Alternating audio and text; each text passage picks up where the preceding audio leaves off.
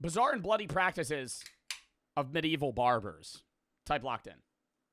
Barbers in the Middle Ages were the ultimate multitaskers. While it's true that a lot of surgery in the Middle Ages was done by so-called barber surgeons, these precursors to the old dude. How fucking crazy that would be. A guy with no experience, no medical license, no training. He's just been winging it for a while. Yo, I got a toothache. Oh, no problem, boss. Let me get my rusty pliers out. Dude with combs and a jar of blue water did a whole lot more than just cut people open. So, today we're going to take a look at the bizarre and bloody practices of medieval barbers. But before we get started, be sure You got a degree in medicine? Well, did they have degrees in medicine at that time? I think barbers were effectively just doctors and dentists. Like, the guy who cut your hair was just a multitasker. You know, he was an all-around guy. He was a jack of all trades. Subscribe to the Weird History channel. After that, we'd be much obliged if you would leave a comment and let us know what other medieval jobs you would like to hear about. Okay, prepare yourself for a close shave with history. Terrifying amateur surgery. Holy dude. Imagine you have something wrong with you and the best guy you could go to is your barber. I feel like I would rather try and perform surgery on myself than have some random dude. I mean, he has some level of experience, right? He's better than you. I think that's fair. He might fuck up and kill you, but he's done this 30 times. You've never done it. So it's like, he's still more knowledgeable than you. Perhaps the best description of medieval barbers comes from an inscription on a 16th century woodcut by German artist Jost de Man, presented in the first person from a man practicing the trade. I am called everywhere. I can make many healing salves. I can cure new wounds, also fractures and chronic afflictions.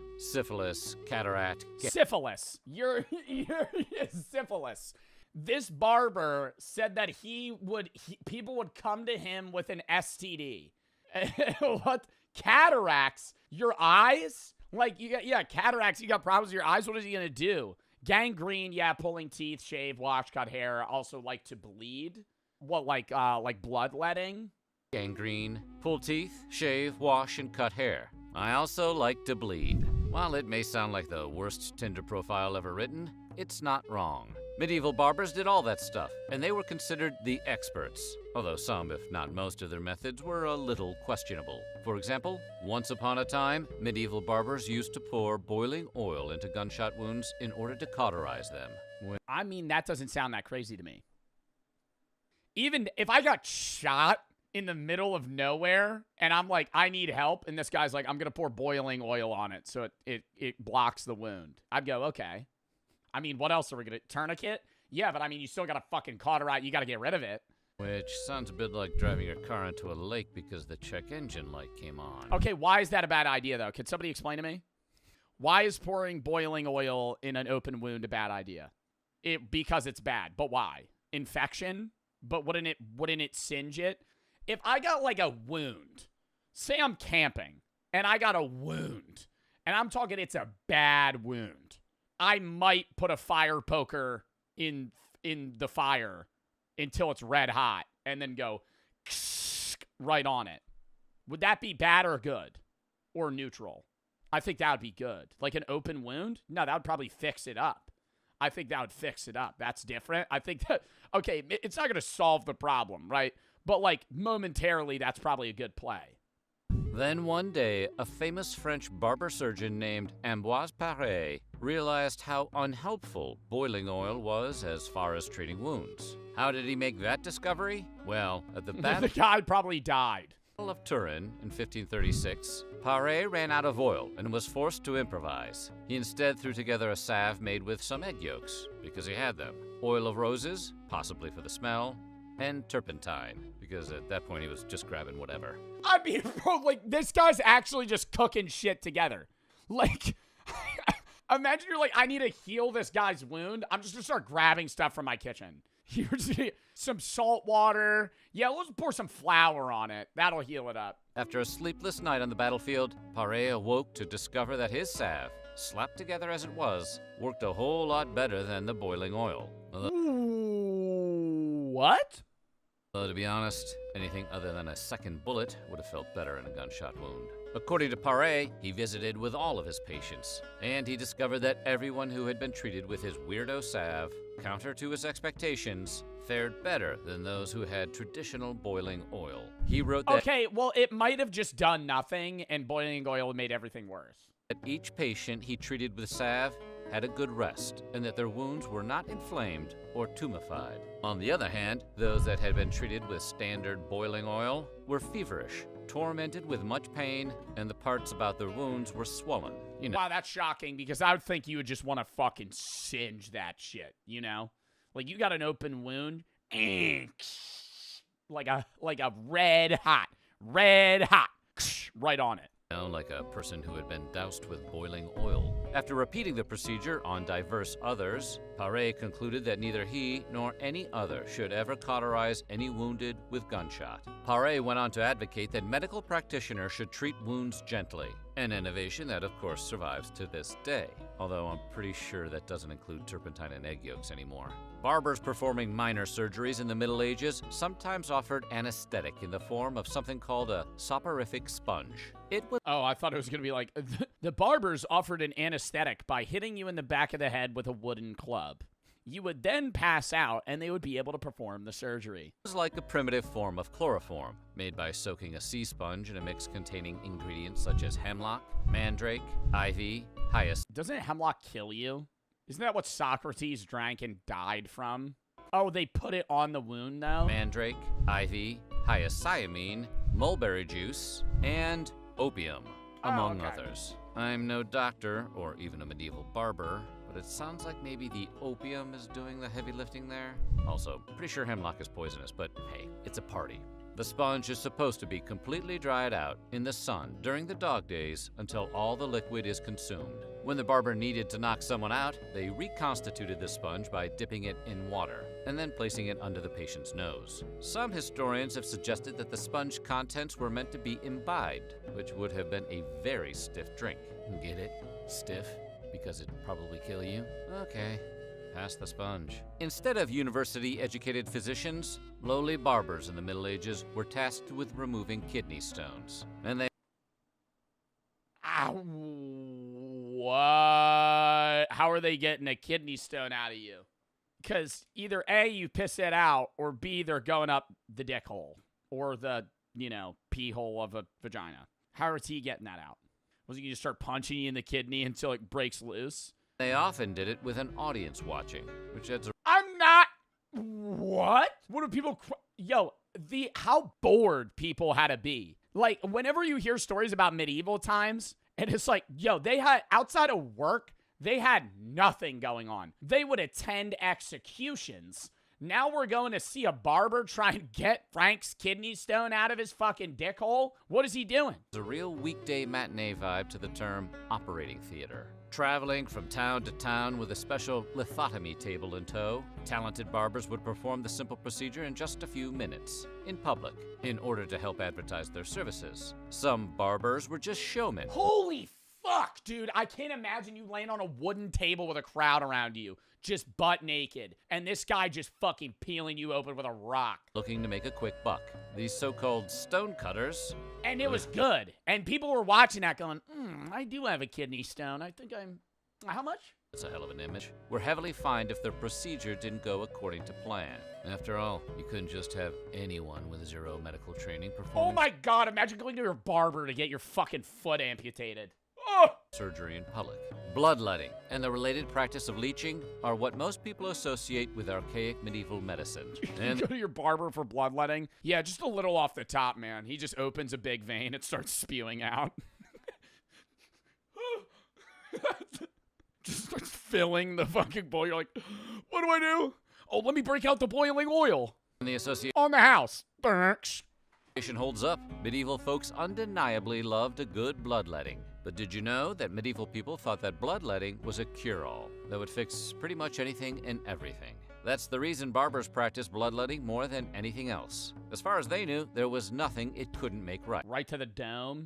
It was like Robitussin, if Robitussin stabbed you in a major artery. One medieval medical textbook even boasted, bloodletting clears the mind, strengthens the memory, cleanses the gut, dries up the brain. Bloodletting may cause instant death, low blood pressure, infections, damaged veins, heart attacks, and other complications. Ask your doctor about bloodletting. The marrow, sharpens the hearing, curbs tears, promotes digestion, produces a musical voice, dispels sleeplessness, drives away anxiety, feeds the blood, rids it of poisonous matter, and gives long life. That sounds pretty good.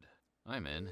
Is there any actual, usage of bloodletting, though? I know when they would do trepanning, which is when they would drill holes in your skull, you would usually die, but it did relieve pressure. It got what they wanted to get done, but then you would die, most of the time. The book also claims bloodletting cures pains, fevers, and various sicknesses, and makes the urine clear and clean, which is how I think everybody likes urine. Of course, in reality, bloodletting doesn't do any of these things, and it can even prove fatal. If this is a real pain, a dead guy that was alive in the 1500s painted these people happily slashing swords into this guy's head. Bloodletting doesn't do any of these things, and it can even prove fatal, which weird history fans who saw the episode about the death and attempted resurrection of George Washington know a little something about. But it's... What? People attempted to revive George Washington with bloodletting? A day after George Washington's death, a doctor arrived at Mount Vernon and proposed a procedure to resurrect him in 1799. A day after. What was the fucking plan there? Oh my God, dude. That was 200 years ago. And that's a long time. But to think that, they thought they would be able to res him 200 years ago, and they're like, I've got a method. You got to hear my plan out. They wanted to thaw him in cold water and then lay blankets on him and put into activity the minute blood... Wait, what? Thaw him in cold water? Was he frozen? How did George Washington die? Oh, he died of throat infection. And then they put him in the snow? What? They thaw him in cold water and then lay to him in blankets and by degrees and by friction to give him warmth. And then put into activity the minute blood vessels at the same time to open a passage to the lungs by trachea and to inflate him with air. And then they transfused blood into him. So they tried to inflate his lungs and then pump him with blood and thought he would come back to life. Were still prescribing a good old-fashioned bloodletting the year Bambi came out in theaters. Medieval barbers Decorated their shops with blood. looking to advertise their superior bloodletting skills channeled their inner Don Drapers, and by placing bowls of human blood in their shop windows. While the blood bowls may have brought in new business from stray dogs and supernatural creatures, the people of London didn't respond to them so well. The blood would congeal and get putrid, causing the disgusted citizenry to push for a law banning the questionable displays. The law was passed in 1307 with the following wording: no barber. They had to have a law in the 1300s that barbers would stop. It was so bad that they kept putting blood bowls outside, and it made it smell bad. Shall be so bold or so hardy as to put blood in their And keep in mind, this is around the same time where people would just throw shit out of their window. windows. I'm not sure, but I think that's medieval sarcasm. The barbers were a bit miffed by the public outcry. For them, the displays were a handy way of recycling unwanted blood, and if they couldn't use it for promotional purposes, what were they supposed to do with the blood? Throw it away? Actually, yes. Lawmakers, ever concerned about public health and sanitation, advised barbers to throw their old bowls of blood into the River Thames instead. Further proof that the Thames has literally never been safe to swim in. So how did barbers advertise after the Great Blood Bowl ban of 1307? Some historians believe this is when the practice of wrapping a bloody cloth around a pole outside the shop began, a grisly precursor to the wholesome image of a modern-day... Wait, what? That's how that started. That's how that started. The little fucking spinny wheel of the red and the blue was people pinning blood outside of their fucking shop. began, a grisly precursor to the wholesome image of a modern-day barber pole. Shampoo and shaving with urine and beer. I would rather somebody shave me with beer. Believe it or not, I get there's alcohol in that, so it's like somewhat, sterilizing. human urine has its uses as a cleaning agent, even though you're probably not going to see it on the shelf of Target anytime soon. The Romans knew it. In fact, they even recycled their urine to help get their togas cleaner. Yeah, no, they used to have like little basins that people would wash clothes and pee in. And that was like a job. It was like a guy was just like the pee dude. He was a laundryman. And it worked. Truly, ammonia does wonders. Barbers in the Middle Ages knew it too, and even used stale urine, known as... Do you think they liked, for urine, for like medical practices, do you think they liked like clear urine or like dark pee? Like you haven't, probably that. Probably like dark, smelly, like asparagus pee. Like that's probably, yeah, like fucking like orange. Like when you wake up in the morning and you didn't drink water right before you went to bed and it's just piss. Iotonium as a shampoo for their clients. That's cool. Whether you could bring your own locally sourced pee from home is still a matter of historical debate. No doubt some of you are wondering if washing your hair with old ghee is a workable life hack for saving money on shampoo. Well, some modern folks have given it a try. And the general word is that while rinsing your hair with urine will keep it silky and shiny, the whole oh my god, like what Beverly Turner 45 claimed her auburn locks have never been silkier. Try. And the general word is that while rinsing your hair with urine will keep it silky and shiny, the whole... Oh my god, I couldn't imagine doing that. I couldn't imagine peeing into a fucking cup and then pouring it on my head. I would my whole body would vomit. Like, dude, that is so gross. procedure still makes your head smell like pee. A document from 1499 detailing the affairs of the Guild of Barbers of Oxford mentions ale-basters, an obscure term that initially stumped the editors of the tome Records of Medieval Oxford. Subsequent research, however, revealed that the lowest class of medieval barbers simply couldn't afford a plentiful supply of shaving soap, so they sometimes turned to froth of ale for basting their patients' faces instead. Yeah, they used beer foam as shaving cream, for when you're looking to give your face that bar rag freshness. Why Axe, Old Spice, or even Anheuser-Busch haven't resurrected this trend is yet another of history's mysteries. Now grab that Michelob and get a good lather going. A lot of medieval barbers doubled as chandlers. Could they be any more medieval? Sadly, however, this had nothing to do with 90s sitcoms. In this Did they get paid well to do this? sense, a chandler was... Like, what was the average barber? Because they were saying poor barbers, so probably not. Like, they were probably, like, lower-class citizens that just had to do all of this stuff. Like, you're basically a doctor before, modern doctors exist. Was just another name for a candle maker. Why did barbers make candles? Well, chandlers and barbers both used a ton of wax. Barbers used it as a base in ointments, and chandlers obviously had a great need for it in their candle making. Sometimes barbers practiced a strange procedure where they would treat a patient by using wax to make a model of their diseased organs. They would then present the wax organ at a shrine in an effort to call upon the divine to ease their patient's suffering. Alternatively, they would make a limb-shaped candle and burn it at a shrine for patients with arm or leg issues, such as gangrene. While not uncommon at the time, if you see your barber burning a wax effigy of your knees, it's probably time to find a new barber, or just get new knees. They did dental work with acid. It just keeps getting worse. It just keeps getting worse. How is it getting worse? Barbers also doubled as dentists in the Middle Ages, because apparently anyone who used pointy instruments at work were considered general practitioners. Dude, I can't imagine going to, like, my barber in the 1500s and him just gripping my neck with a pair of pliers and just ripping my tooth out. Like, yeah, this looks bad, man. I think I'm gonna need to rip it out. Like, imagine getting your tooth ripped out, no fucking anesthesia. Like, I just walk up to you with a pair of pliers and just... and it makes that sound. Practitioners. Like their general medical skills, some of their dental techniques were simultaneously modern and terrifyingly primitive. To start, the barber would scrape your teeth using toothpicks and scraps of cloth. Okay, so far so good. But to whiten the teeth, the barber would use something called aqua fortis, or strong water. That is good branding. It sounds strong. However, aqua fortis was actually highly corrosive nitric acid, which will... Oh, okay, yeah. You want your teeth a little whiter? Clean your teeth according to a generous definition of the word clean. In point of fact, it did do the job it was Did it rip your enamel off, though? employed for. One historian says teeth were known to be considerably whiter after, but only because it ate away at the enamel, Yeah, so it made your teeth less healthy. essentially destroying the tooth from the outside in. Between the acid mouthwash and the pea shampoo, we're beginning to think medieval barbers shouldn't be trusted with anything. Tell me they did something with poop. That would be funny. Acid, tooth wash, pea shampoo. They just start like rubbing poop in your hair.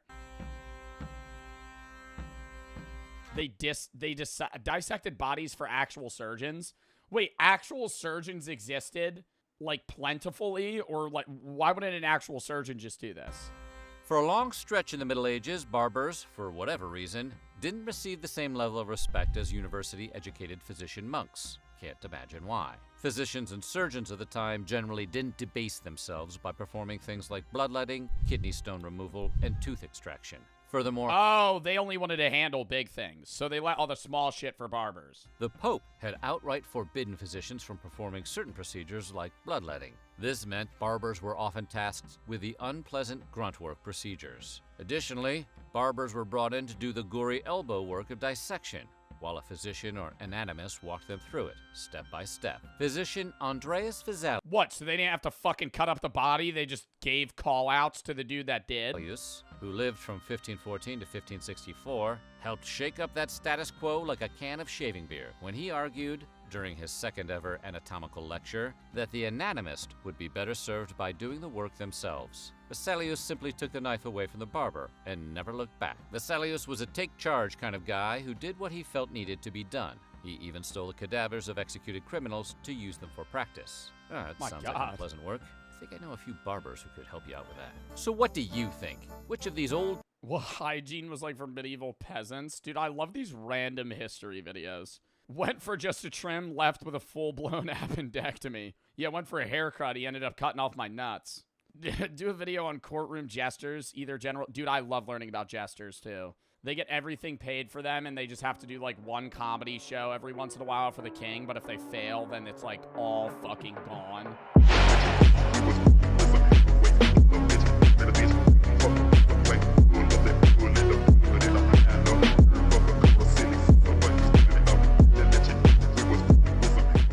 Why drinking? Stupid.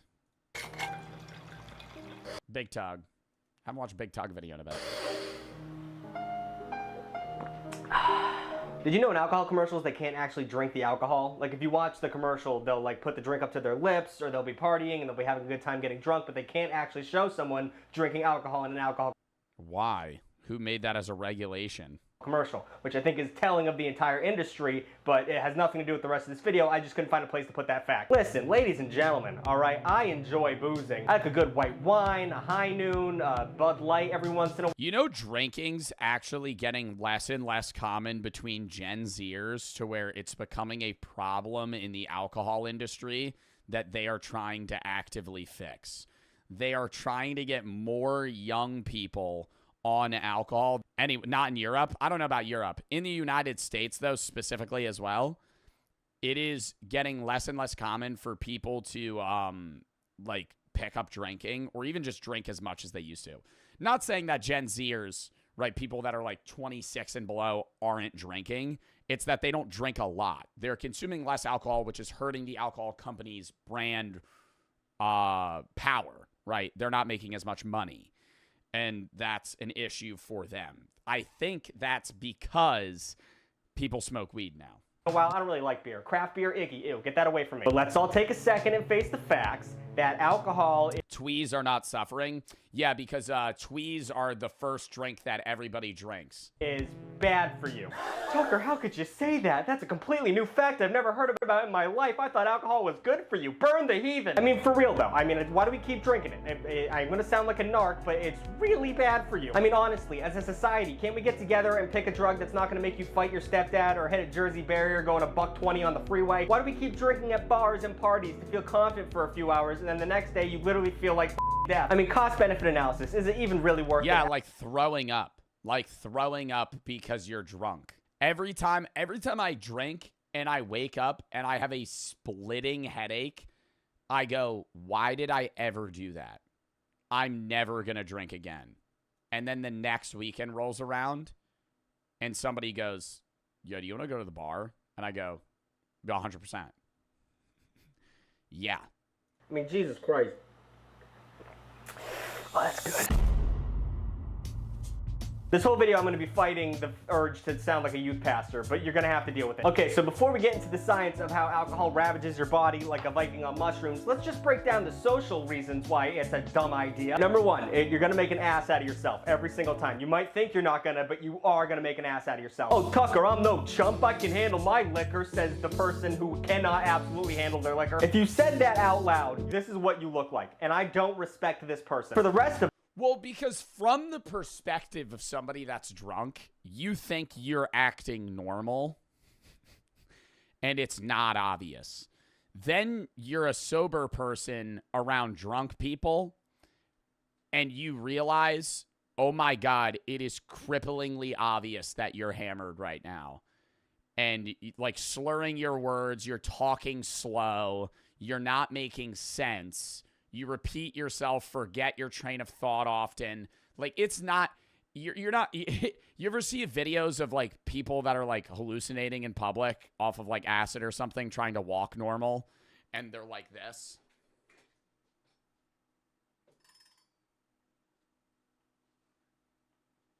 Like, from their point of view, they think they're being normal. They think they're blending in, but they're not.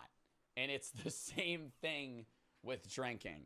It is obvious you're drunk. of us, I mean, good lord, aren't we the worst? Aren't we the worst when we're drunk? Talking loudly, oversharing, thinking you're hilarious, thinking you're James Bond when really you're just James Corden. And then you wake up the next morning and you feel like garbage, and every social faux pas you made last night flashes in front of your eyes like a PowerPoint presentation made of knives. Just straight pain to the dome. And speaking of pain, let's talk about the financial pain that comes with drinking. I mean, if you're drinking at home, that's not too bad. You can get a 6-pack of Line and Googles for like $10 and just, you know, have fun. But drinking at home is close to drinking alone, and that's, you know, historically not great. So you go out, you meet some folks, try and have a good time in society, which is pretty hard without alcohol. Yeah, if you And then you go, boom, $18 margarita.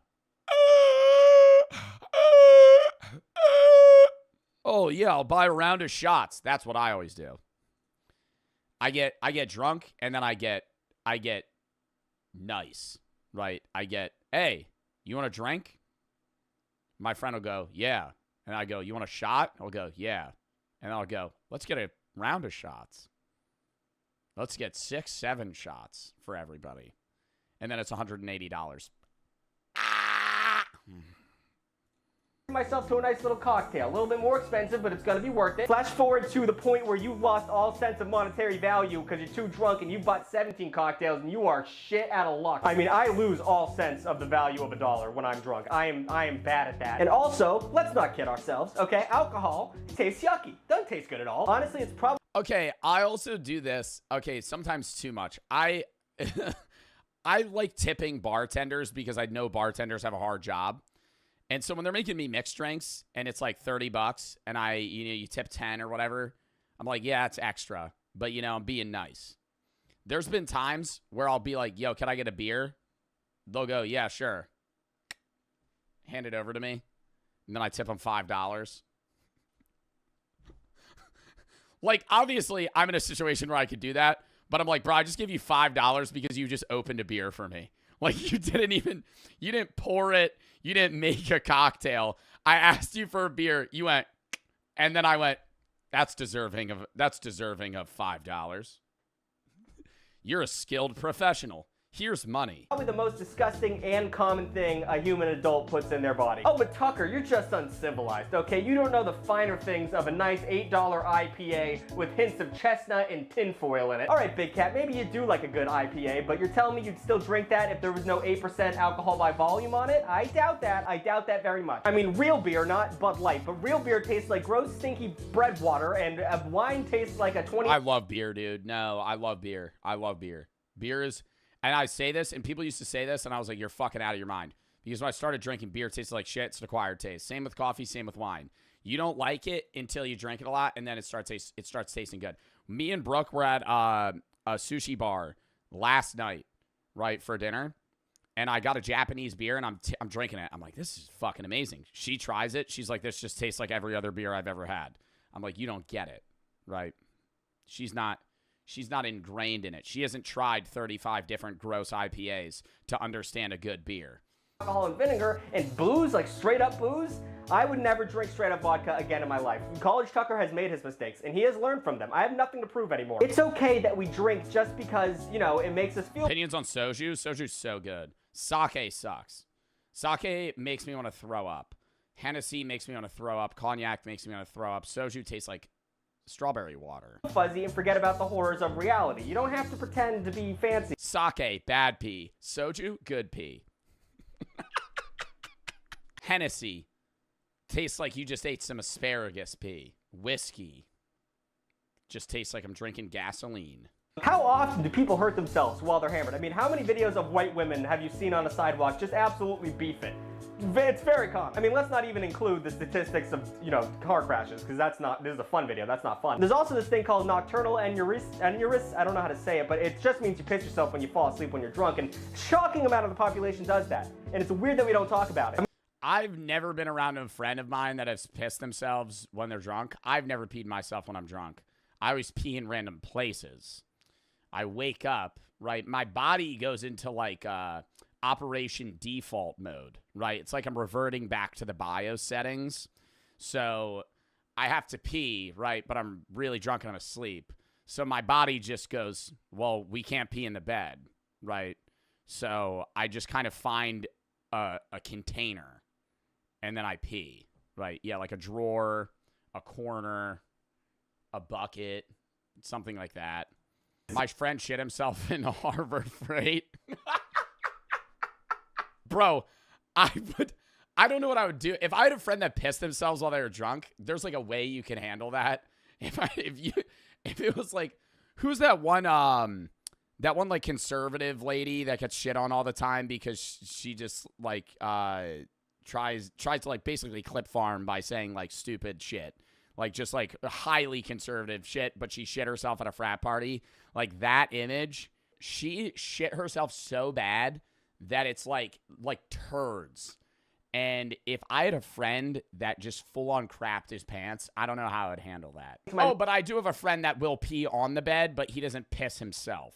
He'll get up. He's done this twice at Airbnbs. He'll get up, pull his pants down and pee on the bed and then lay back down. Mother that the dog did it. That's fucked up. And the absolute worst thing about drinking is obviously the hangovers, but it's so common in society that we don't talk about how fucking horrible those things are. I'm gonna go into the science of hangovers in a little bit. We'll get to that, but let's just, you know, just think about it for a second. Oh, this generation's a bunch of pussies. Back in my day, we used to drink till 6 and then go to work at 7. Well, my generation's blood is half vape juice and half microplastics, so maybe we can't handle poison that much. We can't juggle all 3 of them. And I don't care, man. I cannot do hangovers. I get such bad anxiety and my body feels swollen and it's just poison. Yeah, everything feels wrong. Like, you wake up hungover. The hangover anxiety is just like an eternal doom that's just like looming over you fuck it. for like 12 hours. Talk about the science of hangovers. Oh, fuck me. So alcohol is, well, I've said it before, it's like the worst thing you can put in your body. And once again, I'm sounding like the sexy dare line, you know, only you can prevent forest fires, whatever the fuck he says, but you gotta hear me out. Let's just look at the science of what alcohol does to your body, and then you make the decision whether or not it's worth putting in your body. And you probably still will drink because you're a degenerate, but just fucking pay attention. So number 1, alcohol is classified by the World Health Alcohol is classified by the World Health Organization as poison and also a class 1 carcinogen. It's yeah, well, you're killing your brain cells while you're drinking. Cancer juice. Say it with me, everybody. Cancer juice. That's right. So ignoring that scary tidbit of information, let's think about how your body processes alcohol. So when you drink alcohol, your liver breaks it down at a steady rate. And that's why nerds will tell you that you drink alcohol like 1.5 drinks per hour so your body can handle it. But we're not fucking dorks. We're here to drink, baby. So when you drink to get drunk, you're just 1.5 drinks per hour, you're not getting drunk. Unless you're like 5 feet tall and like 100 pounds. Overpowering your liquor. Like 3 drinks an hour, that's gonna make your liver go like, yo, dude, slow down. And you're like, no, you fucking pick up because we're going hard tonight. You're just kind of bum rushing your organs into letting you have a good time, which is such an abusive. That's the point. Well, then why would you drink? Oh my God, I sound like an alcoholic. If you're drinking, if you're like, hey, I'm gonna go out and I'm gonna scientifically make myself drink 1.5 drinks per hour, I feel like that makes less sense than drinking to get drunk. Defense mechanisms, your blood gets filled up with alcohol and it goes straight to your brain and slows down shit and also can kill brain cells. But now you're drunk, baby.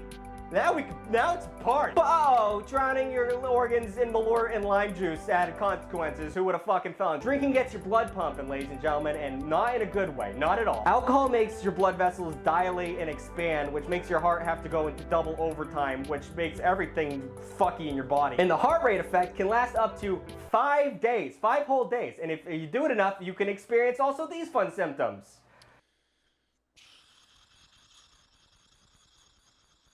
Liver disease, heart disease, bowel cancer, breast cancer, mouth cancer, pancreatitis. Okay, so not that bad.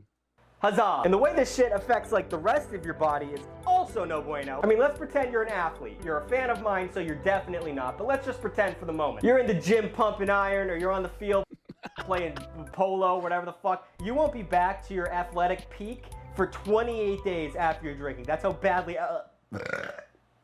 alcohol affects. Then why did John Daly drink while he played in golf tournaments? Riddle me that one, Batman. Your body. It can also cause hives, wheezing, sneezing. Then why do they sell alcohol on the golf course? Stuffy nose, diarrhea, weakened immune system, erectile dysfunction, diarrhea, dude. You poop a lot. And you might think, oh, I'll just get a good night's sleep after drinking and I'll be all bueno. Absolutely not. Absolutely not. Alcohol does not let you sleep. Your brain is busy trying to scrub the poison off the sides of it like a cleaning lady with tickets to Harry Styles, aka desperately and quickly. Therefore, it's not focused on you anymore, buddy. It's dealing with other shit, so you're not gonna hit one. Dude, now I feel bad for myself. Now I feel like I'm betraying my friends, bro. I feel bad for my fucking organs. I'll eat a green bell pepper tonight. That'll round things off.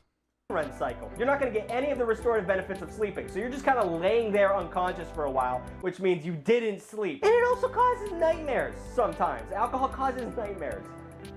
It's the worst. If there was a new disease, a new pandemic that caused the effects of hangovers on unwilling participants, we would all be lined up for that microchip vaccine. There would be no hesitation. It is a horrible, horrible thing to deal with. So I was a bartender. Fuck, spilled my drink. So I was a bartender for 5 years. And the worst drinks, Long Island iced tea. If you order a Long Island, you're immediately an alcoholic. You have transcended. You could be a casual drinker. You could have never drank at all. If you go, let me get a Long Island, you're an alcoholic. You can tell a lot about. There's like 7 different alcohols in there. About a person by the drink they order. And usually, I would hate them. Everyone has a favorite cocktail, but there's a lot of them that means you're a trashy piece of shit. So just know that. Oh, shit. You order these specific cocktails, you are garbage, and your bartender is secretly judging you, and they probably hate you. Number 1, Long Island iced tea.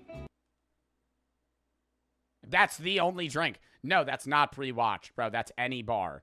Any bar, you will see the drunkest person in that bar order a Long Island iced tea. Every single time. The drunkest person's going, yeah, can I get another Long Island? And I am shithoused at like 2 in the afternoon. All right, Long Island iced tea. You need 7 different liquors in a drink? Do you need that? Do you need that to get going there? Boozy McBoozhound? Wait, what's in a I actually don't know what's in a Long Island. Gin, vodka, rum, tequila, triple sec, sour mix, and cola. That's disgusting.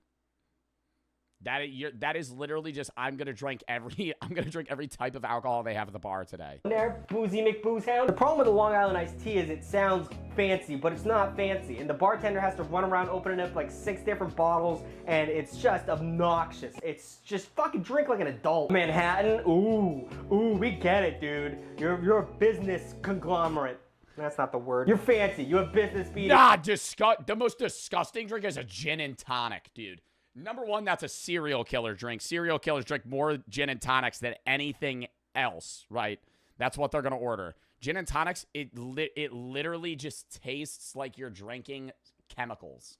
Some sort, like, imagine you just went into your, like, medicine cabinet and you were just like, oh, this is a weird white liquid. That's some sort of disinfectant. Let me just start drinking that. That's a gin and tonic. It's called a Manhattan. You know why it's called a Manhattan? Because the ingredients are 2 things, then 1 thing, and then another 2 things, and that's the area code, 212 Manhattan. It's fucking, if it didn't have that name, it wouldn't be that fancy. And same goes for old fashions. Old fashions are stupid. They're like Manhattans, but they're a little less classy, but people still think they're classy. It's just whiskey in a fucking glass. So a college kid will order one because he thinks he's an adult. You're not, dude. It's not good. Especially if you get a Wisconsin one. What the fuck is going on over there? Then we have the category of the super duper trashy ass cocktails, and those are a league of their own. Grateful Dead's Garbage Can Zombie, Adios Motherfucker, all trash cans, dude.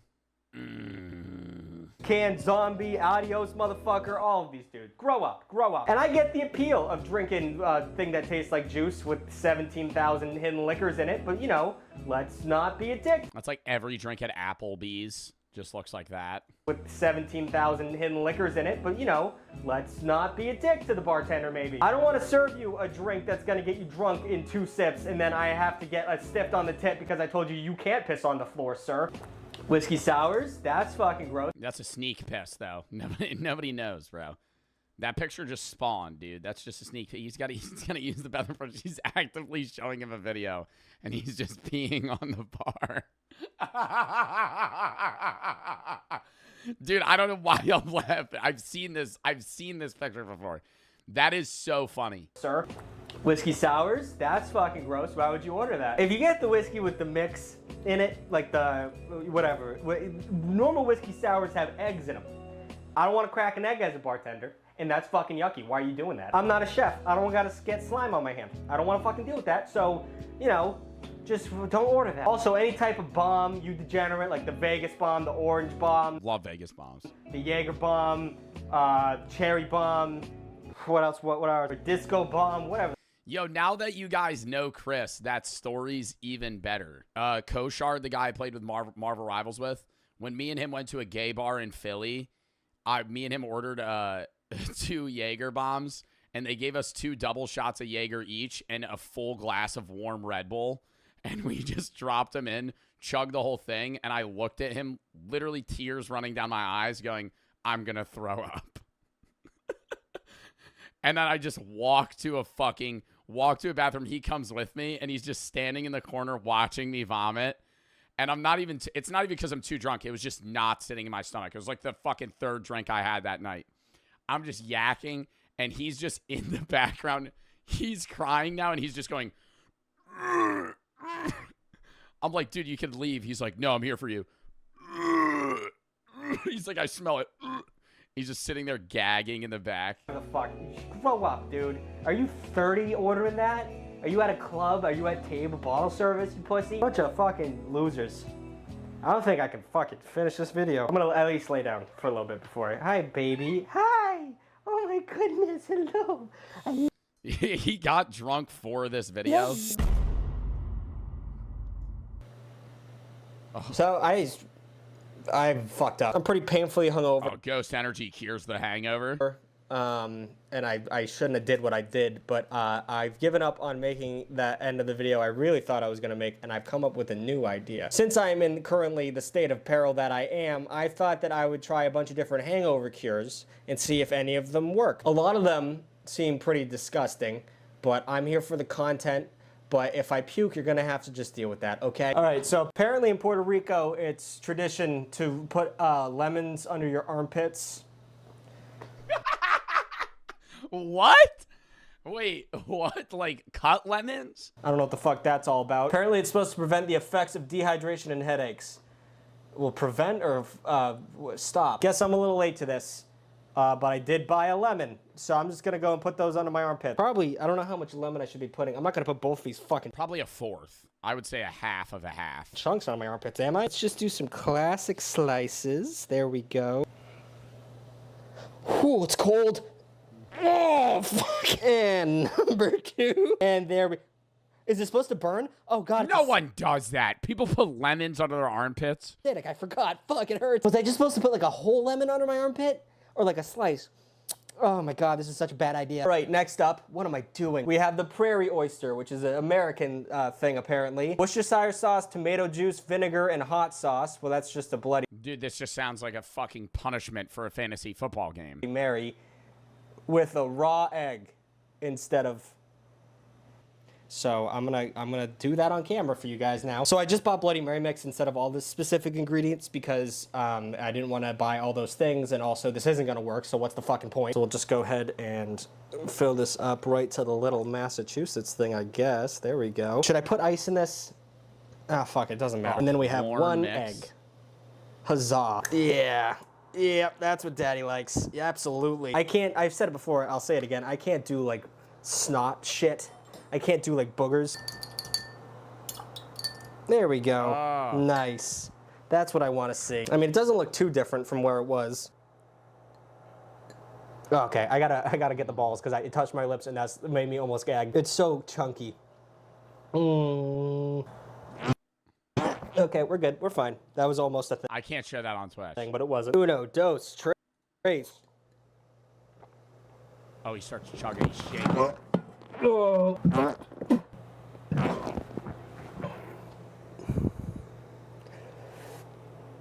Okay, I'm done watching that. I'm done watching that. That was a fun video, though. Okay.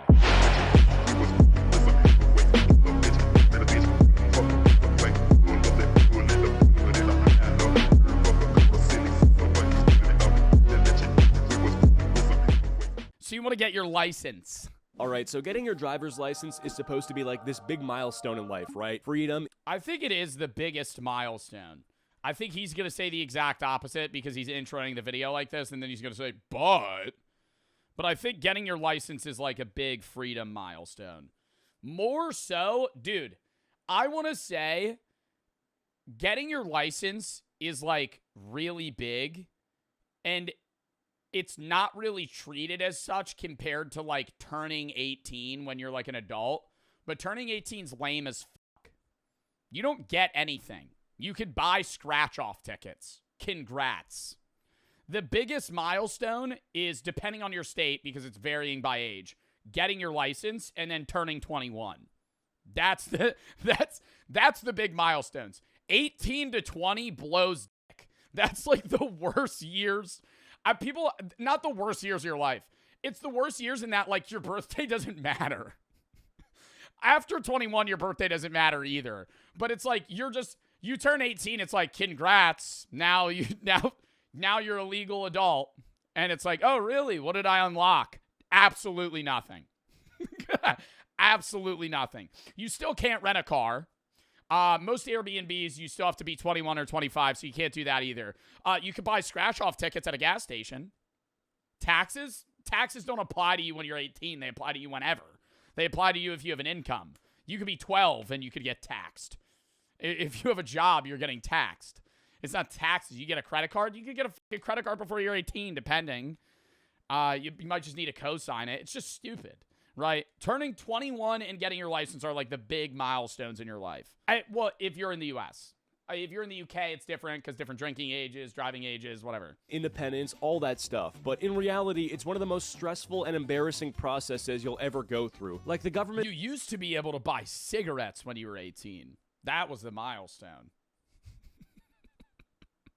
Used to be able to smoke cigarettes. Not anymore, though. Damn it. Basically hands you a car and... When? Not that long ago. Like, your parents probably could have bought cigarettes in high school when they were seniors. Says, good luck, try not to kill anyone. And the way people hype it up makes it worse. Everyone's like, once you get your license, you can go anywhere you want. Bro, no I can't. I still live with my parents. I got like $3 in my bank account, and gas is $5 a gallon. The only place I'm driving is straight back home. Not to mention, the whole process is designed to humble you. Like, you'll walk... No, I'm still gonna say, bro, not having to need a motherfucker to pick you up is so much. It's not freedom, but it's better. Bro, I remember getting done at track practice and having to wait to get picked up. That shit's ass. Just standing around being like, God damn, where are they? They show up late, they forget. Have you ever had that? Have you ever been somewhere and it's like your mom forgets that they have to pick you up? And it's like, oh, don't worry, I'm on my way. And it's like, you were supposed to leave an hour ago. So now you're just standing around like fucking waiting for shit to happen. Like, you run on other people's schedules. Once you have a license, you have your own time, right? Like you could go places when you want to go places. Yes, you need money, but it's like if you have gas, you could go somewhere. To humble you. Like, you'll walk into the DMV thinking you're ready for adulthood, and the second you step up to that counter, some 60-year-old lady with glasses down her nose just looks at you like, you're not built for this. And she's right. No, that's not what she's gonna do. She's gonna go, you don't have enough you need more points of identification. You only have your passport and a local water bill. You're gonna need to go home. And now you have to go you have to prove that you're you in every way in the fucking world. Oh my God, going to the DMV, bro, you might as well bring a binder full of everything that's ever happened to you. Drive all the way back, and hey, if you have an appointment, now you gotta reschedule because you didn't fucking show up with the right shit.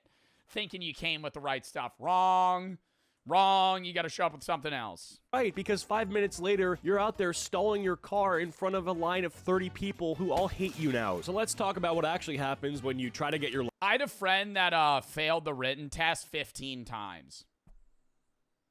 I failed it once, and then I passed the behind the wheel. He passed the behind the wheel immediately. He failed the written like 15 times.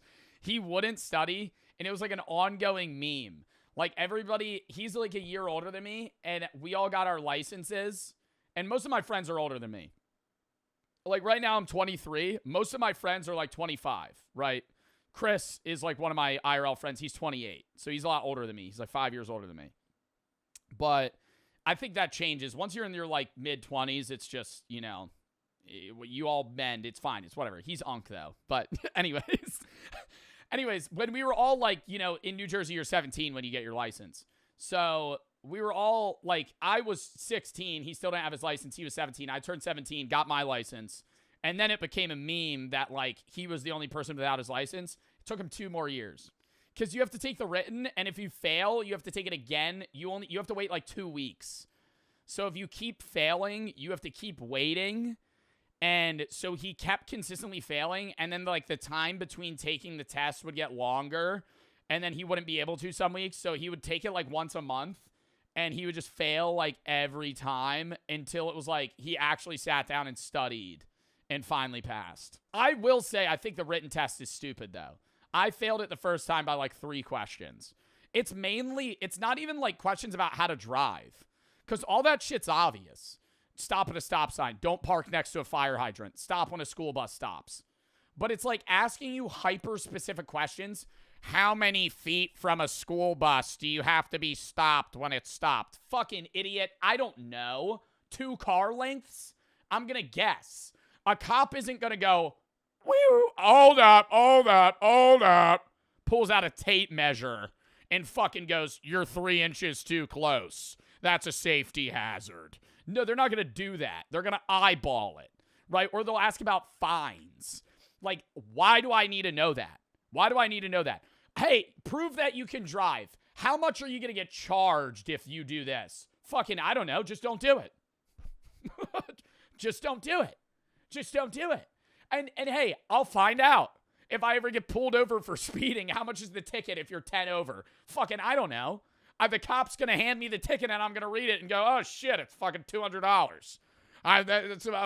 That's when I'll know. And then I'll say, the behind the wheel is too easy. The behind the wheel is a piece of shit. What? It depends on the state. The behind the wheel is literally stop, turn your signal on. Go on a roundabout, turn around, parallel park. That's the hardest shit. Hey, buddy, why don't we make the test merging onto a 6-lane highway and going over a bridge when the median is fucking 6 inches away from the fucking edge line of the road and there's no fucking shoulder? That's how you know how to fucking drive.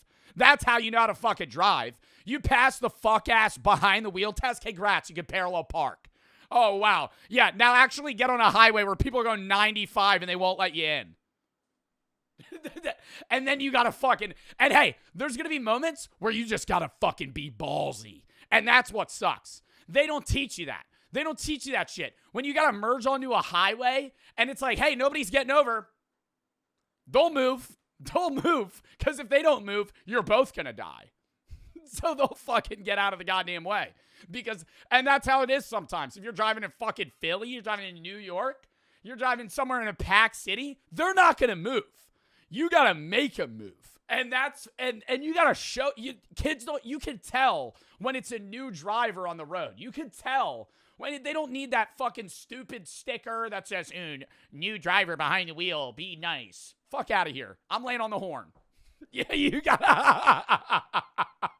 new driver. Hey, buddy, you better lock in because you need to learn how to fucking drive. Oh, I'm going to be nice to you. I'm going to change the rules for you. Oh, get the fuck out of here. No, you gotta learn how to do that shit. I truly believe they couldn't do that though, because then if you failed, you get in a car crash. So they have to like simulate it somehow. But I remember I got behind the wheel and the driver's test was 4 minutes. 4 minutes long. And he goes, yeah, you passed. I do the parallel parking and I was too far, so I just had to redo it. And then that was it. That was the whole test. I'm like, this doesn't prove that I'm competent enough to drive anywhere outside of like back roads. First off, you got to get your learner's permit, which is basically the government. And that's why, dude, there's drivers today. There's drivers today that are in their 30s, bro, that won't drive over bridges. They won't go on highways. You know why? Because they never learned how, and they're terrified to. Because they can't drive. Saying, here's a piece of paper that lets you legally traumatize your parents in the passenger seat. Every drive turns into a hostage situation. Your mom's clutching the door handle like you're driving a fighter jet. Your dad's yelling, brake earlier every 5 seconds. And God forbid. Bro, the worst is, this is optional, but I remember I did it. So I could get my license earlier. And it was like I took a driving class. You take the written to get your permit. And then I had my permit and I took a driving class so I could like get my license earlier or something. And it was this old guy named Henry. I remember him. I would go, Henri. I'm going to drive with Henri. He was like 80. And the first day we didn't, he canceled because he had to get like his kidney removed or something. I don't know. He had a fucking, it was like, I was waiting around, and he was like, he texts like 3 days later, and he's like, oh, sorry, I was in the hospital. I was like, oh, fuck. He shows up, and he would eat. All I remember about him, I hope he's still alive. All I remember about him was he would munch on, like, Werther's originals. Like, the whole time I was driving, he would be fiddling with the plastic in the wrappers, and he'd be popping them in. I think he had, like, 3 in his mouth at once, because he would go like this. And he would mush them around. It sounded like marbles in his mouth. And the permit, like the driving class cars normally a car has a brake and a gas pedal on the driver's side. The behind the wheel, like driver's, like class, there's also a brake on the passenger side. And he would lay on that shit and I would get so mad. He would be like, I would be braking a good 100 meters before a stoplight, going 40 miles an hour. He would go, whoa, whoa, whoa, and he would fucking make a noise. Whoa, whoa. I'd be like, dude, I'm stopping. Like, I see, he goes, you don't want, he said, I remember he would go like this. You can't have this when you stop. Because when a car stops when it's going a little fast, it rocks. He goes, you need a smooth stop. You need a smooth stop. You want to stop and go, I don't want to, if I feel this, that's how I know you stopped bad. I'd go, fuck that. Fuck that.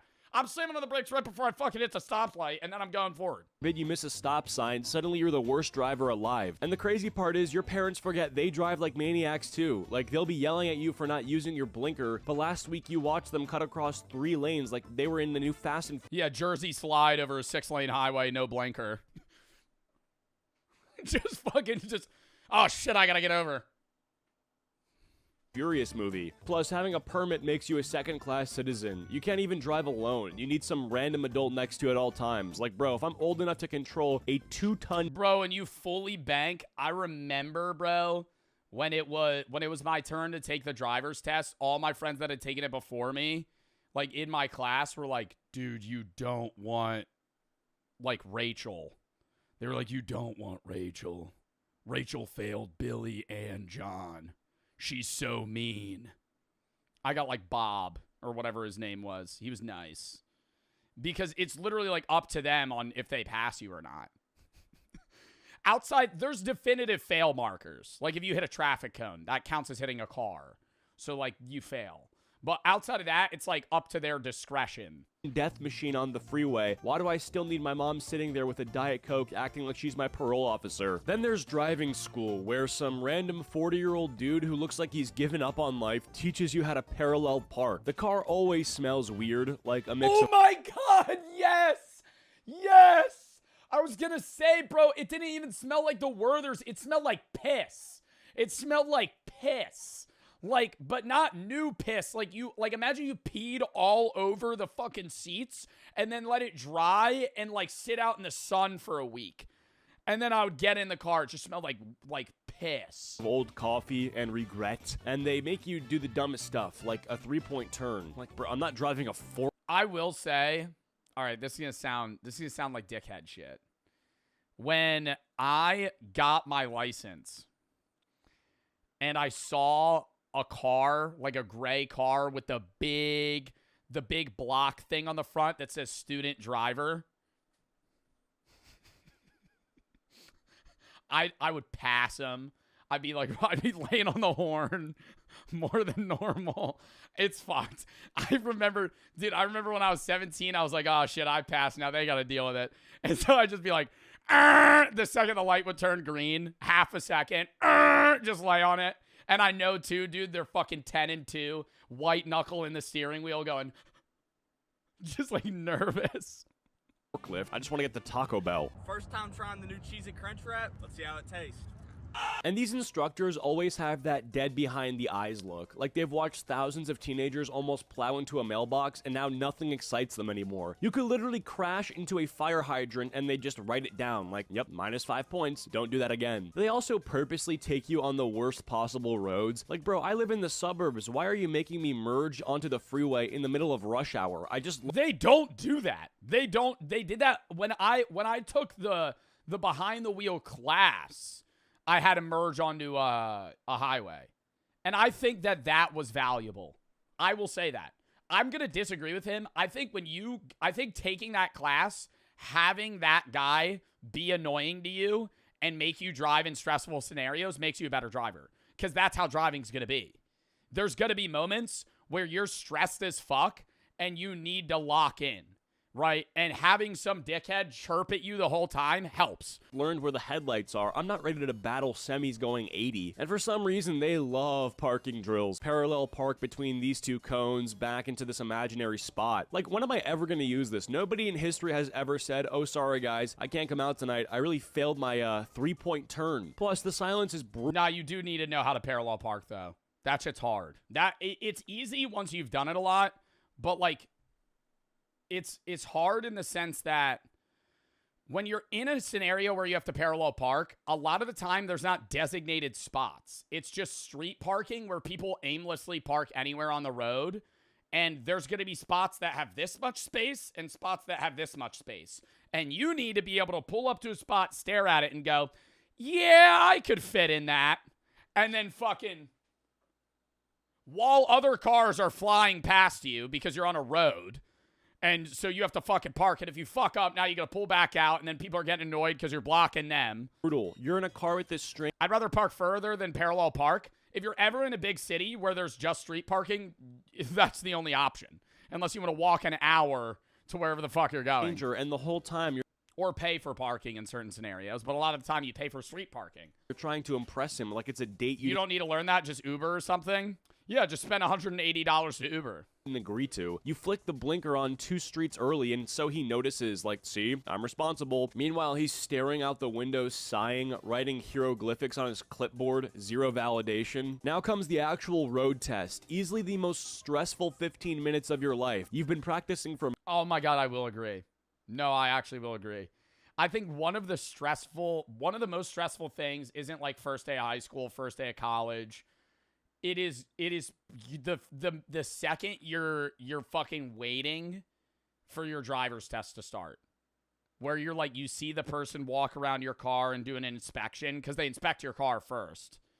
And then they get in. Months, but the second that instructor sits in the passenger seat, your brain forgets how cars even work. Like, I'll be gripping the wheel so hard, you think I'm landing a plane. And the instructors never help either. They just sit there in complete silence, scribbling on their little clipboard like they're writing Yeah, they try to stress you out. I think they enjoy that part, though. your obituary. You could literally save a baby duck crossing the road, and they'd still be like, you didn't check your mirrors enough. Automatic fail. The worst part is they never tell you how you're doing during the test. Like, you're just sweating bullets, thinking, okay, I nailed that stop. One, don't you have to wait mad long if you fail? It's longer than a written test. It's probably depending on the state. You have to wait 2 weeks to retake it. But if you fail 3 times, you have to wait 6 months. Wow. So if you fail multiple times in a row, you have to wait a half of a year. Stop sign, right? That was clean. Meanwhile, the guy's just clicking his pen like That's not bad, bro. That sucks. he's deciding if you deserve human rights. And parallel parking, that's the final boss. You could drive perfectly the entire test, but if you so much as touch the curb, they act like you just committed a felony. Like, bro, half the adults out here park like absolute garbage. Why is this a standard? And if you fail, oh, that's the walk of shame. Nothing hurts more than walking out of the DMV while some 16-year-old behind you is celebrating like they just won the Super Bowl. You gotta call your parents like, yeah, so we're gonna be Ubering for a few more weeks. And the retest, way worse, because now the instructor already knows you're trash. They sit down like, oh, it's you again. And suddenly every tiny mistake is magnified. Forgot your blinker? Fail. Rolled half an inch over the line? Fail. Blinked too aggressively? Fail. Well, no, I think there's like point values for different things. Like if you like roll a stoplight, there's certain things that are immediate fails. But if you're going like a mile over the speed limit, I feel like they'll probably dock points, but I doubt you'll immediately just fail. It really feels like a driving test is more like some government-sanctioned hazing ritual. Like, congrats, you survived high school. Now let's see if you can survive me quietly judging you for 15 The driver's license exam during COVID was crazy. The instructor just stood outside in the parking lot and watched me drive and park so they weren't in the car. Nah, that's even worse. That's even worse. Just having like some dude like Slender Man in his suit, the clipboard, just watching you drive around a parking lot. Just like he's scouting you with like football. Oh my God. It's like, I feel like the silence would be even more deafening. You're just talking to yourself. You're just like, oh, fuck, dude. I wonder what he's writing. And if you do pass, congrats. Now you get to join the most chaotic experience of all, driving with your friends. Because the second you pick them up, they act like your car is a party bus. Someone's fighting for the aux, somebody else is hanging halfway through the window, and there's always that one friend in the back spilling Taco Bell all over your seats like it's their own personal trash can. Suddenly you're not the cool guy with the car, you're the unpaid Uber driver. Every text is just, bro, can you pick me up? We need a ride. Like, damn, I didn't get this license so I could chauffeur half the school. I just wanted to get a McFlurry without adult supervision. Then comes the gas money argument. Every group has that one guy who never pays. You could drive them across the entire state, drop them off at their front door, and they'll hit you with, bro, I'll get you next time. Spoiler, there is no next time. This man hasn't seen a gas pump in his life. And the thing about being first in your group with the license is suddenly you're everybody's servant. Like, you're not their friend anymore, you're their tax. Yeah, that is true. The earlier you get your license, the more you got to drive people around. Midnight trip. That doesn't change, though. It's not like, oh, you're stuck doing that, but there's always somebody in a friend group that's usually like a designated driver or somebody that drives people most of the time. Also dependent on the car you have. If you want to life hack, get a smart car. Get a 2-seater smart car, then nobody's going to ask you to drive them places. If you get like a fucking 6-person SUV, all of your friends are going to want you to take them places. To Taco Bell, guess you're driving. Someone's crush lives 20 minutes away, you're driving. Someone wants to just cruise, guess what? You're driving. Meanwhile, your tank's on empty and you're praying your parents don't notice you burn through half a paycheck in gas money. And late night drives are their own horror movie. Everyone's laughing, music's blasting, but the second you get pulled over, all your so-called friends just turn into lawyers in the backseat whispering advice. Bro, don't admit anything. Just tell him you're speeding because your grandma's sick. Like, shut up, man. You're the reason I missed the stop sign in the first place. Here's the thing nobody tells you. once the hype dies down, you realize that driving kind of sucks. Like, yeah, you've got the freedom, but now you also are stuck dealing with the absolute worst people on the road. You've got the guy who thinks turn signals are optional, the lady going 20 and Dude, I've low-key done some shit like that. Not to the point where it was that dangerous, but I've, like, borderline missed an exit, and, like, the next exit to where I'm going is fucking 10 miles down the road. And if there's not a lot of people on the road, I'm hitting a quick 70 to 0, hard pivot right, and then just fucking rip the exit. the lady going 20 in the fast lane, and of course, the dude in the lifted truck who takes it personally if you merge in front of him. And don't even get me started on traffic. Like, nothing humbles you faster than sitting bumper to bumper for 40 minutes to go 3 miles. You're sitting there like, wow, I really begged the DMV for this privilege. Parking lots are war zones. It doesn't matter if it's Walmart, Costco, or some random strip mall. People will straight up cut across 10 spaces diagonally just to beat you by 5 seconds. And there's always that one psychopath who backs into every spot like they're rehearsing for NASCAR pit crew tryouts. Once you get sick of borrowing your parents' minivan, reality hits. You gotta buy your own car, which sounds awesome until you realize every option is either insanely expensive or complete garbage. Like, it's either a Yeah, you're either going to get something that's reliable. It's really hard to find, like, a semi-cheap or, I guess, reliable car that's not, you know, $40,000. Like, if you're getting a used car for $10K, a lot of the time it might run well for the first few months, and then you're going to have, like, your transmission be shot.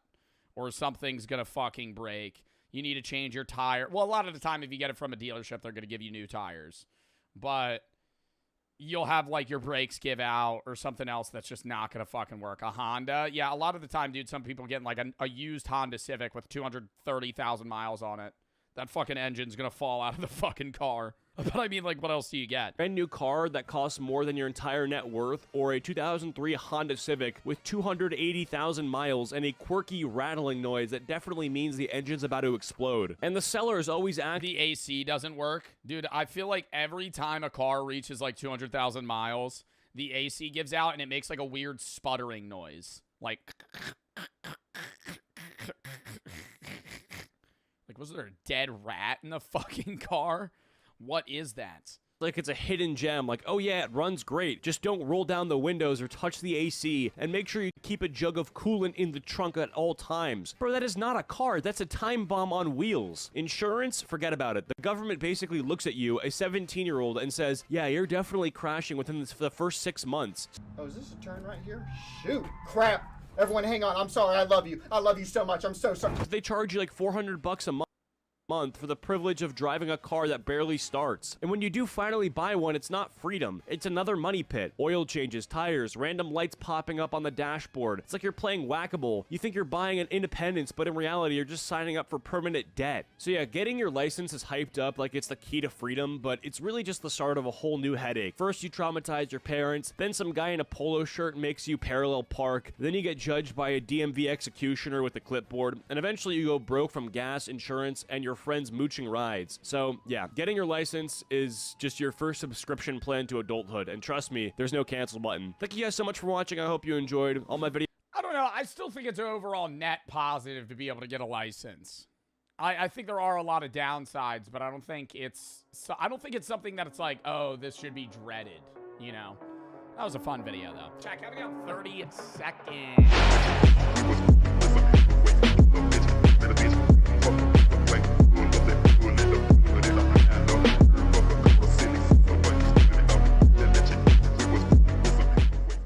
Horrors of Hotels. It's a Papa Meat video. Welcome back to the Papa We haven't watched a Papa Meat video in a while. Sit down, because today we're going to talk about hotels. We've all been to a hotel at some point in our lives, and the experience can vary greatly. From a luxury hotel that caters to your every need. When I went to Coachella, there was blood on my sheets, and I had to get that changed. That was a little upsetting. That was not like a lot, but there was like a blotch of blood about that big, just like on one of the sheets. It was red. It might have not been blood. Could have been makeup. To a roach-infested Motel 6. There's a nice little spectrum out there. Regardless I stayed at a few Airbnbs that had cockroaches. of what you're able to afford, going to a hotel can be a bit of a gamble. Sometimes they're dirty, sometimes the buildings are run down, and oftentimes there's a slight feeling of danger. I'm guessing from crackheads or maybe weird neighbors next door. What's that in the room next door? Apparently, hotel room break-ins have become surprisingly common. And by that, I mean, I feel like Oh, I'd be doing the latch, shut that shit fully. that's always been a thing. Right? So much so that there's an entire genre of video focused on giving tips on how to use household objects to lock hotel doors from unwanted guests or staff members, using things like hangers, towels, and forks to basically block the door. People even buy additional portable locks and alarms online to ensure their safety when staying overnight. You might think that doing this 20-minute long setup to lock your door or whatever while you're sleeping I think that's a little extra. I mean, hotels usually have like a double lock and a latch. might seem outrageous, but at the same time, you don't want to be that one If they're getting past those, they're getting past your stupid Amazon plastic lock that you got that was made in China. I think they're gonna get past that. You know, if they're getting past the double lock and the latch, I think they might just take the hinges off the door. At that point, I don't know how many more locks are really going to do much. statistic. So let's look at just how bizarre and terrifying the world of hotels can be. Over time, we've seen a large increase in sexual predators going after women in hotel rooms. I have never heard of this. Really came swinging again with this one, dude. Jesus Christ. Can't ease into it at all? Holy. I thought we might start with like petty theft, but nope. Here we go. While creeps preying on innocent women have been a tale as old as time itself, more people have felt comfortable coming forward to share their stories. One woman from Austin, Texas recounts the night she had awoken to a man who had somehow gotten access to her hotel key. As he was attempting to open the door, the woman noticed his finger prying through the door, trying to undo the latch. The woman screamed and charged at the door and slammed it shut, yelling, Oh my God. I would hit them with the craziest jump fucking sideways. Boom! Right into the fucking door. Cut his fingers off. Oh my God. It would be drop kick the fucking door, shatter his fucking hand. Get the fuck out! The man screamed, "Ah!" and quickly scurried off. She quickly called 911, but soon realized No, you wouldn't. Yes, I would. If he was trying to unlock the door, I'm kicking that shit shut. the man's severed fingers were still in the door latch when the police arrived, which is awesome. Yeah. I would put Wait, what did they say? His fingers were still in the door? that the man's severed fingers were still in the door. Oh my God, they were severed. I was gonna say that would cut your fingers off. You know how like hotel doors are like heavy. You ever notice that? Hotel doors weigh like 100 pounds. They're like metal, like I feel like they're just like you gotta open that shit. Latch when the police arrived, which is awesome. Yeah. I would put them in a fucking jar. If I was that woman, I would pickle those fingers 100%. And it They're goes bulletproof? Are they really? without saying that more often than not, the source of most Oh, you're saying fireproof. disturbances and strange occurrences are the hotel guests themselves. For example, one man was arrested for gooning in the hotel lobby in Nashville. Just jorking it in the lobby? That's kind of crazy. While fucking Ed Sheeran's playing. I'm in love with the shape of you. A lot of people have been asking me to re-release merch, and I originally didn't want to do that because I think it ruins the limited ability that the merch drops have for the week or two that it's out where you can get it at that time. But since we've gotten so many requests, I thought it would be a fun idea to do a re-release in the summer of some of the most popular designs of the previous, 3, 4, 5 merch drops that I've done in different color schemes. So you can see we have some previous things here in different colors, as well as the Memento Mori pants. 1 minute, this is like the fucking 10th reshoot. God damn it. A more Fati shirt in blue. There's a bunch of different colors. Some of the original ones as well. Check it out, joebartolozzistore.com. It will be out for like a week, 2 max. Then the next real new drop will be in November. But if you want to catch any of the merch that you previously might have missed, especially in different colors, go check it out, joebartolozzistore.com. Thank y'all. Let's get back into the video. A man named Jonathan Walker had visited a Hilton Garden Inn, and he started using the computer in the hotel's business center, despite not being a hotel guest. He started playing porn on the speakers for a long period. Wow, on the fucking Dell computer. that they have in the fucking weird room in the hotel lobby that nobody ever uses. Period of time until hotel workers started to notice. They called the police, who approached him and tried to get his attention. Jonathan refused to stop watching porn, to the point that the police officers had to take him into custody and remove him from the premises. As it turns out, this was a repeat occurrence, and he had already been banned from the hotel previously. He was charged with trespassing. He must have been locked in, dude. He's like, I can't hear you. I like how he thinks this is like a public library where you can just go in and watch porn. A public library. I don't even know if you're able to go to a public library or library and watch that. We can go and watch porn. Is that what you do? Well, that's what. No.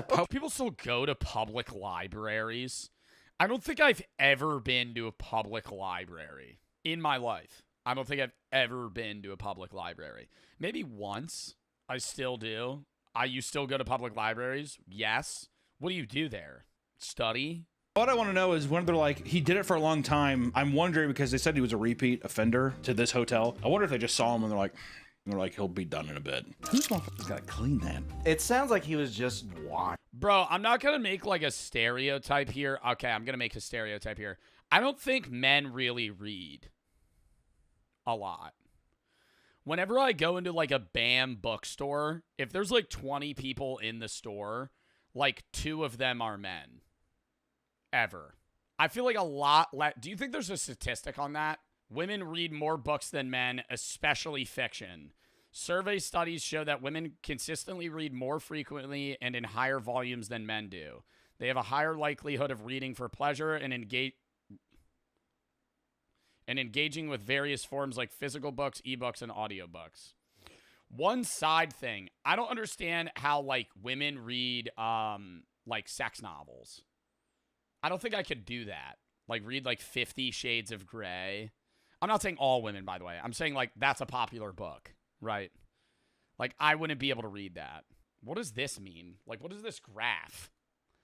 For 88 most read self-help books on Goodreads. This doesn't even make sense. 30 books percent of male readers, 58 books percent of male readers. What the fuck does that mean? Oh, 30 books by women, 58 books by men. Men are more likely to read books by men. I don't think that's the same thing with the women. And of course, this is not the only story about gooning in a hotel. There's also Florida's serial hotel gooner. That's right, my friends. Serial hotel gooner. In 2019, at Hotel Zamora, Jason Bradley walked into the hotel balcony naked and started masturbating in front of a hotel staff member. That's just not fun. That's a little peekaboo. That's a little Jack in the Box that I don't want to see. Isn't that sexual harassment? Yeah. How is that arousing as well for him? To just literally like walk up to somebody that's like, ew, what are you doing? And just start doing it. When management intervened and told him to stop, Jason ran back to his room and locked the door. Like a little toddler. It's like when your parents try to pick you up from your friend's house and you try to hide and be like, just see if I can stay over again. Except this time it's like a 6'3" naked guy, hard dick run through the lobby. Police were promptly called and he was arrested shortly after. 3 days later, Jason was again arrested for the same thing. This time at a high. I mean, at that point, oh my God, touching himself on a beach. At that point, I feel like he would just have to stay in jail. Hotel near Clearwater Beach. This time, Jason was caught jerking it in the beach house cabana that he didn't pay for, which was the biggest crime there. And that was after 3 women complained about him, so he was hiding there beating for a bit. Took 3 women to come forward and be like, there's a guy in there. And let me tell you, I don't think he paid. When confronted, Jason punched the employees in the face and then ran into the parking garage to hide. Do you think that was the hand he was using to beat his cock? No, I think he punched with his other hand and kept beating. So you think that he's beating and punching? That's an alpha. The police were called and Jason was once again swiftly arrested. He now faces multiple counts of lewd What do you think the conversation there is? exhibition and assault. Just a few months ago, he was also arrested for indecent exposure involving a minor. Just had to. How does he keep getting in and out of prison and then just jorking it in public? You know what I mean? Like, how is he getting arrested for indecent exposure, getting out the next day, and then going to the beach and doing it again? Some people have reported strange hotel guests sneaking into their hotel rooms in the middle of the night, creating a traumatizing experience. Natalia Toxisi, a model from Thailand, posted a viral TikTok detailing a horrifying experience she had in a Japanese hotel. She had traveled. Found a strange man under my bed. I'm kicking him in the fucking teeth. Oh my God. I feel like if you looked under a bed and somebody was there, your gut reaction is like scream and run, but you're really in the biggest advantageous position you could be in. If there's somebody under the bed, they're fucked. Like, they're not going to be able to hurt you.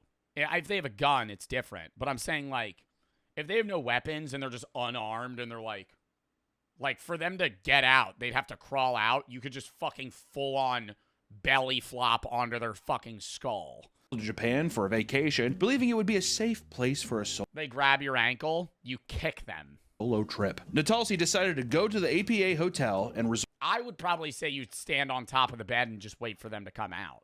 resort in Tokyo, which is a well-known hotel chain. After a long day of sightseeing, she returned to a hotel and laid in bed before noticing a particularly repulsive smell. After some time, He smelled that bad that she noticed him. she had realized that it was coming from underneath her bed. Oh my God. I think I'd have a heart attack. What? Like, you're just like scrolling on TikTok for like an hour. Like, dude, it smells bad. You pull one of those maneuvers where you just lean over the bed. You don't even get up. You don't even do this. You don't get down from the bed. You fucking lean over and go. What are you doing if you see a guy staring at you? I'd go. And if I saw a guy go staring back at me, is there a word exchange there? I feel like it's just indiscernible. Like fucking screaming. Natalsi checked under the bed, coming face to face with a pair of eyes staring directly at her. She screamed and leapt off the bed. This is straight up horror movie shit. The Asian man climbed up from under the bed and stared at her for about 3 seconds. Do you think he was naked? No, I think he was just a weird, stinky man, little garbage man. At the moment, Natalsi claimed that those seconds felt like my life was over. Suddenly, the man started screaming before turning and sprinting out the room. Turns around, pulls a Kevin McAllister. The police were contacted where they found a hidden power bank that the man was using for his phone, meaning he had potentially been there for a long... He was there all day. Oh, so he wasn't even trying to be... Wait, so he wasn't trying to be a creep. He just wanted to charge his phone? Like he was bumming and living in the hotel room and just sleeping under the bed? For sure. He was charging his phone, playing like Angry Birds and shit. He's so old game. Due to the lack of CCTV cameras in the hotel, the police claimed that there was little chance of identifying the man, but eventually she was able to get a full refund for her trip. Thank God. I stayed at a APA hotel. Oh yeah, you did, didn't you? I forgot about that. They're nice. Apparently, we need to fact check this, but apparently the APA hotel is run by a cult leader. So maybe it was the cult member. Maybe it was a cult member. They're like, go up there and take this battery and let it charge. She'll be up there real soon. Hotel guests have a tendency to do whatever they want in hotel rooms, seeing as they're paying for it. While some will settle for cranking up the AC all night, others treat the place like their own personal trash can. This was the case. I'd be bumping the AC, dude. I go, this ain't on my dime. I say that, yo, literally. Middle of summer. Oh, they got it set at 72? Let's bump it down to 67. Actually, though, let's bump it down to 67. Every time. Crank that shit low. Crank that shit low. And then I'm going to be, turn the TV on. All the lights are coming on. I'm going to make it cozy. For Kelly Tedford, the OnlyFans hotel pisser. In New What? Hampshire, an OnlyFans model named Kelly Tedford was caught destroying a Marriott hotel room with her Oh, body. like peeing all over the floor and the beds and shit and filming it? Bodily waste. She had the plan of filming a video for her OnlyFans, Kinky Kelly, in which she would cover the entire room in her own piss. She proceeded to pee all over the bedding, all over the curtains, even pissed on the AC unit, which it's like that's gonna blow it even more. I mean, how much piss does she have? Like, you ain't got a full black. How many times did she have to, how many cuts did she have to do to pee everywhere? In the air. Which, granted, the room's gonna smell like piss anyway, so she's like, fuck it. And she even pissed on the hotel Bible. For good measure, she even took a on the floor, which she would later hide in the upper tank of the toilet. What? She pooped on the floor on OnlyFans and then scooped it and put it in like the fucking like water vat. She's being a little bitch, dude. That's a woman who just needs to be slapped around. She needs to be shown a thing or two. How much do you think if she didn't poop on the floor, she would have gotten away with it? Like, if the piss dried, would they know? If you peed on the bed, yeah. But, like, it would have to be pretty bad. I think you could walk into a subpar hotel. I'm not talking like a 4 or 5-star hotel. I think you could walk into like a Days Inn and just every time you needed to pee, just pee in the corner of the room. And I don't think they would notify you. I think you would just be like, you would hear nothing. They wouldn't clean it. It would smell a little. She was arrested and charged with criminal mischief. Further investigations showed that she had been doing things like this for years. And in one case, she was arrested for peeing all over grocery store products. Okay, so you know that's actually crazy.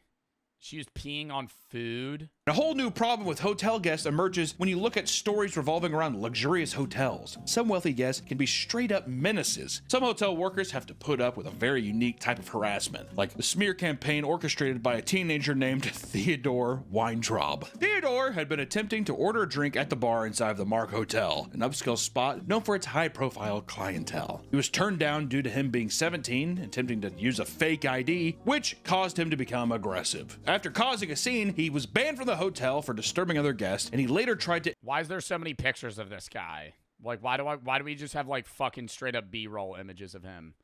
Like, this is just like a stock photo. He just has like aura photos just ready up. Banned from the hotel for disturbing other guests. Like a Getty image. And he later tried to enter through a dinner reservation with his family, only to be caught and denied entry. He begged them to reconsider, only to flip out since he didn't get his way. And according to the filing, I think at that point, if he wanted to drink that bad, he could have just waited for dinner and then, like, had his dad order a drink and then just take it. Oh, he started being anti-Semitic and spitting in people's food? accusing the hotel of being anti-Semitic and spitting in people's food. What does quelled mean? The father eventually quelled his outburst.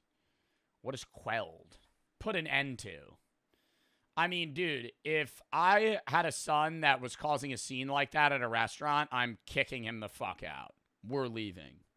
I am a firm... I mean, dude, kid's a teenager now, so it's even different. But, like, if I had a 5-year-old, or, you know, this kid's like 17. So let me do this example first. You ever go to a restaurant and there's like an iPad kid just starts screaming, crying about anything, getting up and leaving? You know, I don't understand. I'm not going to make any judgments of that person, right? But, like, if I'm the parent and my kid is crying in a movie theater, crying at a restaurant, I'm getting the fuck up and I'm walking out, right? I understand there might be, like, a reason that they're crying, but, like, that's just, like, this is ruining everyone's eating experience, especially at a nice restaurant. Like, there's been times, it's a little different if I'm, like, at an Applebee's, and, you know, that's kind of the service I'm expecting, or the experience I'm expecting is some crying kid and a bunch of other shit and annoying people, food on the floor, whatever it may be. But if I'm at, like, a nice restaurant where I'm paying hundreds of dollars for food, and there's a crying, screaming toddler, kick that kid the fuck out. If I'm man, I think that should be like a rule at fancy restaurants. I'm actually going to have that take. If I'm at a fancy place, or I owned a fancy restaurant where, like, you're paying an average of over $100 per person, you can't bring kids in. Like, not like, you know, a 10-year-old, but like a kid that's going to, like a Ruth Chris. If I'm at a fucking steakhouse, not like Texas Roadhouse, like a family joint, like a fucking 5-star steak restaurant, and there's a toddler screaming, kick him out. Sorry, you gotta leave. I'll comp your bill. You gotta leave. You're ruining the experience. You're on a date.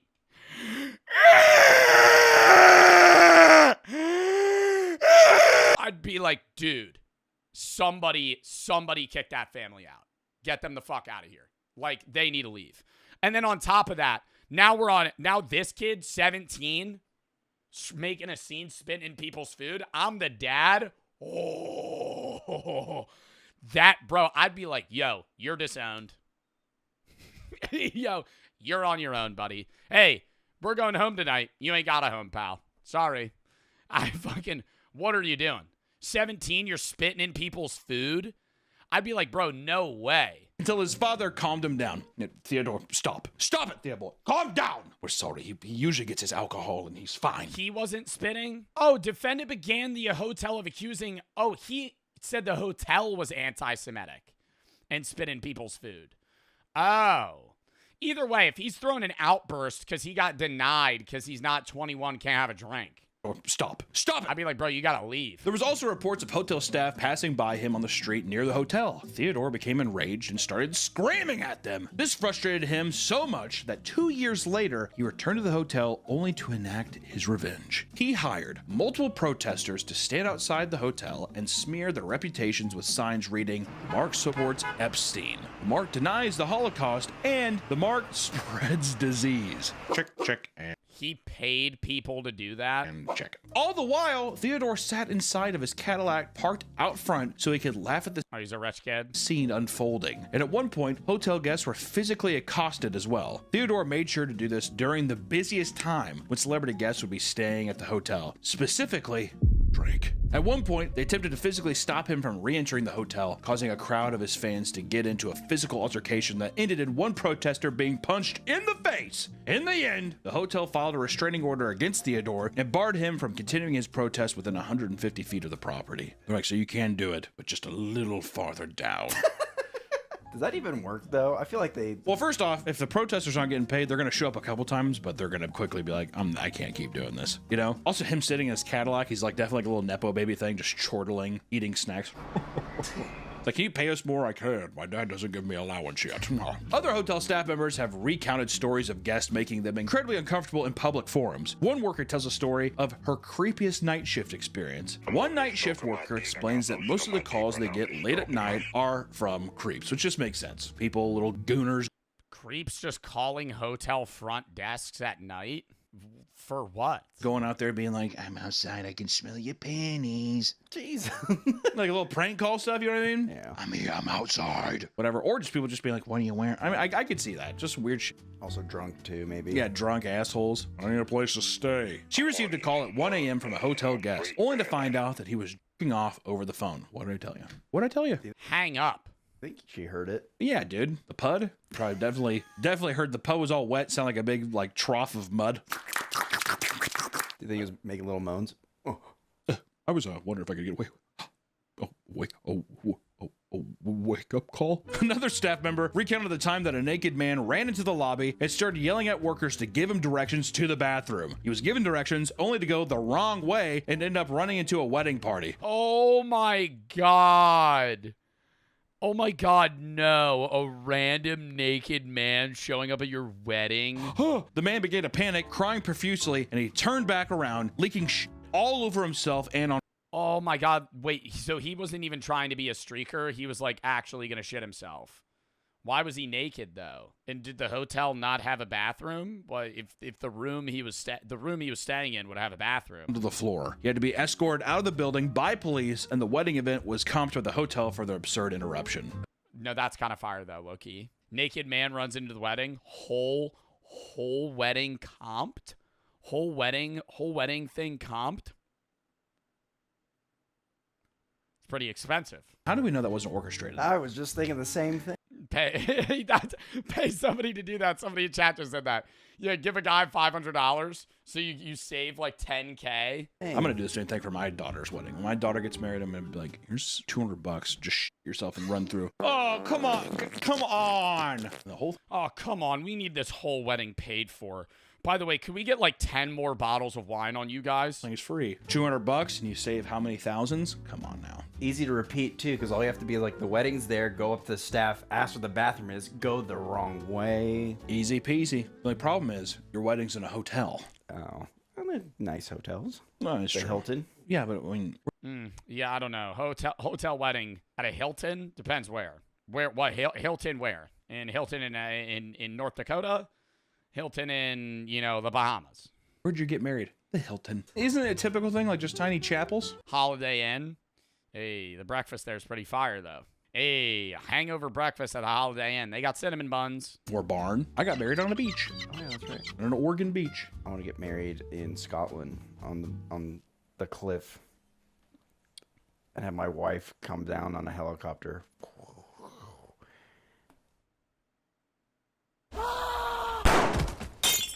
Some of the most entitled and chaotic guests at a hotel are easily from wedding parties. One front office manager of a hotel describes the most chaotic night of their entire I always don't understand, like, the bride or the groom getting blackout drunk on wedding night. Like, I would make sure on my wedding night that I'm mildly drunk. Like, get it, because that's a night you want to remember.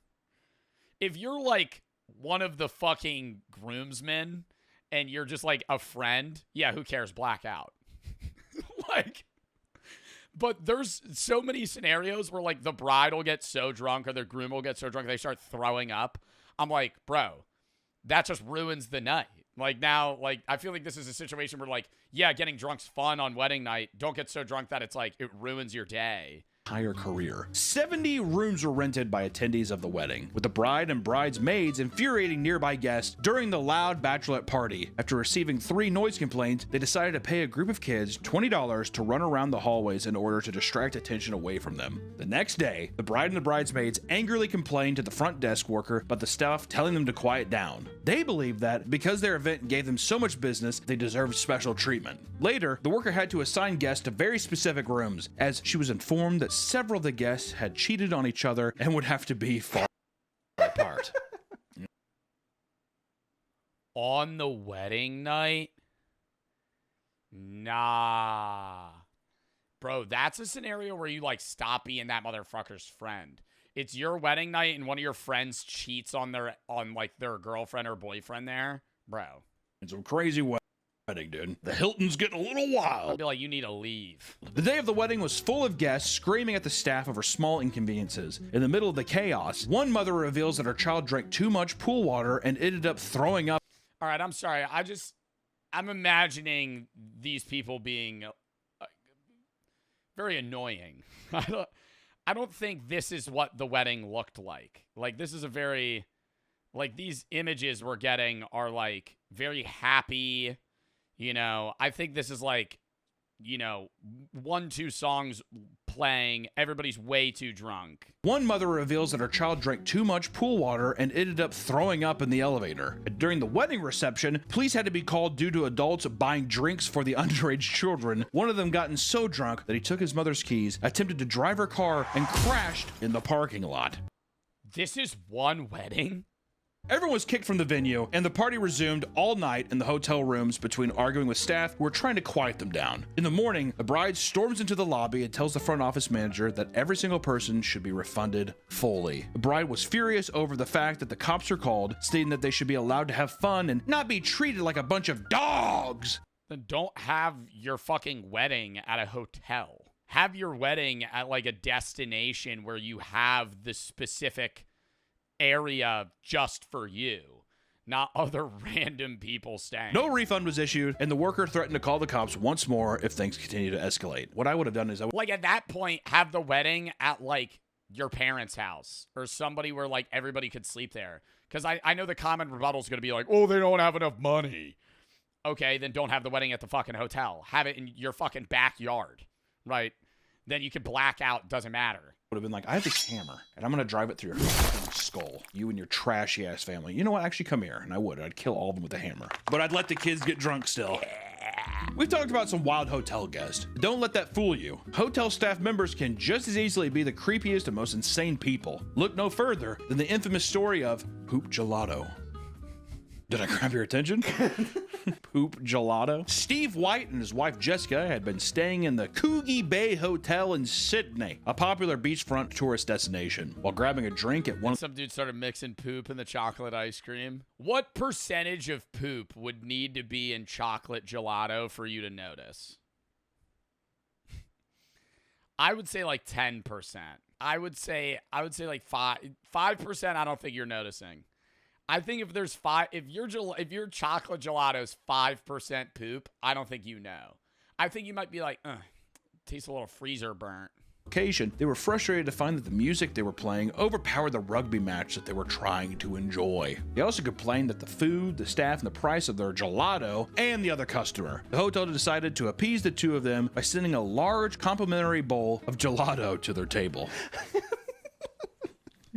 How I eat it? Would you like to have some gelato? It's from Italy. Among the various flavors of gelato in the bowl, the bottom seems to be layered with chocolate. Steve took a big bite, only to throw it up and retch over what seemed to be a giant log of hidden underneath the gelato. Jessica had already taken a bite as well, becoming violently ill. The hotel tried to offer them $5,000 to look the other way, which was No, $5,000. I'd be like, nah, I'm suing y'all.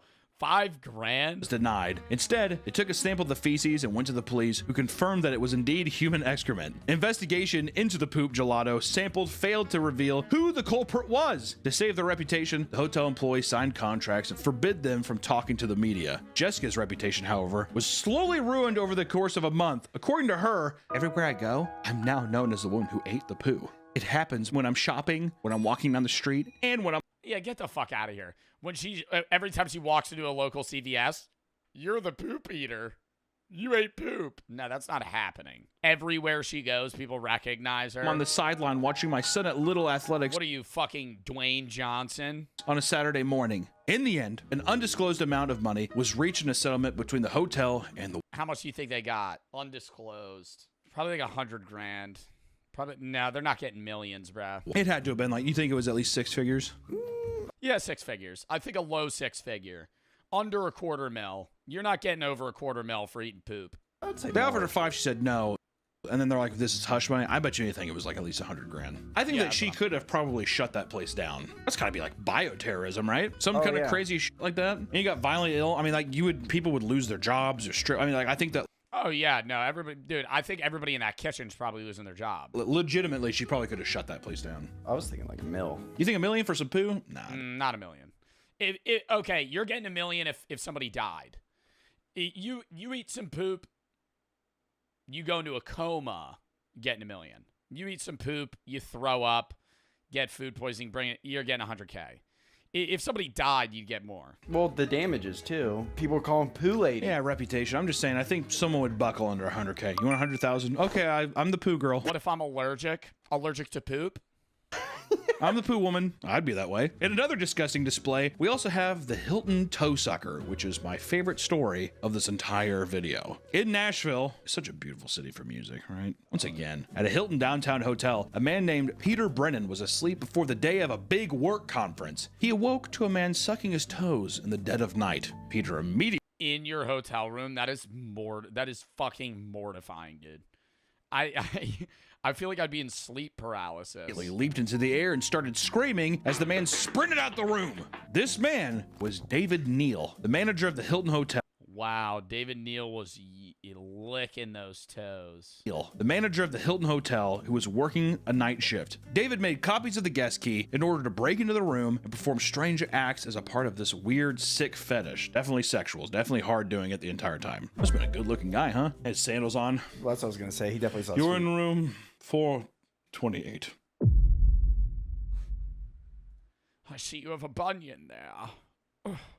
Oh, I could smell it from here. Where'd you get that? Oh, yeah, your room, 3rd floor, 4th door on the right. Do you need any ointment? Sorry.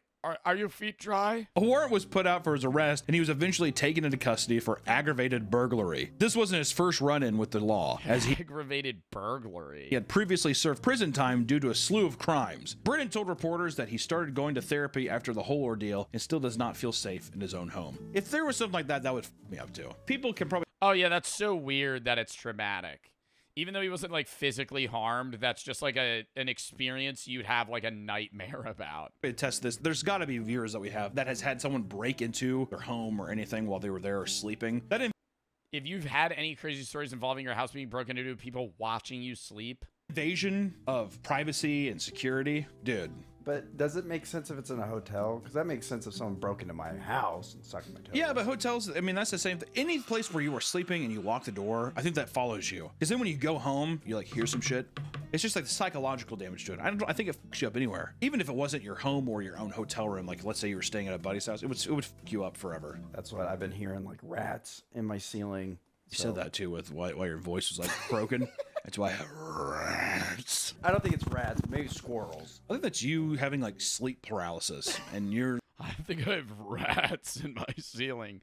But he hears pitter patter at night. Just envisioning things. You also get like 1 hour of sleep a night. I'm starting to hear weird things. Little gnomes running around my attic. Some of the scariest things to come out of the hotel experience is not the creepy people or staff members. It's the things people find in their rooms. It's common for people to find human excrement in their rooms. There's poo. Get over it. One hotel Marriott guest came out of the shower and pulled a towel from the rack, only to find that there was a baseball with smearing of poo on it. Others have allegedly found hidden cameras placed inside the hotel room, sometimes pointed directly at their toilet. That's the biggest thing. The amount of like hidden cameras I see in like smoke alarms, people put it in like AC vents, all that kind of shit. Also power outlets, like the screw for your power outlet, that can be a camera. There's apparently a wand you can do to like go around a room. Yeah. There's something people do with tape. I don't know if it's a troll, but they like put tape on windows and they put like a marker. I feel like that shit's a troll. That's how they do the double mirror test to see if it's a see-through. Through it to see if it's like a see-through mirror too. Oh yeah. Well, I thought I've heard that too with like hotel paintings and because they're like, I've heard that can be like a two-way mirror too. With a painting? Yeah, or like a glass frame painting, and it's like, oh, this is just a picture. I've seen some crazy shit, man. Which makes you think when I see the girl who's like, let me lock the door, and she puts like 70 things up to, I'm like, I don't fucking blame you. Also too, you know, you think I want my tiny dick and like my fat shit splayed out in the dark web to be sold? Not really. You know what I mean? If I'm sitting there beating my little monkey cock and then that's put online, that'd fuck me up. That's true. I guess, you know, some of it's rational. I think it's all rational. If I walked by and I saw somebody doing that, who am I to be like, paranoid much? And then of course that's when the next day look at my phone and just sees me like beat my little dick. I'm like online. I'm like, how did they get that? One hotel worker had even stumbled across a live baby that had been abandoned in the parent. A live baby in their hotel room? Dude, that would immediately be like, my mind's going, somebody abandoned this here specifically so I would, you know, find this kid because they didn't want to take care of their child. But also, like, are maids not coming in and cleaning the room? Parents' room. I hear that happens all the time. Well, that's the whole thing with dumpster babies, too. Toss them out. Well, I was gonna say, was this a staff member? Did they just leave the baby in? I'm thinking that it was a guest. The thing, too, is I think people are f***ed up and they'll rationalize it. Well, like, I mean, he was in a comfortable, warm place. Also, yeah, they leave it in a hotel room to be like, well, the staff... I don't understand that, though. Why don't you just bring them to, like, an adoption center, you know? Or, like, a church. Like, if I was going to abandon my kid, I would bring them to, like, a church or, like, an adoption center, you know? Why would you leave them in a hotel room? Well, they'll find it. Yeah. As if that, like, makes it okay. Well, someone's going to stumble on it eventually. We left a bunch of crackers and Pringles on the... I mean, you should be fine. Have you seen the baby boxes? Cities have a thing where it's, like, a big, like, metal... Really? Safe haven box where you could just leave a child? Fucking box with a little window. You could put a baby in it. And when you close it, you pull, like, a string. And it calls the fire department. What year are you talking about? This is 2025. No. Yeah. No. There is no way there is a metal delivery box for a child to, first off, bake in, and then also that you pull a string that calls the fire department. That seems like something in a Buster Keaton film. It's got AC and a little tablet that the baby, it's like, you put a little string. How often do you think people are abandoning their kids like that, though? And as you would expect, multiple people have had the experience of stumbling across a dead body. In college, I saw a dead body in a hotel room. Body. It's f***ed up. I thought it was a guy sleeping. It's a homeless guy. Yeah, I told him about that. It's fucking horrible. Wait, what? In college, I saw a dead body. It's f***ed up. I thought it was a guy sleeping. It's a homeless guy. Yeah, I told him about that. It's fucking horrible. Are you scarred? Was it kind of like No. Stand By Me? No, it wasn't as cool as Stand By Me. It was like really sad. Actually, I guess it's Stand By Me. It was pretty sad in that too. I don't know. You sit there and you're like, oh, well, because you think at first it's just like Oh, he saw somebody outside and was like, it's a homeless man, but he was dead. a homeless guy sleeping in this park. And you're like, oh, damn. And then you like look at it and he was just dead. So we called the cops. That's my fear. I'm going to be walking and there's a dead body. That's my fear. Not snakes, not... What's sad is most people would walk by them. Like, if there's a homeless guy that just dies in the street, like, hundreds of people would walk by them before anybody would even check to see if they're alive.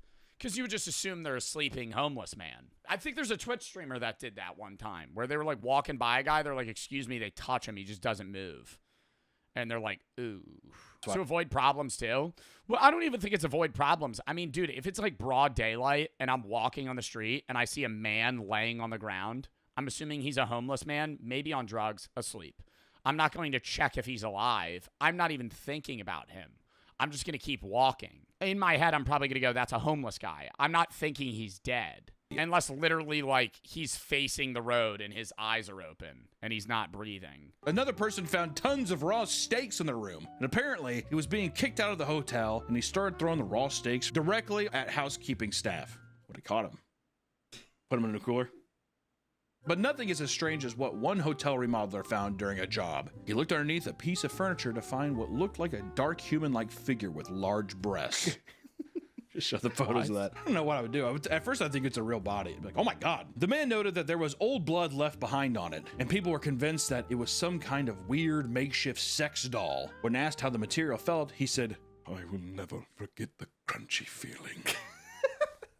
Sound like picking up like a pie. I'm imagining like a hard marble, not marbles. You know, what is that? It's like, not like packing peanuts. What are those, like, plastic balls? Like this. I would imagine it would feel like really small plastic balls. Like, imagine these, but like, yeah, like false snow. Like, yeah, false snow, literally. But, like, really, like, textured. Ugh. Just dry. Pile of leaves. Yeah, like a silica packet. Exactly. Some people would bring full weapons into the room only to leave them there. One hotel worker admits that housekeeping completely missed a loaded firearm in a drawer upon cleaning the room. And an entirely new family was booked and checked out before anyone realized that the gun was there. In a strange scene, one hotel worker in charge of doing laundry walked into a room to find that a jacuzzi tub was filled to the brim with Jell-O, staining the material so bad that it had to be professionally cleaned and fully taken apart. That's kind of funny, though. You walk into a really high-quality hotel. You're like, I'm super excited. Let's pop open the hot tub. It's just full of cherry Jell-O. Hotels bring people from all walks of life. Sometimes things can lead to some truly bizarre and crazy encounters. If you're checking into a hotel, just act like a normal fucking person, dude. Yeah, dude. I think the majority of hotel experiences, like, the worst thing you're going to see is, like, hair in the shower, maybe a stain on the blankets. That's about it. Dude, somebody walking in, sucking your toes. Ugh. All right, chat. Coming down 30 seconds. Let me have one more.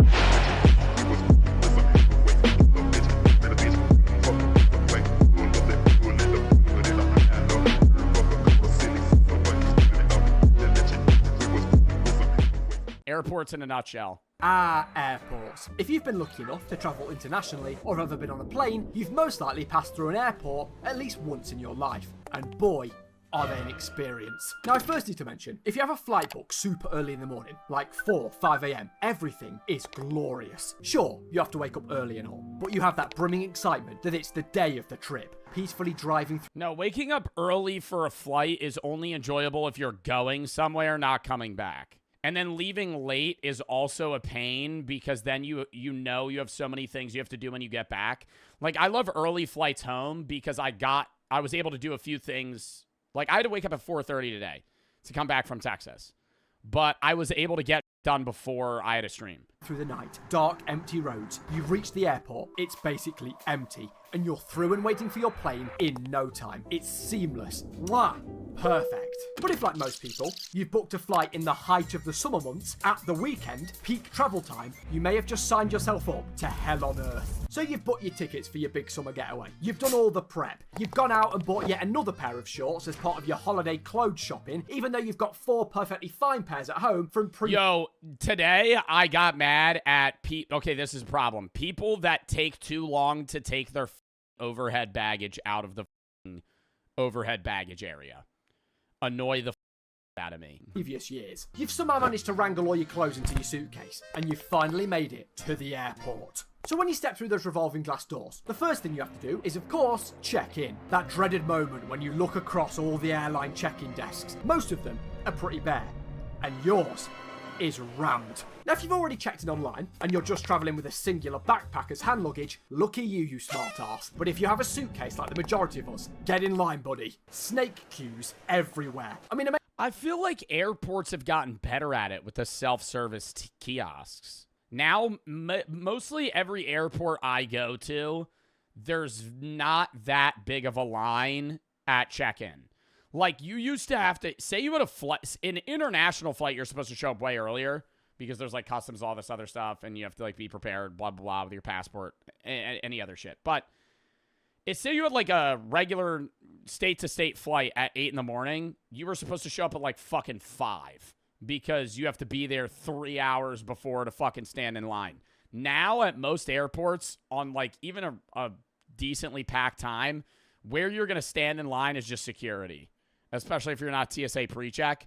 And I never understand that. TSA pre, like, I've gotten TSA pre-check one time. I don't even know why I got it, but I never understand how we just trust that some people aren't terrorists. I mentioned these little buggers in the Conventions in a Nutshell video, and quite literally said this: the snake queue. We've all experienced one at some point in our lives. Listen to any airport, it's the classic back and forth queue design. Very space efficient. It's just a part of the experience, stuck behind so many people. Families, elderly people, families of elderly people. But when you do eventually make it to the front of the queue, and you now resemble the pensioners that were in front of you, you hand over your passport, and that moment we all know too well. Where they ask you the very basic question, when you're at security, and you're like, just act normal, just act normal. So what's your name? Because they're looking at your ID. What's your name? And at that moment, you've just, it's like you just got hit with a fucking, a Men in Black fucking screen wipe. You have no idea. What's your name? Employee behind the desk kind of holds your passport photo up to your face to check the resemblance. Now, what do you do in this scenario? If you're anything like me, your passport photo was taken 7 years ago and frankly looks nothing like you. So I kind of stand there and try and subtly make myself look as much like the photo as possible, changing my expression. I just stand there. I just mean mug it. Like when we had to leave today, they had to take a picture of my face to match to my like ID instead of the guy looking at me. And this is how I took my driver's license photo, and this is how I stare for every legal document. Like motherfuckers that smile in their license photos. I didn't even know that was allowed for a while. I thought you had to mean mug it. Because I feel like you should just be stone cold. You should, if it's like to look like you should just be like literally like a mugshot. Just look. Moving my hair around a little bit, like that would make any difference. Well, once you've passed the resemblance test, that was merely the beginning. Next is the suitcase weighing. So different airlines offer different maximum. Yo, you gotta be the people that let you over the limit by like 2 pounds are fucking goats. Brooke's suitcase always weighs too much. I hope she doesn't hear me when I say that. Her suitcase always weighs too much. She's like, what airline are we flying? And because some airlines it's like 40 pounds or 50 pounds. I'll be like, you got to keep it under this.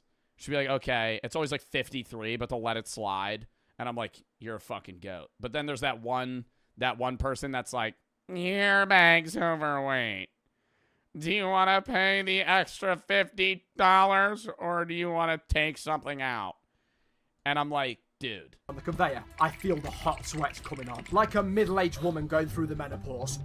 I mean, nobody wants to be that guy whose suitcase is way over the maximum. Yo, I always get scared, though, when there's a drug-sniffing dog, because I'm always like, oh, did I forget to take the weed off of me? Wait, then you're forced to either pay the price of a Boeing 737 to add some extra weight, or humiliate yourself by sitting on the floor and removing items from your case, hoping you've just gone under the max weight. And also, what... I've done that so many times. Is with those signs on the check-in desk that list the items that you can't have in your suitcase. Now, this would be fine, but they always say no firearms or explosives. What is the point of that? Just a list of the most obvious things to not pack in your... Because people are fucking stupid and don't know. Like when we watched the Talk to a podcast and Haley Welch didn't know that she couldn't bring a box cutter on an airplane. When I was in Wyoming, they actually had guns... Or not guns. They actually had signs everywhere that were like, you can't bring guns on airplanes. Like, actually had to explain to Wyoming citizens that it's illegal to bring a gun on an airplane. Put aside, you stand and watch as your suitcase disappears through that little flap into the abyss as you salute it, and you just have to trust them that it gets on the plane. That suitcase could be heading anywhere for all I know. You ever have a fucking airline lose your baggage? I went to Florida one time and that happened, and they were like, yeah, your bag's in like Nebraska. I don't even know where they said it. It was some state that was like in the Midwest. It might have been like Nevada. I was like, how the fuck did my bag get? They put it on the wrong plane. I don't know how, because they have those fucking barcodes that you scan it, and they put it on the wrong plane. And so I just had my own, I had like my base outfit for like a day and a half, and they had to fly it back. And then like the next night they drove it to the place we were staying. Because then if they lose it, they're required to bring it to you. So you finally conquered the check-in desk, the queues, the passport check, the bag weight. You've got your boarding pass. Don't lose it. But trust me, that is nothing. Because next, the most dreaded part, security. Now, despite the name, as I approach, I am feeling anything but secure. You take one step in the room, guards everywhere. Get your hats and hoodies off. If you got a laptop in your bag, take it out! If you got a hoodie on, take it off! Just 4 a.m. You're like, literally, you're barely awake.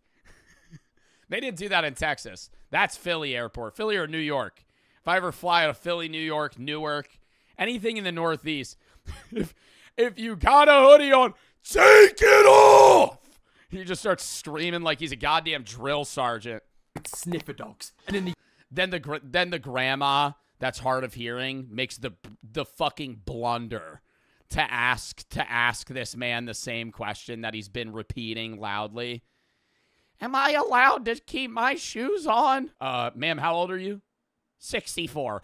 Take them off! The guards. And unlike you US viewers, it's not every day us English folk see a, how do you say, firearm. I mean, the only time I see these things is in video games. There's even more snake cues, machines making random noises. Before you even get close to the action, it's already pretty intimidating. And if that's not scary enough, security is far from simple. There are so many steps and rules. So when I finally get called up, the first op- Bro, unlace your shoes while you're in line. Basic common courtesy.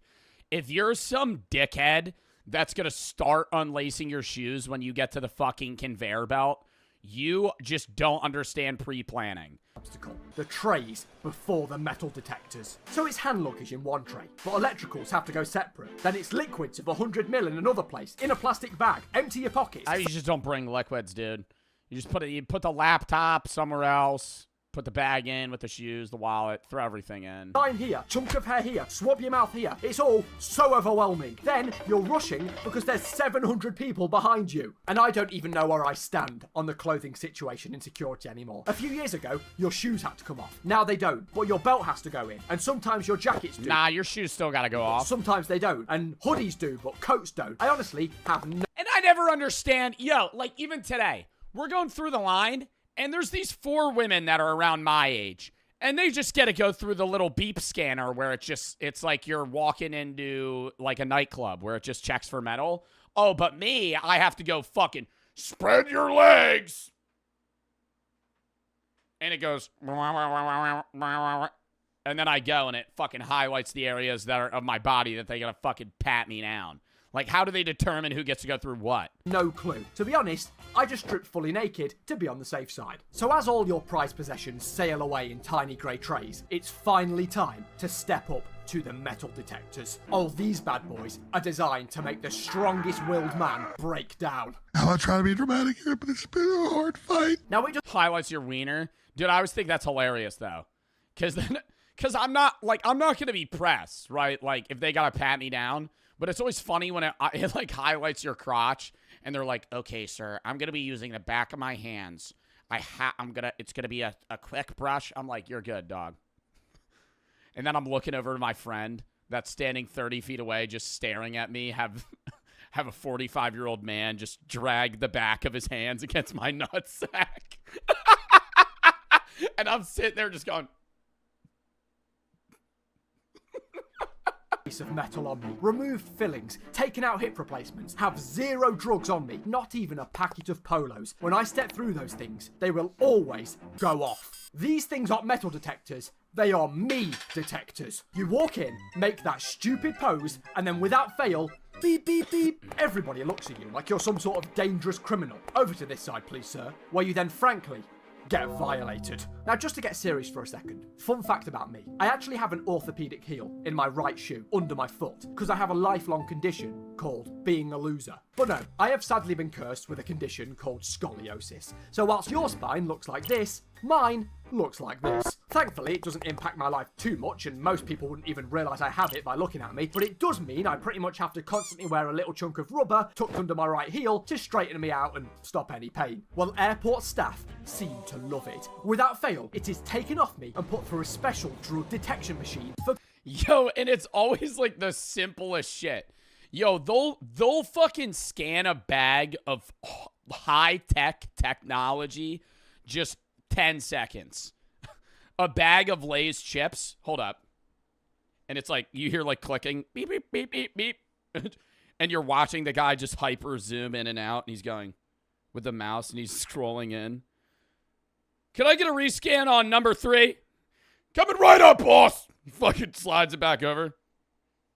Like I'm Pablo Escobar, smuggling a wad of Colombian snow in my sweat-soaked orthopathetic heel. And even though I know, of course, I have no drugs, I panic and start to look so guilty that I actually start to convince myself that I am smuggling drugs. And let's just be honest for a second here. In a universe... You convince yourself that you just blacked out one day and shoved cocaine in your heel unknowingly right before a trip to Punta Cana. First, where I was a drug smuggler, why would I humiliate myself by putting drugs in an orthopedic heel? That's not cool at all. I'd put them somewhere way cooler, like up my bum or something. And you know what I said earlier about putting liquids in a clear bag? Make sure that you have checked everything. Because if you leave anything over 100 ml on its own, or any aerosols, your bag will be separated and swabbed. Then, you really do look guilty. You'll get pulled into a side room and interrogated because you've left half a Capri Sun. No, they would not. They pull you to the side, they go through your shit, and they ask you questions. I've had that before. Where like, or like I have friends and family members that are allergic to shit. They'll just bring their EpiPens with them. They'll pull out the bag. They'll be like, "What is this?" And you have to explain. On its own, without a plastic bag. Well, once you've made it through the detectors, dodged an international drug trafficking list, and reobtained all your possessions, if security is hell, the next area is a heavenly place. Duty free. So simply put, duty free is just a store area of the airport that sells things with no VAT. So everything is way cheaper. And you'll know when you've made it to duty free because the air... Yo, you know a crime that everybody commits is going through customs back into the United States where they say, "Did you purchase anything or bring anything back that's not from this country?" Knowing damn well my entire suitcase is full of foreign goods. Everything. Did you bring anything back? What I imagine Jeremy Fragrance's apartment smells like. Oh, people don't know that I'm not wearing underwear. Male models' faces. What? All over the walls, with fragrances you've never even heard of. But who cares, because everything is so cheap. Sunglasses, sun cream, aftershave, neck pillows, M&Ms, weirdly everywhere for some reason. You can buy a 3-litre bottle of Jack Daniels for about £5. Duty free is truly the alcoholic's paradise. Stock up, buy gifts for friends and family. And then you have every... Oh yeah, that fucking 5-pound Toblerone bar. English bloke rushing to buy ciggies in bulk to sell to their mates down the pub to make a cheeky profit like they're Alan Sugar, if Alan Sugar promoted lung cancer. So once you make it out of duty free, you are a free man. The rest of the airport is yours to peruse. There's even more shops to explore, but don't be... Yo, you're really hyping this shit up, dude. The shops at airports are fucking terrible. Everything's overpriced. You ever pass like one of those fucking like Beats stores or like a fucking machine that sells Legos? I'm like, these are going to be fucking 30% more than they would be at any other fucking store. Why would I buy it here? If you see somebody shopping at a jewelry store in an airport, they are fucking filthy rich or an idiot One of the two. Not everywhere in the airport is too. In fact, it's quite the opposite. The obligatory airport Burger King can be double the price, so stay vigilant, travellers. And some of the stores in airports are so weird. I don't know about you guys, but when I pack for a holiday, I already have all my clothes prepared in my suitcase before I come to the airport. I mean, sure, the odd hat or a pair of glasses, but why is there a JD selling a full Nike Tech Fleece tracksuit in the airport? I mean, I know it's England and all, but come on. I'm not just going to whack that baby on whilst I'm walking around the beach in the 30-degree heat in the... Do you buy stuff at airport stores? This is what I do. I get through airport security. I walk to one of the snack shops. I buy 2 Cliff Bars. I used to buy beef jerky. Now I buy chicken jerky and 2 water bottles. I give one to Brooke. Then I go to Dunkin'. I get a coffee and probably some shitty fucking breakfast meal. Then I leave. Just casually buy a Rolex before you fly. So amongst relaxing and doing some shopping, your only next big challenge is your gate number. You'll have to wait ages for it to appear on one of the many various screens. These screens will be your best friend until you board the plane. Now this wait can be pretty boring, so sit around, eat some food, have a drink. Yo, I just sleep on the floor, bitch. I don't care how dirty that shit is either. I got a fucking 8 a.m. flight. I got an hour until I fucking board, and I came to the airport mad early because there wasn't a line. Y'all just fucking lay down in the middle of the ground. That you're gonna be on. Funny story about this, actually. So when I flew to Amsterdam a few years ago for TwitchCon, I knew it would only be around a 45-minute long flight. So as I sat down near a window and waited for my plane to roll in, I was met with horror as I realised it was one of those dinky propeller planes. I mean, I'm a pretty nervous flyer already, and it doesn't help when you see them pumping up the tiny rubber tyres and using their iPhone flashlights to check the underside of the wing and the propellers that rattled as they spun. I mean, to be completely honest, or whenever they tell you, like when I was coming back today, they're like, if you have a seat by a window or by the wing, you have to keep your window open. Is that so, like, if a bolt comes flying off the plane, somebody says something? Why do they make you do that? When they're like, if you're by a wing seat, you have to open your window. To be honest with you, after everything I'd seen, I didn't even think the plane would make it off the runway. Never mind making it to Amsterdam. The flight was, of course, all okay. I mean, I did... Yes, you should say something if you see it. What if I just mean mug it? I just see... a fire doesn't start, but when the plane takes off, I see 10 screws just go loose and fly off the wing of the plane. And I just nonchalantly turn my head back and stare at the back of the seat in front of me. I just don't. I put my windshield down and I just go. Just banking that we'll make it. The propellers bending as they spun until I look to my... Yeah, that's what the outside of the plane looks like. They're getting ready to fucking get onto the tarmac, take off. When I saw the propellers... Like, are we in Mad Max? Bending as they... Oh, is that a new jet engine? Spun until I looked to my left and realised a little girl had overheard me and she burst into tears. Yet again, Amsterdam's airport, Schiphol. Fellas, I pray you never, ever experience that airport. Being the 4th busiest in Europe, it is gigantic. It is far too big. I mean, there was screens telling you how long the walk to your gate would be, with some of the times being over 25 minutes. Just to walk there. In Schiphol, you need to take a flight to get to your flight. A truly hellish experience. They do have a cool clock though. Wow, look at that. There's a little man trapped in there. Working on a weekend like usual. Working on a weekend like usual. Anyway. Is that how the time changes every minute? You finally finish your mammoth expedition and make it to your gate. You sit down, let out a sigh of relief as your legs throb. You can finally relax as you take a glimpse over at the screen and realise the gate has moved. It happens every single time. I feel like that doesn't happen to me. Does that happen to you guys? I'm feeling like this is European airports. And just a tip, if you are ever in a French-speaking country and your flight has a delay, never read the word out loud. So when you eventually make it to the right gate, if you can still stand, you hop in the queue and everyone starts boarding. First, the people in the fast twat queue, then the other commoners. So you slowly edge towards the front. Don't worry, you've got this. Nothing else can go wrong now. You hand the kind worker your pass. You're just if you're past like zone 6 or group 6, just don't even get on the plane until last call. Like motherfuckers crowding around. Hey, they're boarding group 2. The person to the left of you, hey, what group are you? They're just like keenly standing there waiting to get in line. Group 10. Oh, so why the fuck are you standing here? passport. They scan it, hand it back to you, give you a big smile, and they say, I hate that shit where it's like, now boarding first class. Now boarding our diamond members. Everybody, we are now going to be boarding groups 1, Sapphire, and Emerald. Now we're boarding group 2, Ruby, and Gold. Okay, now we have Gold 3 in the Villager class. Group 4, and we're going to let in our Silver members. Like, what the fuck? You relive the moment as you walk down the air bridge. But who cares? Congratulations, you've conquered the airport. Go forth, young Padawan. Get on your plane, sit down, and revel in the experience of 3 screaming babies, someone ripping a fart, no leg room, uncomfy chairs, and mediocre food for 4 hours. And isn't it funny that there's no Wi-Fi on board, but the card reader... Yo, I love farting on airplanes, dude. I love farting on airplanes. Because, yo, even if they think it's you... they ain't gonna say shit. Small tube of Pringles works just fine. But remember, you may have made it through one airport, but there is always a second on the other side. It's like the airport you came from in your home country, but on hard difficulty. It's usually much hotter, and you don't understand a word anyone... I found poop in the sink at an airport. Wow.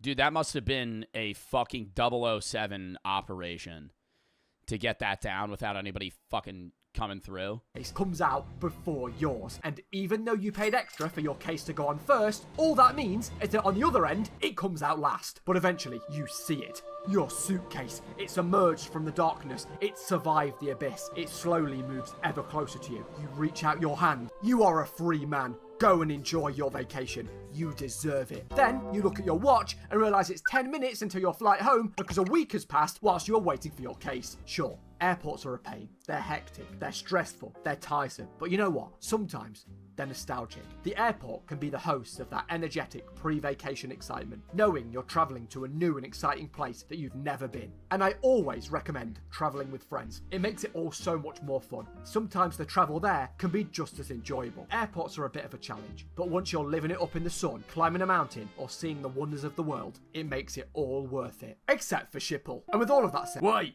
Dave, what are you doing here? This is kind of, you know... my line. Mate, did you not watch the last video? I'm doing ad reads from now on. You've missed a lot. Oh, is this an ad? I'm so sorry. I'm skipping this, Giuseppe. I love your videos. I really enjoyed that, even though I just kind of went on an off-topic rant about peeing for 20 minutes.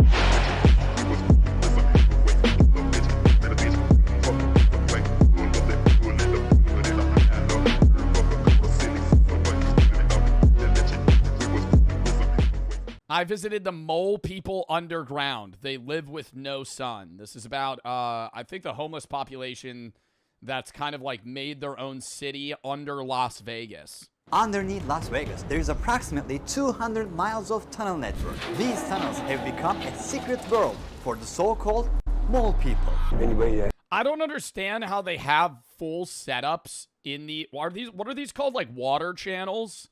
I don't understand how they set up furniture and technology and shit down there, because whenever it rains, it floods so bad that some of them die.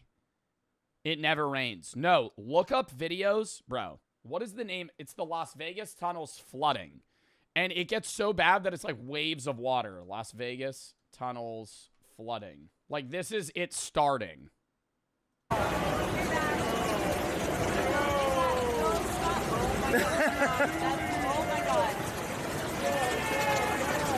And all of that water is gonna go into the ducts. So that's why it's so dangerous for them to live down there, because it wasn't meant for homeless people. It's meant for like water escape travel, because it's such a dry area that when like an inch of rain occurs, it's like a tsunami. It hasn't come out and seen the light of day in a long time. I don't know if I want to meet them. They might not be civil. These tunnels are 7 floors down. Do we have any flashlights? Hey! People turn gray down here. There are people out there that haven't seen the light of day and never will. The city dazzles with luxury hotels, casinos, and endless entertainment. Millions of people visit... Wow, they literally never come out? How many people live under Las Vegas? Do you think they have a stat on that? How many people live in the tunnels of Las Vegas? I would guess like a few thousand. 1,200 to 1,500 people live in the storm drain tunnels beneath Las Vegas. Some estimate the numbers even higher. Wow. So that's like a small city. Las Vegas. Under Las Vegas. Every year, but many don't know what exists just below this desert paradise. The endless darkness has slowly... Yo, you're on crack. You think I'm walking in that tunnel, pitch black? Would I pay some random guy that's going to give me a tour? Yeah, man, I'll show you the tunnels. The way people think and behave. I got shot in the head with a gun. Somebody died right where we were standing last night. Some of them were even born into this dark world. These people have no idea. Oh no, there's like babies in there. And they hide in these tunnels to stay away from the law. The police radios and stuff would not work down here. So what you're looking at is a map of the tunnels in Las Vegas. There's about 1,500 people that live in that system. The tunnels have their own names, like neighborhoods, right? Yeah. Nobody on the street level knows what is going on. Do you think the majority of the people that live in the tunnels under Vegas are people that went broke from gambling? Like, how did they even end up? Because it makes a lot of sense when there's, like, homeless people in Cali or certain big cities because it's, like, warm or there's just an influx of people. But, like, Vegas is in the middle of nowhere, right? Like, you don't become homeless and then go to Vegas. Like, there's a lot of people that become homeless and then move to California. Not move, but, like, start walking there or going there. Drugs? Yeah, because there's also, it is a big fucking, like, gambling / illegal activity hub, I guess. Relocated for a job. Deep into the tunnels, which are connected to many other tunnels. Let's descend into darkness, where these tunnel people have built their lives. This is the Narcan, the nasal spray. So if you see somebody overdosing, you can hit them with this, and it'll bring them back. You get 30 minutes, you still have to call an ambulance. Super easy, pop it out, right in the nose. We can't just walk in unless we're with Rob, who survived 5 years down here. The entrance is blocked with metal bars to stop people. Why can't they go down without Rob? Because they would get, like, attacked? Like, they know Rob? Like, Rob's their in? He's, like, the middleman connection guy? So he used to live down here, and now Rob's out, like, he's not homeless anymore. From entering, and to keep trash out during floods. What is the worst thing that happened to you in tunnels? Probably the flood that we had a few years ago when I lost 2 of my best friends. The ground... Bro, see? Random flood, 2 of his friends died, and that's only the people that he knows. 1,500 people fucking live down here. People just drowning. Las Vegas is extremely hard, so rainwater can't soak into the soil the way it normally would, to prevent flooding on the streets. Oh, see, that's the type of video I was looking for. These tunnels were... Holy shit. Dude, literally thousands of gallons of water just... And you're, like, asleep. It's pitch black down there. You're fucking sleeping. You hear, like, water rushing. You don't even have time to run. Built to direct water under the city. So when it rains, the water rushes straight into the tunnels where people are living. Even on a sunny day in the city, a rainstorm 15 miles away in the mountains can send a flood rushing down these tunnels in minutes. Every time this sudden disaster hits, people in this massive underground city lose their lives to drowning. A lot of trash here. We ran into Nate first. He warned us not to enter the tunnel. Why do people go so far into the tunnel then? Like, why not hover kind of, because it's more safe, I guess, from, like, other people or other people that are living in the tunnel? Because, like, wouldn't you want to just live right on the outskirts of the tunnel so then you could get out? I stay away from the deep parts of the tunnel. Oh, see, that's what I'm saying. Like, this guy only hovers at the front. What's the reason for that? Just because the unknown. I don't know what's down there. It gets smaller and smaller as you get to... Okay, the curiosity would kill me, though. Like, wanting to know what's in there and what, like, people have kind of, like, brought miles into these tunnels. Like, full setups. They got a couch, TVs. You get to where you gotta crawl. Was that a fucking engine? Crawl. From what I know, these tunnels are 7 floors down. Dead bodies? You think there's dead bodies in there? Because nobody's going in there to clean it up. So if somebody dies, they're just in there. Because they're not sending, like, firemen or people down here to come fucking collect. Imagine. There's rooms off in these tunnels, service rooms that anybody could be in there, you know. You'd be kidnapped, killed, lost, burnt alive, it don't matter. Whatever danger hides deep in the tunnels, Toby has faced it. I'm back here in the dark, you know what I mean? Dark, dark. What is the worst thing that happened to you down in these tunnels? I got attacked one time, like 3 Cuban dudes. One of the guys came in my spot with the damn machete. He was one of the top dog dudes. But I handled my own, so I had a basket and I took it in there, threw it on its side, stuck poles in it, made one of them little Maltese cocktails. It's the only thing that saved me. Anyone home, guys? So he got into a fucking death fight in the middle of the tunnels when it was pitch black. Because 3 guys tried to, like, press him for his spot. Territory. Skinny Pete. Anybody home? Is that guy's name? Do we have any flashlights? I'll check and see if I got one in my bag. See, that would scare the shit out of me. I would never go down here. I would want to see what's down here, but like you're just walking, it's pitch black, you shine. Yeah, that's from Breaking Bad. That's one of the dealers, right? You're fucking walking, it's pitch black, you shine your flashlight, and there's just a person stoically staring off into the distance, just.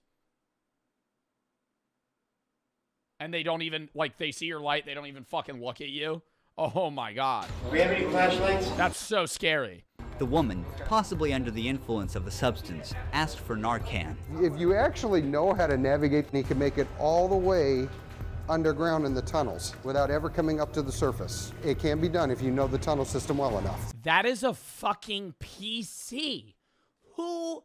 How did they get that? And why is it a mile into the fucking tunnel? That is a disassembled PC. I don't even think the CPU's still on it. The GPU's missing. So they're all basically connected. Eventually they are passageways. For the most part. Of course the RAM's gone. Yeah, the RAM prices are crazy right now. This labyrinth may not look like a home to you, but stepping into their spots without warning could get us into serious trouble. Some of them are armed, and don't hesitate to use it. You can hear the cars. You can hear it. Oh my god. We're in the middle of the city right now, and they're literally driving over the heads of people that are living underground. One of the rarest points that we see sunlight. Here it is, the city. A life they're not part of, only able to watch from the underground. It's kind of an illusion that hides everything. Yeah, because you're kind of like stuck in... If you have no money and you're homeless in Vegas, you're not going to like leave Vegas, you know? I mean, maybe you get enough money to get like a bus ticket to go elsewhere, but it's like Vegas is in the middle of nowhere, near nothing that's like usable for homeless people. Obviously, I mean, there is probably aid for homeless people there, but like I'm wondering how they get like daily food supplies, shelter, like clothing. Because, like, a lot of Vegas, yeah, they do have shops and stuff, but I feel like it's like a gambling hub. Later, we saw the famous Caesar's Palace Hotel through the metal grate. Above, Nevada's casinos make over $15 billion a year. Below, people live in death traps of the city. So twice a day, the hotels drop their filtration system, so that's why it hasn't rained in forever, but it's still wet. Wait, what? Is the poop going down there?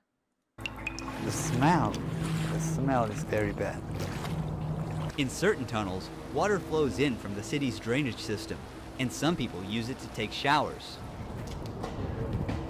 There are minutes. Was that like a did somebody bring a hot tub down here? What is this? Somebody brought like a bath? Water flows in from the city's drainage system, and some people use it to take showers. There are many tunnels around here. Yo, I would be like so nervous somebody would just come out of the shadows and fucking shank me. Like he's just, you can't see anything beyond this like graffiti right here. Without our guide, we cannot come here. One wrong turn and you're lost. Someone left a note, rest in peace, and there's a cross here. Apparently, someone has passed on the spot. A lot of bicycles. He might build them and sell them. Oh. Because bikes are like cars out here. It's the only way of transportation. You have to have a bike to go anywhere, otherwise you have to walk all the time. It's a nightmare. Walking inside the tunnels takes a lot of time, I guess. Yes. I lived down here 2.5 years. I never used a flashlight. How did you find your ways under the tunnels without flashlight? Put my hand on the wall. And your memory. Hand on the wall. Memory? You don't think your eyes adjust? It's that dark that you can't fucking see anything? You know where everything is in your tunnel. It's your house. It's exactly the same thing out here.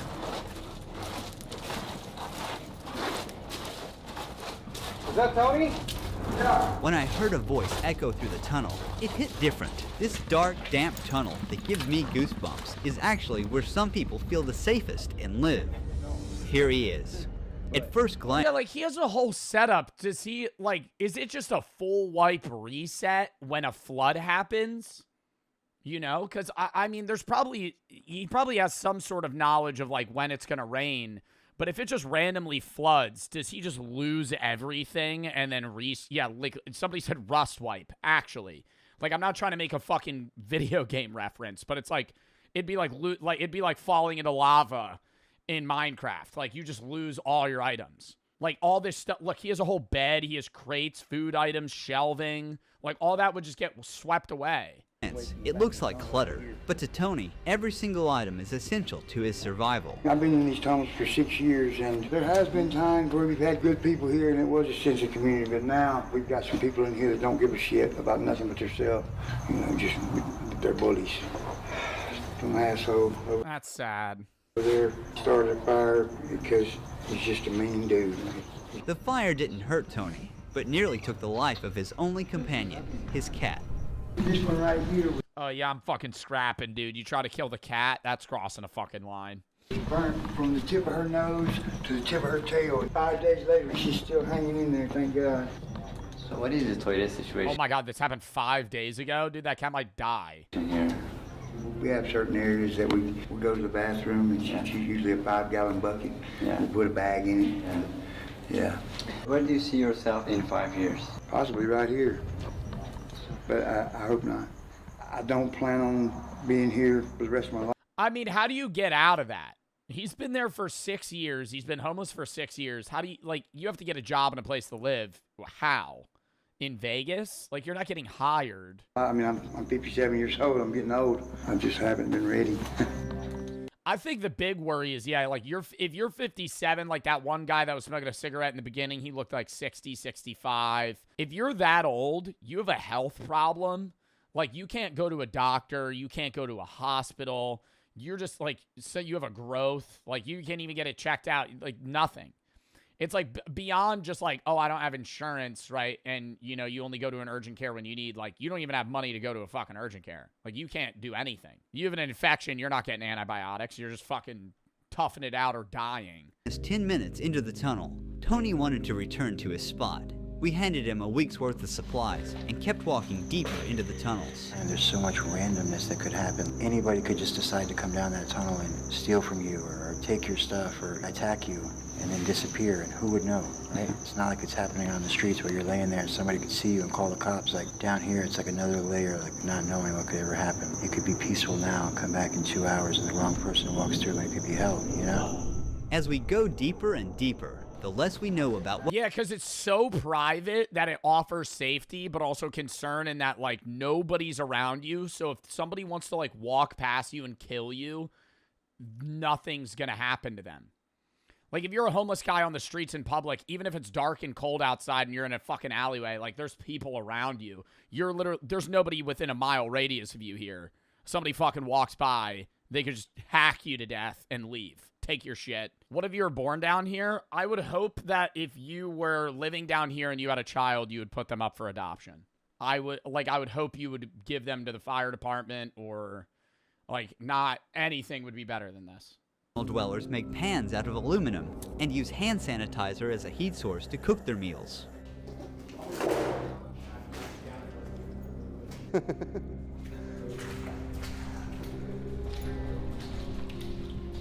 There are a lot of rats there. Yes, there are. A voice echoed ahead, and we followed it. I'm Cuckoo Bananas Crazy, and I came to check on my mother in Vegas and fell for a local. We ended up here. These are my people. How long have you been down here? About 5 years or so. What?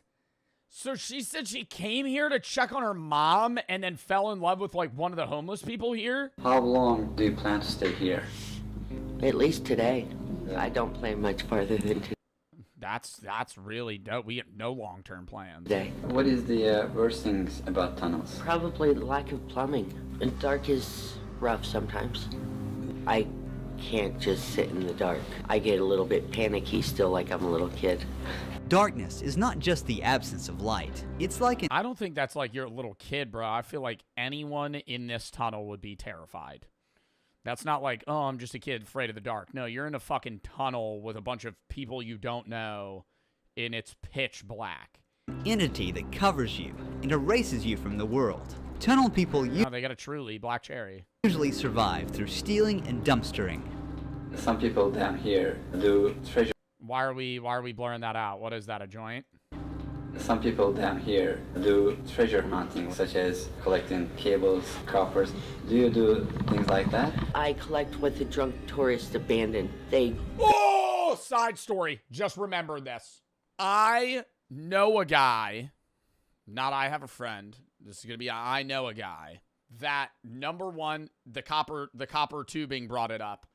He had to respond to a call. He's a firefighter. He had to respond to a call of a guy that was stealing copper tubing at an abandoned house, and the electricity was still on, and it electrocuted him so fast that his body was still rigid, and it burnt the entire upper half of his body off.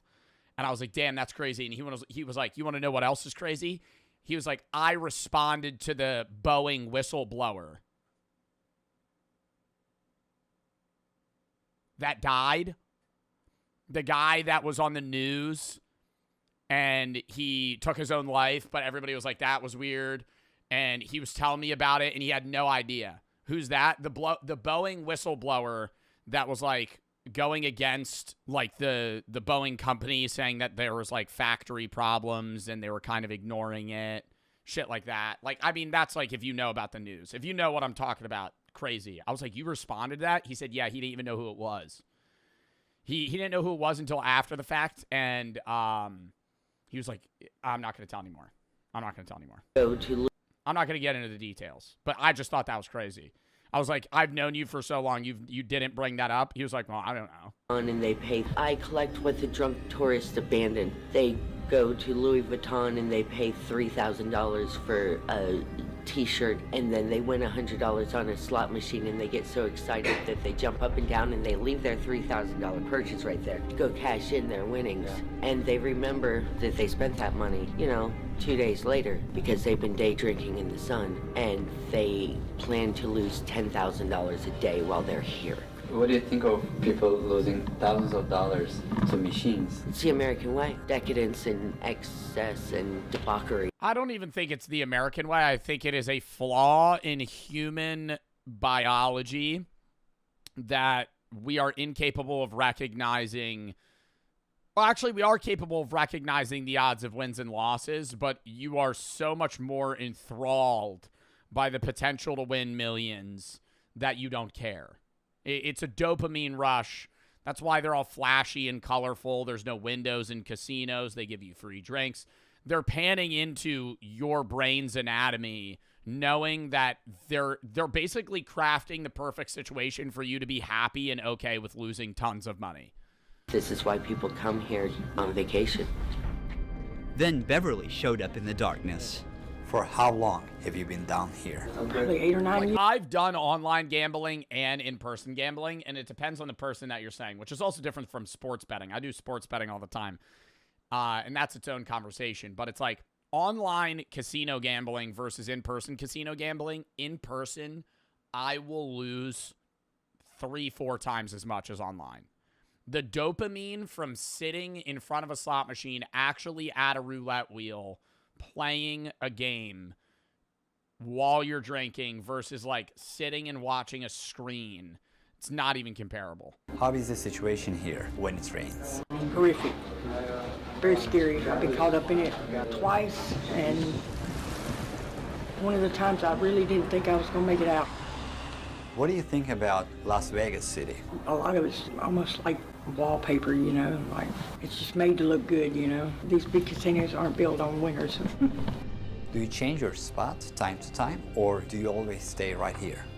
Oh no, it definitely changed. What is the hardest thing about tunnels? She packed years of disappointment into one word. The people. Even this deep down, there's stuff. I mean, yeah, being alone would be, like, if you knew that nobody would fuck with you, it would be a hell of a lot easier to be down here. All over. Some of it was probably brought in by the flood. Some carried in with shopping carts. After walking for another 20 minutes, we came across an eerie shadow stretched across the wall. Don't shoot. We don't mean any harm. Before we go further in the tunnel, I want to share how my heritage DNA kit helped me. Bruh! Hey there. How are you? Look at this trash. Yo, he's got a whole fucking survival tent. Like, where did he find that? They had to have bought that. It's like an expensive-ass tent. Hey there. How are you? Oh, I'd be so scared of that dog, bro. We first offered him some supplies. Then he invited us into his tent. This is where this guy sleeps. He puts his clothes here. This is his table, kind of workstation. 6 years ago, I moved to Vegas alone, and my parents died in 2018. It's the 2 years I've been down here, if not more. So. How do you find water and food? I go turn on the fire hydrant right around the corner from here. I have my food stamp card, but if I really, really have to, I'll go steal food. How do you stay safe? Where do you steal food, though? Like buffets in Vegas? Like you're going into the casino or something and just grabbing food and dipping? In this tunnel. Like everywhere else, you just gotta watch your back. There's a scar on your forehead. What happened? I got hit in the head with a 2x4. And what the fuck? Got 11 stitches. In here? Yeah. What was the reason? Over a bike. Bikes are a hot commodity in this area, and a lot of people need them, you know. Have you ever seen... It is weird how the people they're interviewing have different things. Like, he seems like he's pretty geared up comparable to a lot of the other people. Like, there was one guy that literally just had a shopping cart and a chair. That woman had a whole bed. He has a fucking tent, a whole setup, a dog, a table. Someone at the moment their life was taken. Yeah, he seems really chill. Unfortunately, yeah. I remember hearing somebody come in and 2 shots go off. He got hit in his back and in his neck. And before I knew it, he was standing right in front of me with a white t-shirt on that was turning red really fast. It was his brother who shot him. The psychology of being down here in the darkness must be He watched a guy kill his brother in front of him in the tunnels. really hard. Some people can't take it. There are people out there that haven't seen the light of day and never will. People that turn gray down here, like. Really? Yeah, I've never seen anything like it. At night. Oh my God, like vitamin D deficiency. They never leave the tunnels, constantly in the dark. And it's also like, if you're down here for such an extended period of time, the sun's probably disturbing, you know? Like you almost become nocturnal in that you don't even want to leave unless it's nighttime because it's like leaving. Like imagine, you know, when you go to a movie theater and you're there for 3 hours and you leave and it's so bright and it fucks you with your eyes. Like imagine that, but like days in the dark, weeks in the dark. It sounds like there's people walking. Like you would walk outside, it'd be actually blinding. Right outside your tent. Like you wouldn't be able to see. And multiple times I've gone out there and there'd be nothing. You never know who you're going to run into down here. That's for sure. Here in the dark, most of them lose their ID cards and never get them back. Without an ID, they can't apply for a job, rent a place, or access social services because they don't officially exist according to the system. It's a roadblock. It's not really true though. Yes, they need those things, but if I handed out IDs today to every single one of them, yeah, they still want to go get help. They'll still be here tomorrow. There's a lot of things happening at the same time. Traumas, mental health, all these things we need to address. I was like 2 years, 3 years homeless, walking down the street and I saw 3 people that I knew having a sword fight in the middle of the night. I heard cling, cling, I saw blood, I looked at it, it was like nothing to me. That's what happens out here, you become traumatized and used to these situations. Phil once lived in a house with a pool. How did he get out, though? How did he get out? Like, I feel like you need somebody, you need to show willingness to leave and also have somebody to lean on to get out. Because it's not as simple as just like, oh, I'm going to get a job because you still don't have enough money to like be presentable and go to work. I mean, it depends on the job and what you're getting, but like, how do you go from being homeless and living in the tunnels for 6 years to being able to afford an apartment and also like clean yourself up, go to work? But after retiring, life slowly pulled him underground. The police radios and stuff would not work down here. For the people that are like all on black, bro, all on black, you're like, oh, just fucking gamble it. Do you know how much money it cost? Dude, yeah, maybe you somehow scrounge up $100 as a homeless guy and you fucking run it up to $2,000. All right, you can afford the worst apartment in Vegas for 1 month. Still don't have food, can't pay electric bills, can't pay fucking water bills. you still don't have enough money to fucking survive. That lured a lot of people down here. How long have you been in the tunnels? 8 to 10 years. What was the 10 years? Oh my God. worst thing that happened to you in the tunnels? Possibly getting caught up into one of the floods that came through, because it takes about 10 minutes for the water to be about 8 feet high. We have no warning system telling us there's water coming other than to hear the water itself. There used to be signs down here that said, the current never lose, which is very true. We've lost quite a few people. The hardest things in the tunnels is losing the things you gathered over the years. Just weeks after this interview, You know what's fucked too is the people of Vegas, or I guess the government in Vegas. In the beginning you saw them kind of climb through that caged area that might have been trying to block them off. If they really wanted to, they could make it so you couldn't enter the tunnels. But they don't want to do that because then there's a bunch of homeless people in Vegas on the streets constantly, and that's a vibe killer for the fucking people coming from another country to come gamble in Vegas to see a crackhead on the side of the street. So they kind of not force you, but they kind of get you to go down the tunnels because they don't want you to they don't want you to be in the public. They want you to be underground where people can't see you. we got word that Phil passed away. That happens anyway. I mean, it happens in other cities too, like Skid Row. I mean, you see it, or like Kensington. Like, there's a lot of like governments that, not governments, government. A lot of city districts that kind of half enclose people into certain areas. Just weeks after this interview, we got word that Phil passed away. He died? Oh, wow. Walk through the tunnel. Mineral deposits on the ceiling catch our eye. So there's water that's leaking through. That's the calcium from the water. These show that rain makes its way in again and again. Who knows how many times the flood destroyed homes and took lives. We're going ahead. Someone has created a memorial here. Somebody passed away. Dixie Hart. There are roses. When it floods, they have 20 minutes to escape. If the current or floating debris doesn't Oh my God, and you're just running in the dark. Trap them inside first. This tunnel is full of puddles with a constant breeze blowing through. Oh my God, here we go again. The ground is a mix of sewage, trash, and human waste. And now, all of it is soaking into my shoes. Everywhere. Yeah, I keep forgetting it probably smells like fucking shit. Constantly. Trash. And dead animals. Yeah. Oh, that's nice. A dead rat. It is from a casino? Yeah. Oh my. Our feet are wet, but that's how we roll here. You have to keep going. We are walking in this tunnel, going on and on to find Rob's old friend, who's been living down. Yo, they can't even, if they have their, actually, I didn't even fucking think about this. For the people that were, I don't know if they were joking or not, going, hey, they could just go gamble, they can't. Because if they get money, when you go gamble at a casino and you get chips or you get a ticket of your, fucking slot machine winnings and you have to go cash it in, regardless of whether or not you look 21, you have to hand them your ID because they scan it before they give you your money back. So if you don't have an ID, you're not able to get winnings. Like, if you come in with $100, you turn it to chips, you run that up to 10K in chips, it's only needed if you win above 10K. No, that's when you get a tax form. I'm pretty sure you still need an ID. At least in AC, when I gamble, every time I've ever won money at a casino, I've had to give them my ID when I get money. I don't know.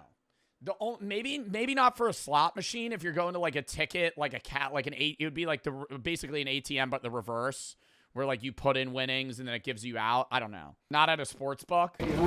The moldy gray walls started to fill with color, and then we walked right into what looked like You don't need an ID at a sports book, Zeusy? Like for winnings? Underground art. I feel like you would at least need an ID to place an IRL bet. Online you do. Art studio. Someone built their own gallery down here. Sad thing is that a fucking Rocket League car? Art studio. Someone built their own. I think I'm just brain rotted. Gathered down here. Sad thing is, one heavy rain could wash it all away. That's actually really good art, too.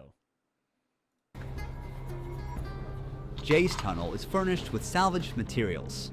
There are all kinds of random stuff. A baby stroller, bags, toys, but everything is surprisingly well organized. Yeah, my name's Jay. I live in the flood tunnels down here for like pretty much ever, like 8 or 9 years. I moved out here, all my luggage is stolen, my ID, everything. Basically welcome to Vegas with $27 in my pocket. There is really no safe anywhere. You'll get robbed by other homeless people, you'll get robbed by the police. This is where each day begins and ends for him. What happens when they come to them? You go to jail. What? Yo, don't you go a little insane, too? Where it's like, if you're in the darkest parts of the tunnels where, like, you can't really see light on one side or the other, and you don't have technology, you wake up and you don't even know what time it is. You have no idea how long you've been asleep. You could have been asleep an hour, 8 hours. You're kind of just gauging it off of how you feel. Go to jail for trespassing. Whose property is this?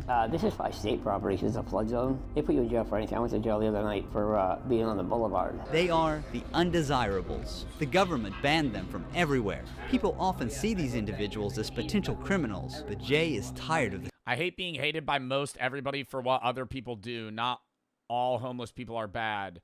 Every day at war with myself, it's just not worth it. Stigma. With time, he developed survival tactics. There's really no food or water here. There's water in the back. If you're homeless, just steal and go to jail. You get food and a bad thoughts. People do that. In a lot of colder regions, people do that, where they'll purposefully do petty theft or crime so they don't go to prison. They just repeatedly go to jail.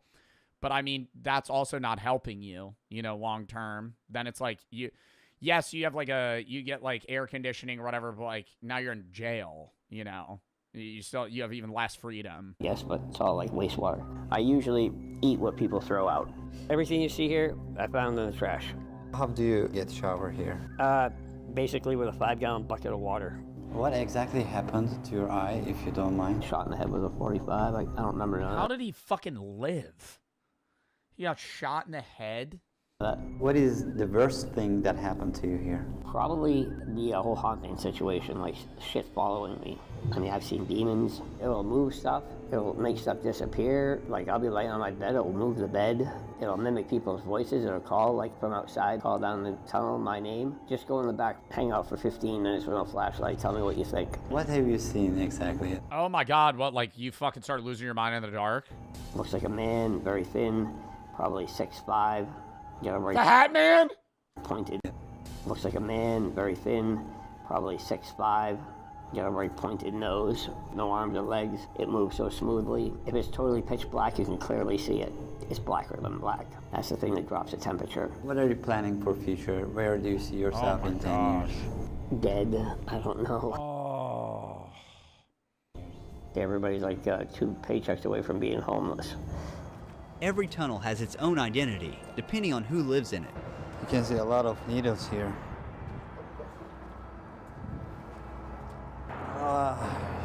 Disgusting. Where was I where I was thinking about that? I always wonder how, in certain areas that have such high costs of living, how people make ends meet that have regular jobs, like being a barista in Los Angeles. Like, do you live outside of LA and then you like commute in? Like, how do you make enough money even with roommates? How do you live in like New York City as just somebody that's, fucking, I guess, working 35, 40 hours a week at like a regular, 9 to 5.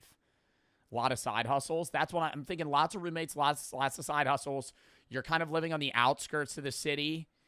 It's like, fuck, dude. Multiple jobs, good budgeting. Yeah, it has to be. That's what I'm saying. Like, that's why if you're somebody in New York City, you're living in a shoebox apartment that you're sharing with somebody with a shared bathroom. You're working a minimum wage job. You're not working 40 hours a week. You're working 70, to be able to fucking make enough money. And you're never even home. That's like, we watched one video about, I mean, this is just different New York City versus Vegas. It's probably very similar in Vegas, but it's like, we watched the one video about one of the smallest apartments in New York City, and the person they were interviewing was like, I just need somewhere to crash. You know, they're never home because they're always working.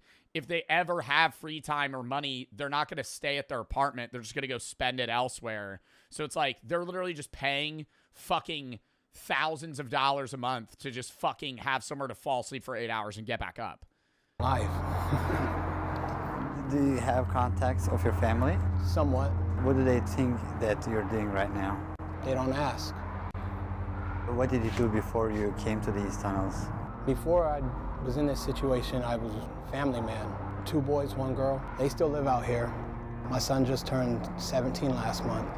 When is the last time did you see them? 10 years ago. Oh. What is the worst He hasn't seen his son since he was 7. thing that happened to you in these tunnels? Somebody died right where we were standing last night. Last night? Last night. Oh. OD. Life is precious. And short. Nearly 7 out of 10 Americans live paycheck to paycheck, barely making ends meet. For many, it takes just one unexpected event to lose their financial stability. Oh my God. We were in the tunnels and you can see the Caesar's Palace on that side. This is a drama. If you want to shine a light into these tunnels, consider donating to the Shine a Light Foundation. Don't forget to subscribe to our YouTube channel for more documentaries like this. Huge thanks to MyHeritage for sponsoring. Oh my gosh, man. That was a sad fucking video, bro. Dystopian, really scary. This society we live in. Yeah, bro. But let's give tax breaks to people that make fucking $100 million a year. What a fucking great idea that is. Oh, 7 out of 10 Americans live paycheck to paycheck. Why don't we vote for people that fucking, sorry, I'm not trying to make it political. It's just fucking insane, man. Like CEOs. And this is coming from somebody, I make good money, right? Like I should get taxed more. I should get taxed more. I'm not going to sit here and argue that I need to make more money. Is it annoying that I have to fucking pay a lot in taxes? Yeah, but it's like, I'm the guy to pay it. Why the fuck are we sitting here going, oh yeah, actually, why don't we give more people, why don't we make Elon Musk a trillionaire? What a great idea. That'll solve society. The trickle-down effect. The trickle-down effect. Once Elon Musk has $1 trillion, he'll start handing it out to everybody else. We'll start handing it out.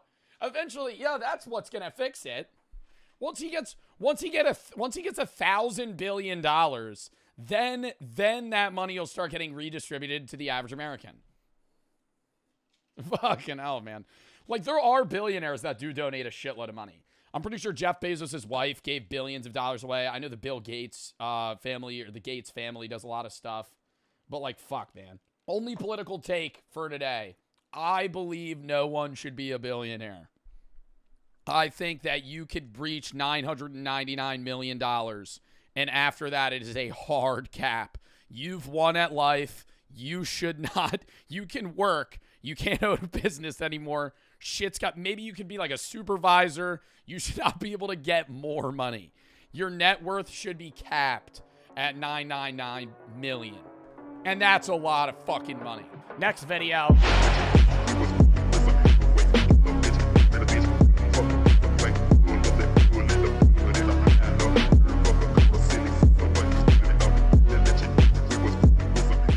Next, is our world broken? This might be a little bit philosophical. I don't know for sure. It's a Kurzgesagt video. Being a human in the 21st century often feels frustrating.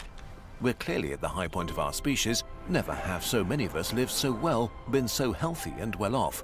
At the same time, life is incredibly hard. More than 15,000 children died yesterday. 700 million people. Wow. Dude, I always do think about, like, where do you think the world's going to be in 1,000 years? Like, if we look 1,000 years back, they were way less advanced than us. Do you think we're going to be, like, as scaled?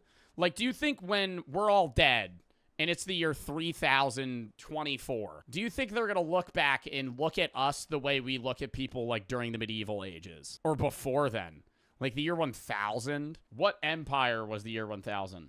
The Holy Roman Empire in continental Europe. The Muslim world was in its golden age. Babylon was abandoned in the year 1000. Dude, like, are they going to look back at us and be like, man, these people are stupid. Because, like, if I had a conversation with somebody from the year 1000, they're not dumb, but the average American is way smarter than somebody that was alive in the year 1000. Just on base knowledge. Even if you're stupid, they just knew less. Like, they knew more about survival, but less about, like, just stuff. Even within rich societies, there's loads of unfairness and daily struggle. We are divided, unable to solve our problems while creating new ones, destroying our world in the process.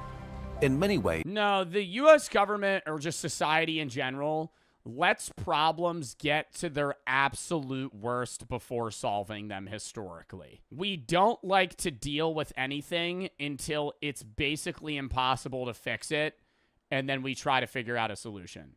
Like, I wonder with, like, climate change and just everything, are we going to let it get to the point where, like, everything's dying and storms are getting... Like, at what point do, like, 9 hurricanes have to hit Florida in, like, 3 months for people to be like, okay, yeah, maybe we should try and do something? the vibe is that we live in dark times. It's so easy to feel disconnected and powerless in the face of problems too big to solve. We ain't making another 1,000 years. I mean, even with humans are. I don't think all of society might make it in 1,000 years. I think a lot of people, realistically, even if the nukes drop, there would be a very small knit group of people that would live. Say the whole world gets fucking bombed, there would be 100 people in a fucking shelter that would survive. And yeah, they'd make a lot of incest babies, but they would reformat everything. I don't know. Unless, like, a meteor literally kills every single person on Earth, I think it would be like Fallout. Yeah. And so the state of the world fills many of us with doom, hopelessness, and sadness. We feel it too. It's one of the most pervasive stories of our time, and there's a lot of truth to it. But, as Terry Pratchett said, we are the storytelling ape, we think in narratives, and live in a network of stories that make up our world. So without minimizing the darkness, we want to add a story that we find helpful for dealing with the world.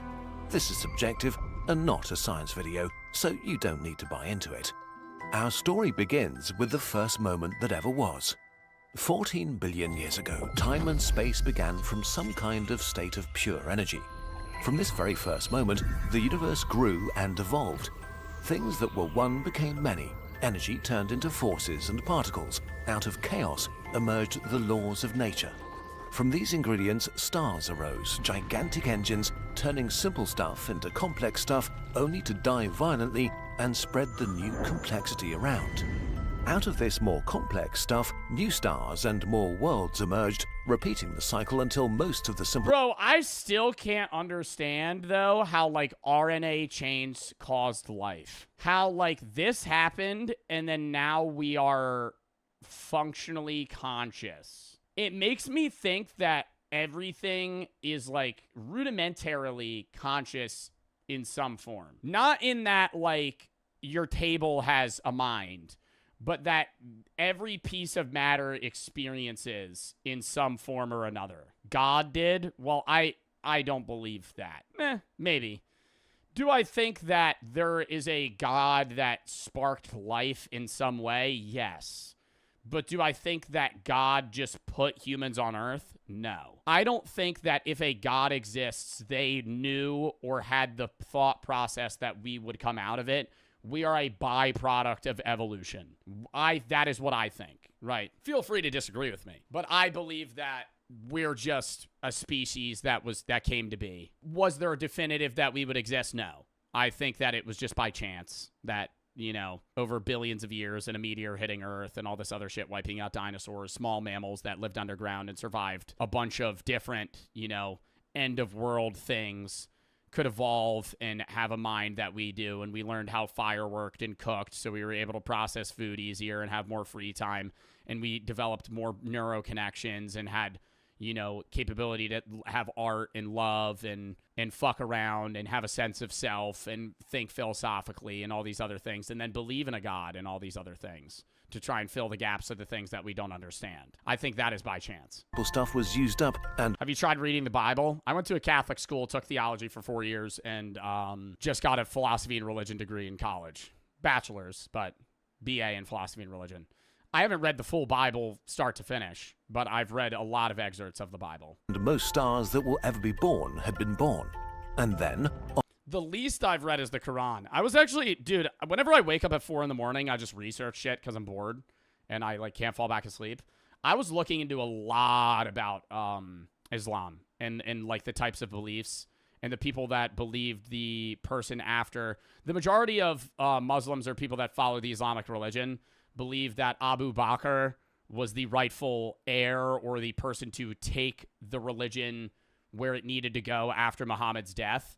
But there's a very subsect group of people in Islam that believe Muhammad's cousin is the one that should be technically the rightful heir. Not heir, I say heir, but the person that should lead the people. And I don't know. I was looking in because I like learning about how religions start and what they believe.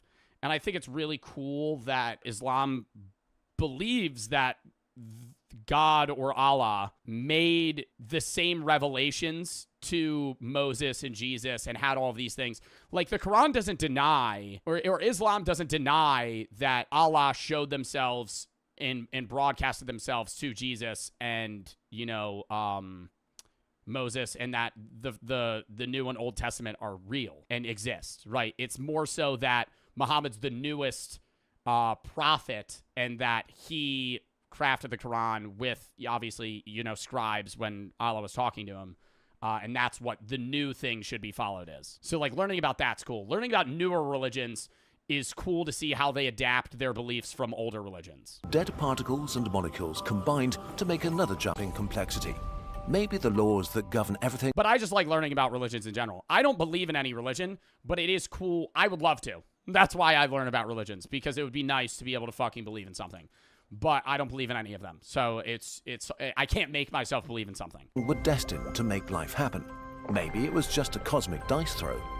But life, now the most complex thing in existence, wasted no time and spread to even the tiniest corners. For billions of years, cells held on, fighting against the elements and each other, evolving in the process, until one day they came together and made another jump in complexity to plants, animals, and fungi. First in the oceans. And it's so weird that like fungi are its own class. Aren't we more related to like wheat than we are mushrooms? How related to humans are mushrooms? Humans share 50% of their DNA with fungi. The meaty taste of mushrooms mostly comes from glutamate, a neurotransmitter that several other savory foods, including meats, have. How related to humans are we to wheat? 1/4. Oh, we're more related to mushrooms. I was wrong. I had it backwards. Earth was now the stage of something grand, a complexity acceleration machine going at full speed. Millions of new species emerged and vanished. Life was beaten down over and over, but every time it came back stronger, resettling niches filled with corpses of the ones that came before. Most of these beings are hidden in time forever. We only know their faint echoes. Until a few million years ago, an animal looked at the night sky. It looked at its hands. It saw its reflection in a puddle, and it realized it existed, that it was alive, here and now. You probably had such a moment as a small child, mundane and majestic at the same time. This is where the human story begins, about 6 million years ago with the hominids. Still just another animal among many others.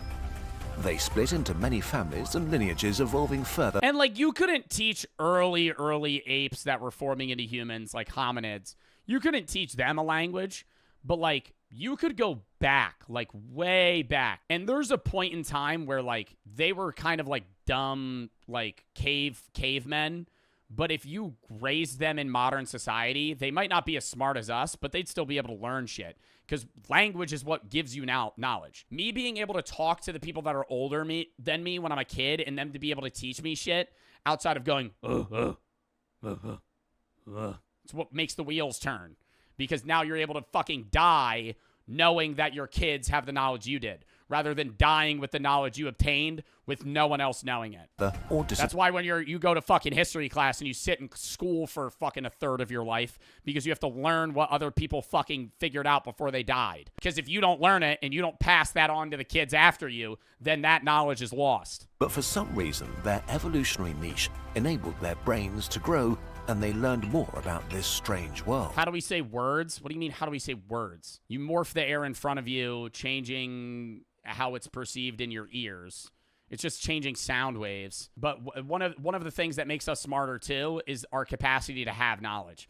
We're able to morph our lips and tongue and the way that we speak to form complex fragments of words and vowels and consonants. So we're able to form a language. Dogs can't do that, right? As an example, like even if a dog had the brain that we do, they wouldn't be able to speak because they don't have the same mouth genetics or biology that we do. Apes can do sign language, yeah, but they can't ask questions. That's the other thing that really separates us, is that there are apes that, like the gorilla that died that knew like 2,000 words in sign language, or like bonobos, like they can know sign language and communicate and answer questions, but they can't ask them, right? Humans are also like innately curious creatures. Some people aren't, and they're NPCs, but the human species, Homo sapiens, are naturally questioning creatures, right? That's one of the reasons why I have the question mark tattoo, is because you are born and want to know why things happen and where they happen and how they happen. Some of those people's mindsets are dulled as they grow up and they just stop giving a fuck. But humans as a species want to know things. Tamed fire and turned stones into tools. They celebrated and cried together. Life was hard and brutally short, but together they endured, probably by telling themselves stories about the world. For almost 250,000 generations, they built a biological foundation. Of other things. And then it's really creepy to see when cave paintings go from other creatures to handprints and then drawings of themselves. Oh my God. Like they didn't have the thoughts we have, but the emotion of existential dread or confusion of life, they experienced just like we do so long ago. 1,000 years or about 10,000 generations ago, they became us. Humanity had arrived. Our ancestors didn't waste any time. Their world was still hard and unforgiving, but out of pure stubbornness, they didn't accept that. They wanted their lives to be better, so they made better tools and learned to preserve their knowledge beyond death. Progress started slow, and then suddenly they, or better, we, made the planet our own. Agriculture and the first villages and temples snowballed into civilization, kingdoms and empires, technology, writing, astronomy, medicine, philosophy. A hot second later, science, industrialization, the modern world, the information age where we are today. Earth is truly ours now. We changed it in ways unfathomable a few short generations ago.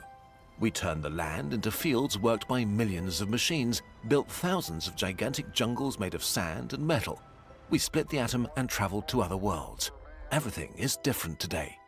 Except us, of course. We humans have not changed. We were molded by a cold and unforgiving world. That's why I love the movie Oppenheimer too, is because that's like what the biggest accomplishment by humans scientifically. Not going to the moon, like the capacity to split an atom is fucking insane. For humans to figure out like microscopic, not even, you can't even view it in a microscope, fucking something so small, we're just gonna fucking jam it with like, what is it called? Not neurons. Is it neurons? I don't know what they jam it with. I don't know how splitting an atom works. And I watched the fucking movie. And I've taken a bunch of science classes. Anyways, when they split the atom, figure that the fuck out. Neutrinos. Where we needed to be hard and brutal to survive. We are still bound to our nature so I was right. that made us so successful. We still tell stories, are hungry for food. Oppenheimer's a real story. I'm timing you out. Greedy for resources, desperate to be accepted by our peers. We're scared by the dangers that lurk in the dark, imagined and real ones. Yes, We're dumbass. still brutal to each other and the animals we hold power over. We're still territorial and possessive. We fear losing what we have, and we fear change. We downplay the damage we cause and ignore the people in need outside our tribes. Humans are not nice, and if we look at our history, how could we expect ourselves to be? In nature we see great beauty, but also endless violence and struggle devoid of morals or kindness. We are an instinct-driven apex predator that survived in an uncaring world, only now we have coal plants, nuclear weapons, and social media. This would be hard to handle for... But, like, we weren't apex predators. Like, we used to be middle of the food chain. We would get eaten. Humans used to get eaten a lot. Before we had the capacity to build weapons, like, if you just threw us in the woods just to survive off of our own bodies, we would all die by some form or another. You might be able to build or find shelter, but without, like, fire or tools, we are fucking weak. Right, comparatively to like tigers and gorillas and elephants and fucking other animals that are so high in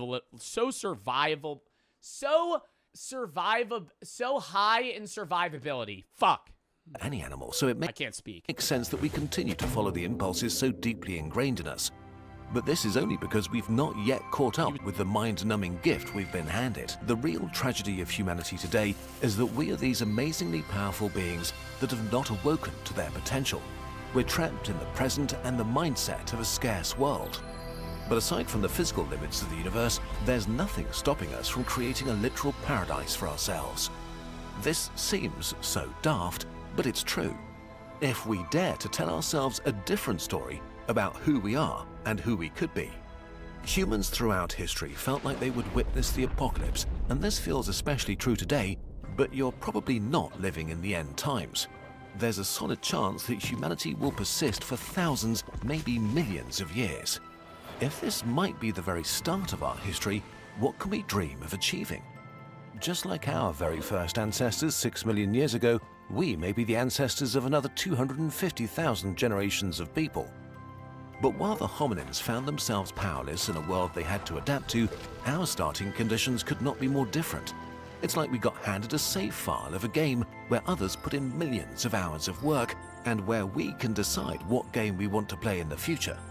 The world is still horrible, and it'll be cool for people 1,000 years from now to look back. Like, I can't know. The best you could know today for most people is the name of somebody that existed 1,000 years before you that was your great something grandfather. But, like, say I have kids, and those kids have kids, and those kids have kids, 1,000 years down the line, right? However many generations. They could, with technology, look back and watch this stream 1,000 years from now. Right, doubtfully they will. It's unlikely, but you're able, with technological advancements today, your descendants could see you 1,000 years from now. And it's also the best world that's ever existed. And we can make it so much better. An optimistic person living in the year 1924 would not believe the progress we've made in just a century. How much we reduced poverty, how many diseases we cured, how much free time we have, what kind of luxuries are ordinary to us, what technological wonders we take for granted, how few of us die in war, how many live in a democracy. And today, we might very well be gearing up for a jump like our ancestors 10,000 years ago, when agriculture changed everything for everybody. From AI possibly transforming the information age, to biotechnology enabling us to manipulate the language of life itself, to new sustainable ways of harvesting the energy we crave. If we start thinking in decades and centuries, it's perfectly reasonable that we'll solve our problems. We can eliminate poverty, maybe all material needs, defeat all diseases, maybe even death itself. We have the potential to restore balance Doubtful. to the climate and heal the planet again. Telomere shortened. Don't really think we're going to be able to do We that. may be able to adapt to the You physically can't live past a certain time unless they're able to change our literal human genetics to where you're able to like revert to an earlier life cycle in a cell. The most humans could live is like 150 years. information age and make lasting peace. None of this is Maybe a little bit longer. guaranteed, and it will be hard and full of failure and setbacks. Some things will get worse. Yeah, or save the brain. That is true. Move the brain elsewhere. Before they get better. We'll run up against our nature over and over again. But if we manage to clean up our act, we could create a world better than we dare hope for. You get to do that. You get to live in a world that's deeply flawed, but Somebody said I'm going to live forever. No, you won't. also the best Don't get your hopes up, pal. You're not going to live forever. it ever was. You will die like the rest of us. And you get the opportunity to make it better.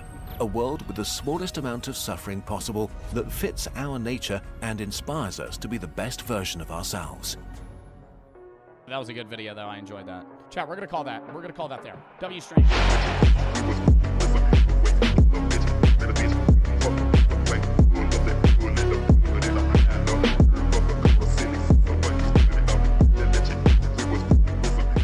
All right, next. Hip-hop has an age problem. Whether it's old heads hating on the new generation of rappers. You nice. Yeah, I'm good.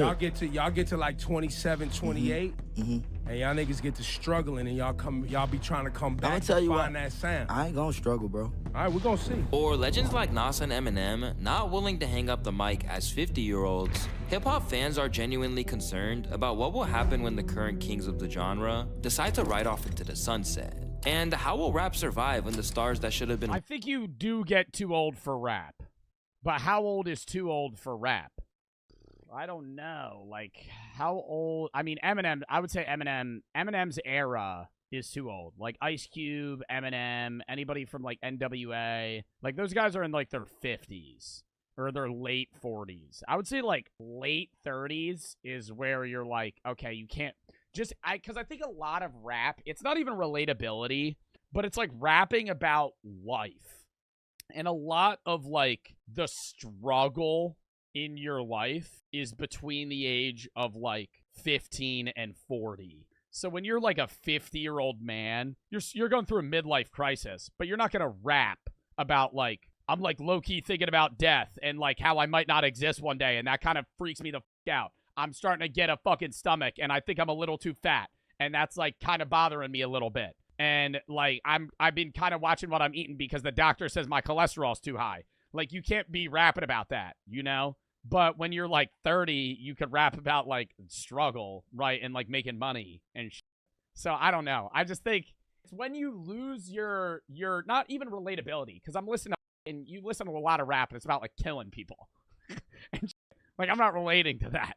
But when they're, like, rapping about, you know, money and, like, you know, on the grind or people hating you and dealing with shit, like, that's more, I don't know, listenable than a 50-year-old. Waiting in their wings are far less respected than the rappers who can— I'm like 9.5 years away from grabbing my pension. I'm like this close to receiving the money that I got from working in the union for 15 years. I'm like about this close to getting that paycheck for the rest of my life. And I need to get that shit soon. So I'm just trying to watch my health so I can stack up some more bread and then kind of maybe get a house in a 50-plus community in like Daytona, Florida. Came before them. It's your boy Luesta, and today we're investigating hip-hop's age problem. As a genre that thrives on aggression, ambition, and the desire to be the best, veterans have always acknowledged that there— Yeah, you're not on the come up. Right? You had your time. I think that's what it is too. Like when you're a young rapper and you're like between like 18 and 30, you're like, you know, you're rising, right? You're becoming you. But then you're Eminem, it's like, bro, like chill out, sit in your Malibu house. Like I love Eminem, he's one of the best rappers ever. But like I don't think he should still be rapping. There would come a time where they would have to make way for the stars of tomorrow. I think that rap in particular is a young man's sport, that I'll move out of that white hot space. But rap is about the gift of discovery. To be the cool person in school, you have to know the newest music, the newest dance move, have the newest clothing on. So rap is based on that. What's new? With the fame that they cemented for themselves, today's— Dude, yeah, it's like when you're no longer with it. Like Kanye, I feel like Kanye's getting there. How old is Kanye? I'd say, yeah, he's 46, bro. I feel like in three years, he probably is going to be done music forever. I think he'll still, like, produce and help other people. But I'm saying you, as the star in Spotlight, ends at a certain age. These rap legends aren't going to suddenly disappear off the face of the earth. In a perfect world, those who aim to remain relevant would gracefully take a step back and allow the new generation their moment in the spotlight. This is something that legends such as Big Daddy Kane, Rakim, LL Cool J, and other heavyweights did for up-and-coming rappers in the past. However, this certainly wasn't enough for the last generation of hip-hop. Instead, we have people like Lil Uzi Vert saying, shout out to all the young rappers, remember the old must die, back in February of 2018. Now, it shouldn't be surprising this was the energy they were giving off at the time, being that veterans like Joe Budden were openly criticizing and disrespecting new rappers like Lil Yachty in interviews for not showing enough respect for the genre's roots. I feel like the new generation is the outcast, but I feel like I'm the top outcast. Let me tell you something, right? Now that's interesting. That's bullshit. Even legends like Eminem were name dropping. I don't think it's bullshit. I think there's a lot of rappers. I respect when people mention that Yeat's trying something else that other rappers don't. I just think what he's trying is shit. A lot of people shit on other rappers that try new music and it hits and they get popular for it because it's way different than what rap used to be 20, 30 years ago. Yeah, Lil Yachty did that, and like a lot of people don't like Lil Yachty, but like, I mean, like Yeat, like he's trying something new and a lot of people are like, this is going to be the new genre. I don't think it will be. I think it's going to stop with him, in all honesty. I get what they're saying where it's like you're not respecting the old flow or the old style, but I mean, that's just kind of the individualism of rap. You can do whatever the fuck you want. And calling out tons of new rappers in his songs for being cheap imitations of the greats that came before them. Finger bang, chicken wang, DJK, you can say yeah, like Machine Gun Kelly, Lil Pump, 6ix9ine. No, when we are 40, we are not going to be listening to them. Like, name a rap song you're going to be listening to or a rapper you're going to be listening to when you're, like, a dad.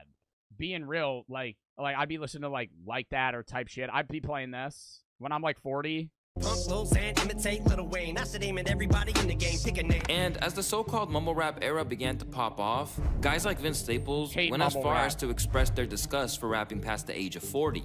Saying that he felt as if his lyrics simply wouldn't resonate with his audience once he's past that age. Perhaps it's not what older MCs want to hear, but the history of hip-hop continues. And do you think you phase out of rap as you age?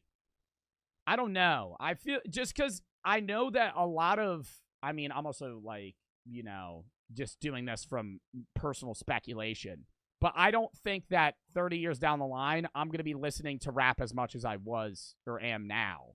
Like, I don't know what else other categories I would go to, but I think you really change vibes as you get older. Continues to reveal that it has a vendetta against rappers past a certain age. For instance, back when Soulja Boy and Ice-T were beefing back in the day, what was the first thing he did? Well, take a look for yourself. This nigga Ice-T old as fuck, man. This nigga old enough to be my great-grandfather. In today's game, things couldn't be more different. Not only are many of the icons from the 90s still relevant, but the current three leading rappers, Drake, Kendrick, and Cole, are all on the wrong side of 30. This is a complete 180 from the rest of rap hip. But these are the best, the rappers of the you showed icons here. These are from the 90s. Yeah, icons from the 90s. These guys are remembered because they're the fucking best, man. Like, pull top 9 rappers right now, yeah, they'll be remembered. Everybody else is just gonna be fucking forgotten. From the rest of rap history, as for so long, no one wanted to hear grown people rapping. Seeing multi-millionaire family men continue to lead the charge goes against everything that we're used to. And strangely, nobody is willing to acknowledge this, other than someone like Andre 3000, who stands out as somewhat of an anomaly. Like even now, like people think, oh man, he's just sitting on raps, or like he's just holding these raps hostage. Like, I ain't got no raps like that. Like it actually feels, sometimes it feels inauthentic for me to rap because I don't have anything to talk about in that way. Like, I'm 48 years old, and not to say that age is a thing that dictates what you rap about, but in a way it does. Despite a massive outcry from his fans begging for new music, Andre 3000 has been largely absent from the rap game for years now. People lose their minds and hope that just maybe his debut solo album would be on the horizon. But at every turn, he's expressed his issues with rapping as a middle-aged man and finding the inspiration required to do it. I'm trying to figure out where do I sit? Bro, but I fuck with 90s rap so much more than now, especially the music videos, dude. Like, they're showing these clips and shit, and bro, I wasn't even alive then. But like, I look at those rappers, I'm like, dude, that is just, it's so chill, man. Like, looking at like Ice Cube and them fucking rap. Like, I wouldn't say they're better than now. Like, I think a lot of the lyrics and songs now are better. I don't even know what I am. And maybe it's the same thing though with most careers that have an entertainment value. It's the same thing with Twitch. When I'm 40, I'm not going to be fucking streaming. I'd be old. Like, I know a lot of y'all jokingly call me Unk because I'm fucking 22, but you phase out of being a streamer, right? Like, if I'm being real, I don't think I'm going to be streaming in 5-6 years, right? Like, you lose that relatability. Maybe I'm nothing. Maybe I'm not supposed to be anything. Maybe, you know, my history is kind of handicapping in a way. Yeah. And so I'm just trying to find out what makes me feel the best right now. Yes. And what makes me feel the best is when I just do these random kind of instrumental kind of things. You know, they make me feel the most rebellious. This may explain his choice to make a dedicated Flu album rather than something rap-oriented. But Andre has also explained that he's concerned with following the footsteps of many MCs from previous generations who constantly fail with new projects. Even just the origin of the word hip-hop. First you have to be hip. And the older you get further away from the hipness. I mean, you can know what's going on, but you know, there's always new slang, there's always new rhythms, new patterns, all that kind of stuff. And once you start trying to imitate that thing, I mean, people see it, man, you know, and it becomes embarrassing at a point.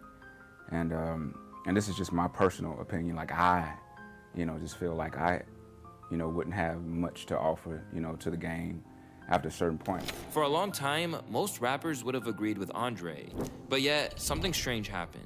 Not only were rappers unprepared to let go of the fame and fortune, but fans weren't ready to let them hang it up either. Most of all, the lack of replacements was unsettling for both sides. As a result, a major disruption in hip-hop's normal functions had been formed, which presents a huge problem only a few short years away. As recently as the mid-2010s, retirement was still considered the inevitable end to a hip-hop career. People are like, oh, there's nobody that's going to fill that gap. Dude, yes, everything is replaceable to a degree. Even say all the guys that are in their 30s quit right now, right? They quit rapping right now. Within 2 years, somebody would come up and fill that gap. Even you? Yes, me. The fuck? Everybody, dude, there's a million Twitch streamers on fucking Twitch. At the end of the day, like, I think I have an entertainment value a lot of other streamers don't, in the sense of what type of content I make, and I'm very niche. But at the end of the day, somebody would not be able to exactly fill that gap, but they could very well find a similar niche to me. I'm a unique personality, but at the end of the day, you know how many people think how I think and act how I act, right? Like, maybe not to a T, but you could be 90% there, right? Especially with rap. You could fill that gap and have a similar struggle to another rapper, and you're just 15 years younger, and you fill it. Joe called himself unique, but his name's Joe. I don't think I'm unique, and I don't think my name, you know, I don't want to say that makes you an NPC to have that comment, but your name is one of the least fucking likely things to define you. Yes, your name shapes a personality because of the social constitutions of that name against you, right? Like, if you name your kid Mark, he's more likely to act like other Marks because people will kind of have a predetermined mindset of how Marks should act. And so that's why a lot of Joes act similarly, because Joes are, you know, kind of ingrained to act a certain way. But your name doesn't define you at all. My name's Joe Bartolozzi. That has nothing to do with who the fuck I am. That's just a dumbass name I was given at birth, right? I'm just a fucking human sleeve with a consciousness inside that takes the name Joe, so when you need my attention, you say it, and I fucking turn. It's just a label to determine somebody who they are, right, in a society, right? I know it's like an oh, no shit moment, but, like, still. After starting his artistry as a teenager, Lil Wayne publicly declared that he'd be hanging up the mic long before he hit 40. I always said I ain't want to do this no more after 35. I ain't want to do it no more after 35. So. And even though his fans on his subreddit claim that they think it's time for him to call it quits, stating that his low energy and health complications are signs that he would be better off just sticking to features, Wayne has proved everything he could and then some. A whole 13 years after he stated his retirement plan, the 41-year-old Wheezy is still going strong in the game, and even critiqued Andre 3K's view on older rappers as very depressing. But I feel like that's why you gotta stay in it though too. I feel like you can't be too far removed. I also thought that may be a downfall by staying in it, because you may, at our age, you may hear what's going on and feel like I'm so out of that I ain't about to drop nothing. I'm not about to. So you probably, so that's why I say I don't listen. Just go in my little hole. It's true to you though. Yeah, and it's just, I love what I do. Yeah. Put it out and swing for the fences, man. To Wayne, he's at a place in his career where he can simply rap for fun, whilst also... I think it's good to continue doing it if you enjoy doing it. But I think a lot of rappers and just people in general in the entertainment industry don't want to do it anymore. You can do it for the money and the entertainment, right? The second that I start doing social media and I only want to do it for money, I would just quit. I like doing this job, right? At the end of the day, is money a motivator? Yeah, but that's the same to be said about any job ever. But the second you stop enjoying it, right, and you're a rapper and you're fucking 32 and you fucking hate it, and you just keep doing it because you make fucking $10 million a year doing performances, you can notice that's when they start, losing themselves, and you just don't want to watch them anymore. Knowing that there will always be a fan base ready to listen whenever he drops. But it's fair to say that despite his legendary status, Tunechi hasn't been at the top of the game since, at best, the Carter 5 back in 2018. He's more known for his iconic features rather than his own body of work these days. The problem with legends like Wayne sticking around is that it's taught the big three of modern hip-hop that they don't need to make an exit anytime soon. For instance, back in 2016, Drake put the same deadline on his rap career as his Young Money mentor did, which he expressed in songs like Western Road Flows. I'm assuming everybody's 35 and under. That's when I'm planning to retire, man. It's already funded. Before that, he told Complex that rapping is about being young, doing your thing, and being fly. Before then alluding to a time when singing, rather than spitting, would be his focus down the road. It's a direction that I can't wait to go. I mean, I'm really looking forward at some point, not right now, because I feel like I obviously have a couple more rap albums to make, but I'm looking forward to giving you that moment, my version of whatever, like I remember hearing 808s. I'm looking forward to giving you my version of like a full singing record one day. Drake is now 37 years old, and similar to Wayne, he too went back on his word. I know you said on Western Road Flow that you're gonna retire at 35, but is that your reality, retiring at 35? No, not anymore. Okay. I think when I was like 20 something, it sounded better. I just turned 33. I do have trouble thinking of myself rapping like past 40. Even with one eye on retirement, he can't help but churn out more creativity as if his work isn't finished. I feel like I'm kind of introducing the concept in my mind of a graceful exit.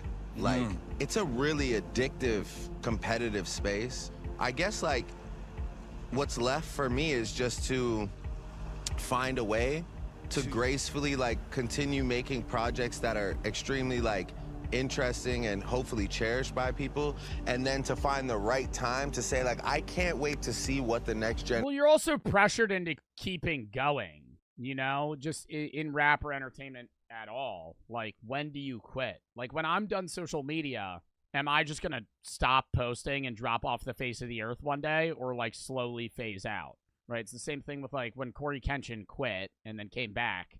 It was just like, all right, I'm done, and then he left. But yeah, he ended up coming back. But say he didn't, that was just like a hard stop. Generation does. Well, like Matt Pat kind of slowly phased out and informed everybody beforehand. I'll still be around to like work with people or do a show here or there, but I'm not going to like force myself to compete. I would love to just see what the next generation does whenever that time is. While Drizzy is in the process of engineering the perfect exit, fans go back and forth in a ruthless debate over the effect of his retirement. While some point to his age as a reason to call it PewDiePie fell off years ago, yeah, but he still makes bags, bro. You can fall, when you're his size, you could fall off and he could average 10% of what he did in his peak and still make fucking $3 million a year. Many struggle to accept his departure with the glaring absence of he's like the second most subscribed YouTube channel. Artist to fill those shoes. Drake can't retire just for music's sake, and this is gonna make me sound like an old hater, but this is the first time in rap history, in my opinion, that there hasn't been a solidified new generation of superstar. Like every single generation we've had, the biggest person could retire because we knew we had this next generation that was solidified. Now, I thought Lil Baby was that, and I'm not saying he's not, but it's shown that it may not be that case off his last album. This is the first time we won't have a new superstar solidified. It could be argued that artists like Drake are holding... Damn, who do you think's gonna be the next biggest rapper? Out of the ones that currently exist? No idea. I'm a Key Glock dick rider, though, so I would say Key Glock because I fuck with his shit. Lil Mabu, I keep saying, bro, stop. Miles? Lil Tecca, Central C. Central C, I don't think will be on top, at least in the U.S. But it's like, I don't know, dude. I don't think it's the next big thing. Up the process. For example, when Jack Harlow was tipped to be the next Drizzy, he got him featured on his song Churchill Downs, only for the word to say that he got absolutely washed on his own track. Besides that, what incentive does Drake have to quit? Alongside the fact that he's still selling out stadiums, people are constantly seeking new music from him. In layman's terms, the Six God has no incentive to back out, and he's not the only one finding himself in this predicament. Following the offseason, J. Cole, who makes up 1/3 of rap's big three, mapped out exactly what's coming next, with all roads leading to his album The Fall Off, which he hinted at dropping way back in 2018. Much like 3K, Cole's original plans for The Fall Off to be his final album came from self-preservation after he started feeling comfortable. I had lost some of that bite, and I was trying to get that shit back. I'm like, yo, go write a fire verse, like with bars and boom, boom, and them shits was falling flat. And I was like, oh, you lost a step in this regard. Are you comfortable? And it was like, yo, and I had a real talk with myself. I was like, yo, bro, you accomplished a lot. That album was, you know what I mean? That shit went crazy. The tour went crazy. It's like, yo, you made it to where you wanted to make it to. Do you even want to keep going? Or do you want to just like chill, go start a family, and like just chill? Like, are you cool? Do you want to retire right now? Despite laying out his exit from hip-hop, Cole has been rhyming at the top of his game. It's almost absurd that he was named as Complex's best living rapper in 2023, despite the fact that he didn't even release a project that year. Regardless of where you stand on this accolade, the bottom line is that this should be impossible for a 39-year-old to pull off. With the world telling him that he's the best in the business, it's unsurprising that he's now walking back those retirement plans, which became evident on a recent snippet where he rhymed, yeah, said I was finished, but I want another 2 summers. Hall of Famer hungrier than all the newcomers. And the case is no different for the legendary Kendrick Lamar. While it seemed like he had moved out of the realm of picking... Bro, when he was releasing a diss track in like a day, how did they make that shit that quick? That's what I don't get. Like, the capability to just to release a diss, Drake comes back, and then like it's pre-recorded. Yeah, but they were like ready. Even if it's pre-recorded, bro, I feel like how long do you think that took him to make? Even if it was pre-made, chat. Yeah, it was pre-made. Okay, a week? Like, there's no way he fucking made that shit for like 6 months. He was ready to release it, yeah, but it probably didn't take him that long. Bites, taking a more artistic approach with his album Mr. Morale and the Big Steppers, K-Dot's recent shots at Cole and Drake are one of the biggest stories in hip-hop right now. With many viewing it as a testament to how fixated the game is on these long-standing idols, in a manner that greatly contrasts with our investment into new rappers. Kendrick is here to keep hip-hop alive. Who is this? I don't even know what half of the rappers look like, bro. I just listen to their shit. That's Lil Tecca? Yeah, I know that. Hope he stays. We need more. Sure, we're all invested into the drama that came... I don't think Ice Spice is the new up-and-comer, if I'm being real. ...from Kendrick's verse on the song Like That. But for Kendrick to be the one to keep hip-hop alive, we should be well past the point where that's his responsibility. But at the moment, hip-hop's leading artists and their supporters are collectively unable to pave the way for a changing of the guard. Or, at the very least, just don't see where it's supposed to come from. But it just seems like there's a lot of legends that are still around, looking at the Drakes, the Kendricks, the Coles, the Kanye Wests, the Tyler, the Creators, the Nas's, all these people. I'm not personally ready. I think Tyler, the Creator, will be remembered. I think people will be listening to Tyler in 20 years. Because he has his own section. He's, like, unique. As someone who's investing into the genre, for them to take a bow and pass the torch on to the next... And he's just a personality. I think he'll be like Snoop Dogg. You know how, like, Snoop Dogg doesn't really make music anymore, but he's just, like, a social media personality, and he, like, hosts boxing matches and shit? I feel like I could see Tyler, Creator, just having, like, a show or something, like, 20 years from now, where he's, yeah, like Shaq. Set of industry leaders, because I feel like... Where they're just a dude. You know, they're like an entertainer. The rap game would be on life support, bro. If you would remove all the names I just mentioned, and of course a couple of others that I didn't mention, but if you remove those legends and those established acts, what are we really left with in terms of the mainstream? The problem is that you need people to come in and occupy that space at the top of the industry to eliminate the reliance we've built on these legends. After all, Nas scooped up his first Grammy in 2021 and still raps at an elite level as he slowly teeters past the age of 50. Similarly, Eminem said that he wouldn't be releasing any music after the age of 50 way back in the year 2010. However, he's still going really strong today, which he claims is due to the love of the art and not knowing what else he should be doing after rapping. I'm still trying to figure shit out. You know what I'm Really? saying? Like, as long as I've been in the game, I'm always trying to figure out new flow patterns and... Bro, go see the world. The fuck? Oh my God, Eminem, you're 50, dog. You got fucking $2 billion.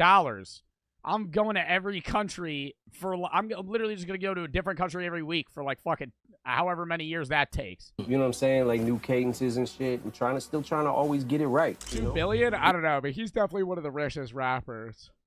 Eminem net worth. Yeah, 250 mil. I feel like it's probably more.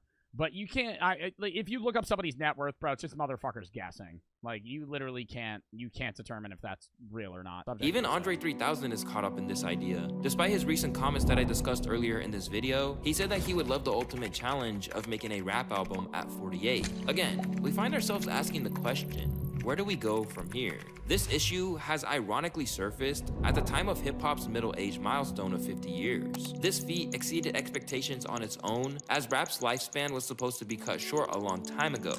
Because hip-hop was something that wasn't supposed to be here for this long. I'm sure Mhm. you know, Big. Yes, sir. And the more we do that, the more they'll try to tear it down.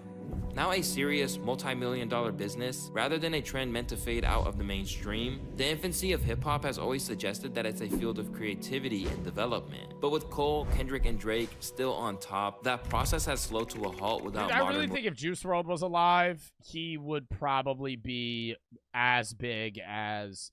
I think he would be bigger than X. I think he'd be as big as, like, Drake, like, low-key. And you could say I'm wrong, but he was fucking huge. No, for real. I don't know. I don't think a lot of people say X would be that. I think X would still be big. I don't think he would be like top 5 though. X was gonna be huge. No, for sure. And he had a different genre. Maybe. I think they both would be fucking big, like really big. How big though? Like would they? How do you think they would be as big as like Drake is? They just wouldn't have had as much time, so I don't think yet, but I think those two would be ones that would be, like, transitioning for later years. motivations to keep the fire burning bright. And what makes it worse is that when there's a potentially game-changing artist that enters the scene, like Juice WRLD, XXXTentacion, or Pop Smoke, they sadly... But X, too, was, like, X would make, like, sad shit, bro. Like, it wasn't just, like, bass rap. Pop Smoke just had a good voice. Pop Smoke was an entertaining guy to listen to. Pass away for unforeseen circumstances. For fans, it really does feel like the next big names were sadly taken away before they could reach their potential and contributed to this vacuum we're in right now. On top of the tragic loss of these high potential candidates, the game is experiencing a drought of star-making periods like the trap or mumble rap boom. Instead, new artists are building fan bases at a gradual rate and trying to make themselves heard amongst the loads of competition. This is a good-ass creator, bro. Lou, how do you say his name? Luista? I'm a sub. Anyways, we got one more video, and then we're going to hit up some gaming. I have to pee again. I've been chugging water. Count me down 30 seconds.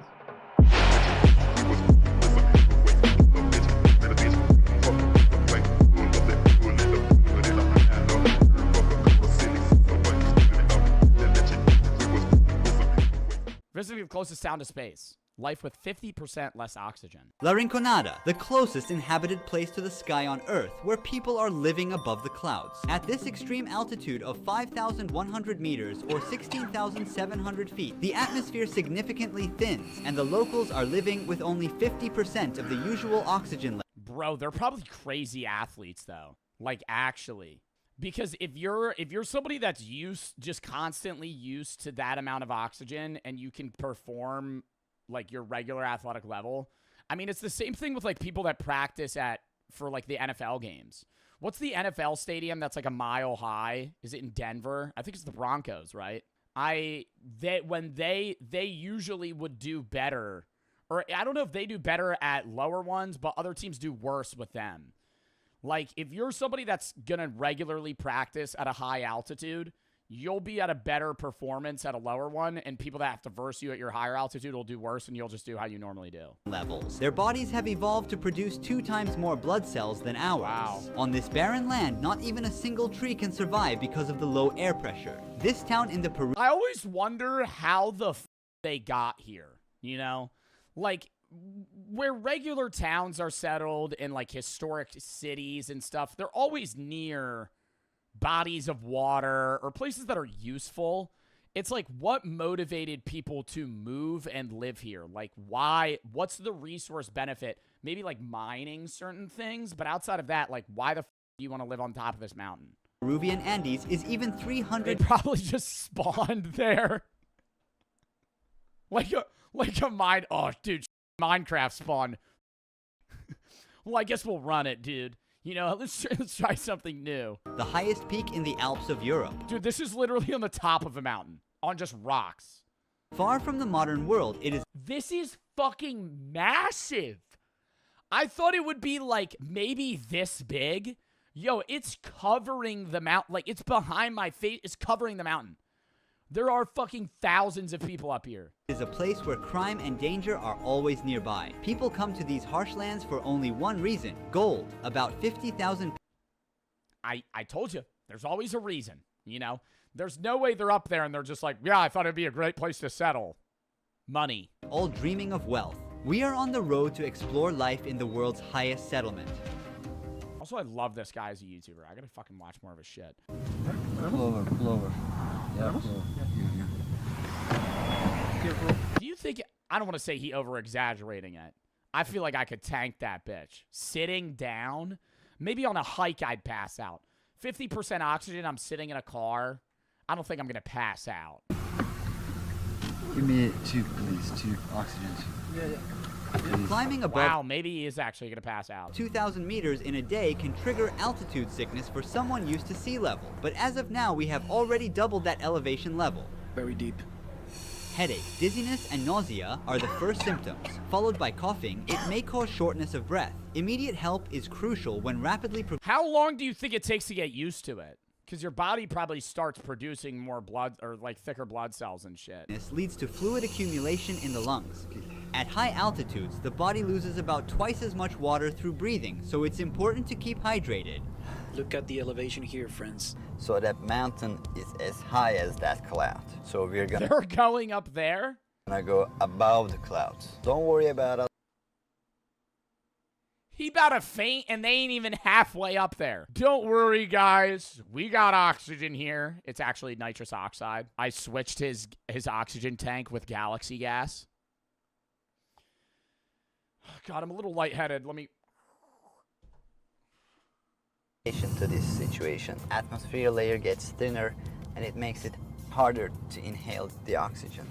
But we will get used to it. The place we're heading to is a mining town. Deadly chemicals like cyanide and mercury used in gold processing have contaminated the soil and agricultural water in the settlement. Before starting the journey... So they can't even get fresh water, bro? Oh my god, yo, living up here would suck dick. We also packed plenty of food and clean drinking water. Plenty of food? That's just trail mix. What are we going on, a fucking 40-hour hike? I'm seeing Pringles and fucking trail mix. We also packed plenty of food and Bring a rotisserie chicken. Clean drinking water. We're born here. We are adapted to this elevation. The normal oxygen level in blood should be between 95 and 100%. Below 80%, vital organs become negatively affected. I'm trying to normalize my current 72% level with oxygen, but it's a temporary solution as we're going up higher every minute. The town is... But that's why I'd be doing this.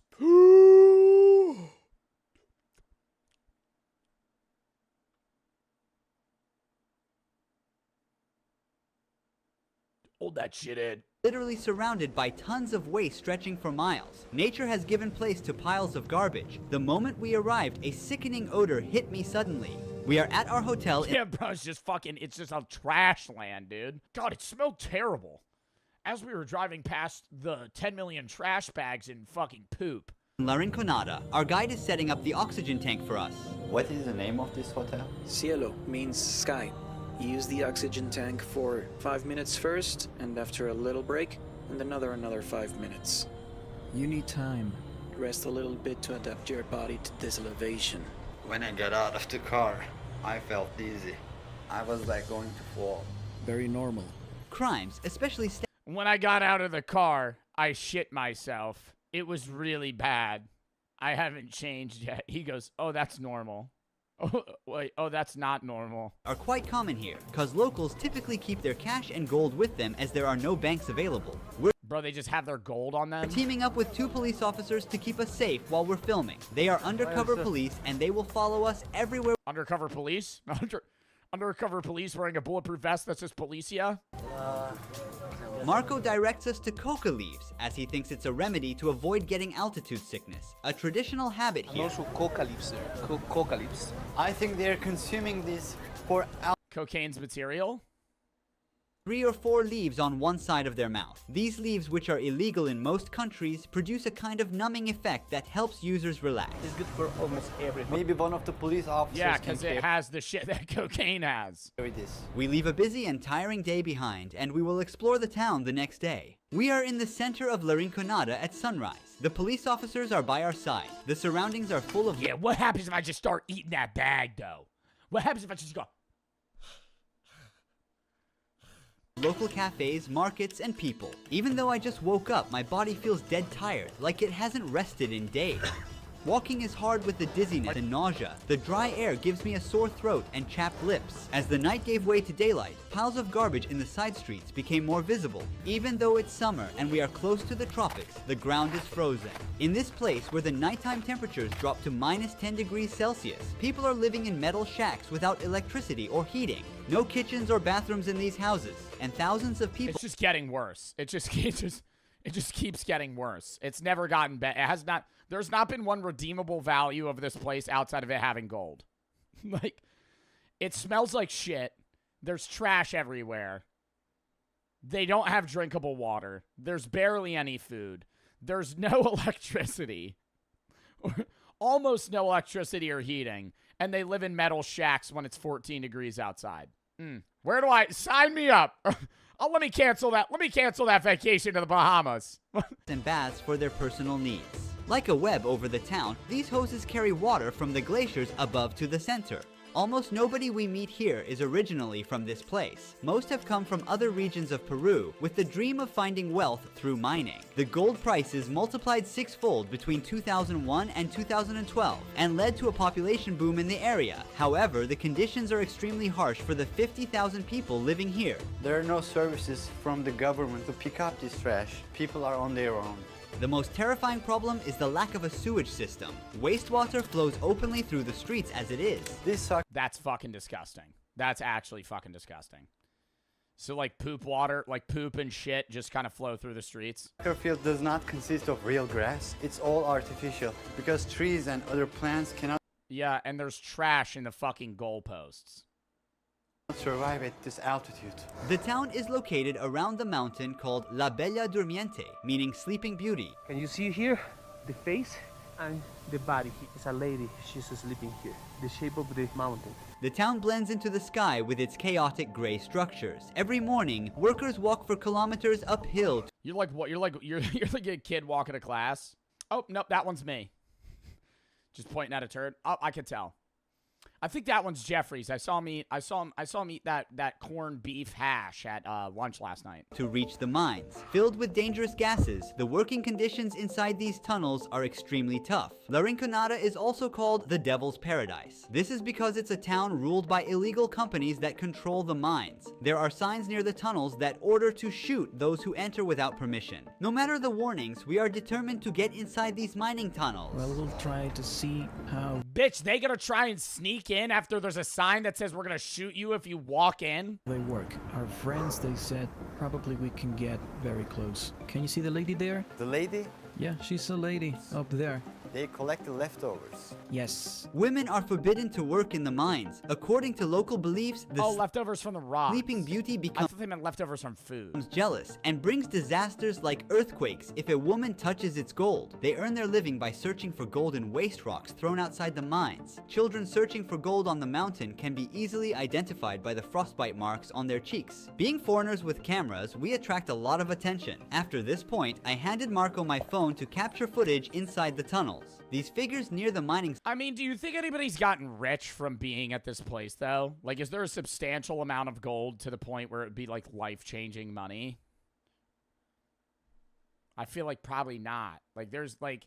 I think that's the goal, but I don't think they're going there striking it rich like we're in California in the fucking late early 1800s. Inside, decorated with dried flowers, fruits, and alcohol bottles, represent mountain gods. Workers come here to pray for protection from accidents and success in finding gold. Incidents such as explosions, roof collapses, and gas poisoning occur about 25 times more often compared to advanced countries. If a mine just keeps getting better.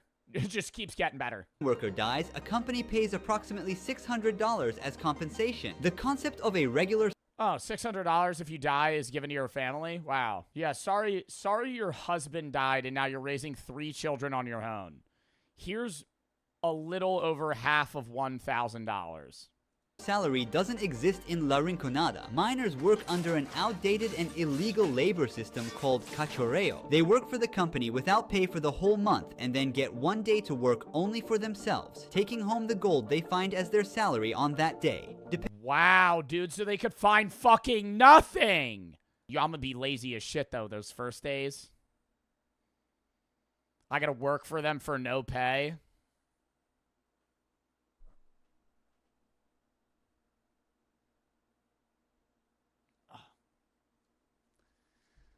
Then when it's my time to shine, bitch, I'm gonna be like I'm gonna be like one of those groundhogs digging a hole. I'm gonna make a secret hole, stash it, and find it on Friday. I'm gonna just swallow the gold, bro. I already can tell you. I can tell you with confidence somebody did that. You're telling me I find a big gold nugget?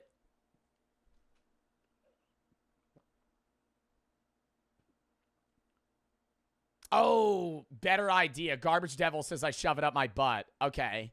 That eliminates a lot of the process. That's a much better idea. You find a thing of gold. Oh, hold up. I gotta go take a shit.